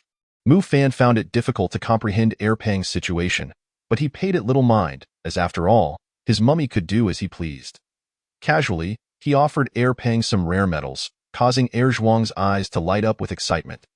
He was, after all, quite picky about his food and preferred the finer offerings. After consuming the rare metals given by Fan, Peng finally communicated with him. Master, those creatures are called Jiaoren. Jiaoren? Are they fish people or something? No, they're Jiaoren. They have nothing to do with fish. Fan listened in confusion. These creatures previously lived in swamps. They can breathe through gills or lungs. This kind of being possesses a certain level of intelligence, akin to our pets that recognize their masters, but the difference is they have no masters, only faith. Faith? Do they possess faith as well? Yes, but I don't know what exactly they worship. However, I can tell you that whatever they believe in is certainly not good, as these Jiaoren are malevolent beings, often engaging in robbery and ambush. Mu Fan felt a headache coming on. In this survival game, he thought only humans would resort to robbery, but now Jiaoren had emerged as well. Earlier, you mentioned that these creatures reside in the swamps. But why, I wonder, have they appeared in this area? This remains a mystery to me. Perhaps it is due to the flooding, as this location is their main battlefield. Given their survival instincts, the swamp or water would undoubtedly be most advantageous for them. Mu Fan nodded in acknowledgement. The emergence of such entities undoubtedly complicates the journey along the 10-day flood road. In such torrential weather, one must not only be wary of beastly attacks, but also the threat posed by the Ding. Your friendly Yinran has gifted you an item. Do you accept? Accept. Ding. Congratulations, you have received an exceptional grade Shadow Demon Tiger Skin Wand, a perfect grade B skin. Yinran, where did you acquire this exceptional B skin? I encountered a purple resource point, guarded by this Shadow Demon Tiger. Understood. Please take care. Li Yinran, with a somewhat pale countenance, sat in the driver's seat, using a perfect grade medical kit to tend to her wounds. This battle was far from easy. In fact, she had to resort to using adrenaline in the end. However, no matter how fierce the conflict, she could not let Mu Fan know, or he would surely worry. The efficacy of the perfect grade medical kit was remarkable. Before long, Li Yinran's injuries had nearly healed. Starting the vehicle to continue onward, she felt her cheeks flush as she gazed at the fine-grade blueprint in her hand. Why do I consistently find myself in possession of such peculiar items? The last time it was a Scintimane's powder, and now it is. Realizing this, Li Yinran's cheeks reddened even more, surmising that Mu Fan would likely appreciate this item. Humph, I shan't give it to him now. If I do, he might forget about me. Li Yinran shot a fierce glare at the exceptional grade blueprint, which seemed to express its own helplessness. Mu Fan remained oblivious to Li Yinran's state. Merely curious as to why she was so reticent today, he opened the World Channel, hoping to find information regarding but was met with disappointment. The discussions in the World Channel were still focused on how to park and acquire resources. Brothers, I am Zhao Anquan. I understand that many of you are in similar predicaments, but I must inform you that on this route, it is impossible for anyone to access all resource points. Thus, I implore everyone to abandon the lower-grade resource points and head directly towards the higher-grade ones. All of your vehicles are at least of exceptional grade. If you keep moving, after 4 or 5 hours, you will still have a few minutes to rest. Therefore, please do not be greedy. Prioritize your safety above all else. Brother Zhao, you are amazing. The brother above is truly a good person. Thank you so much. Safety brother, you are so kind. Your little sister's friend will send you some private photos to express gratitude. You should really think about how to deal with the high-grade beasts instead. Abandon the lower-grade resource points? Just now, I encountered a purple resource chest. An exceptional grade beast nearly killed me. It sounds easy for you to say. Do you still think that the beasts at the high-grade resource points are the same as before? You will find out once you try.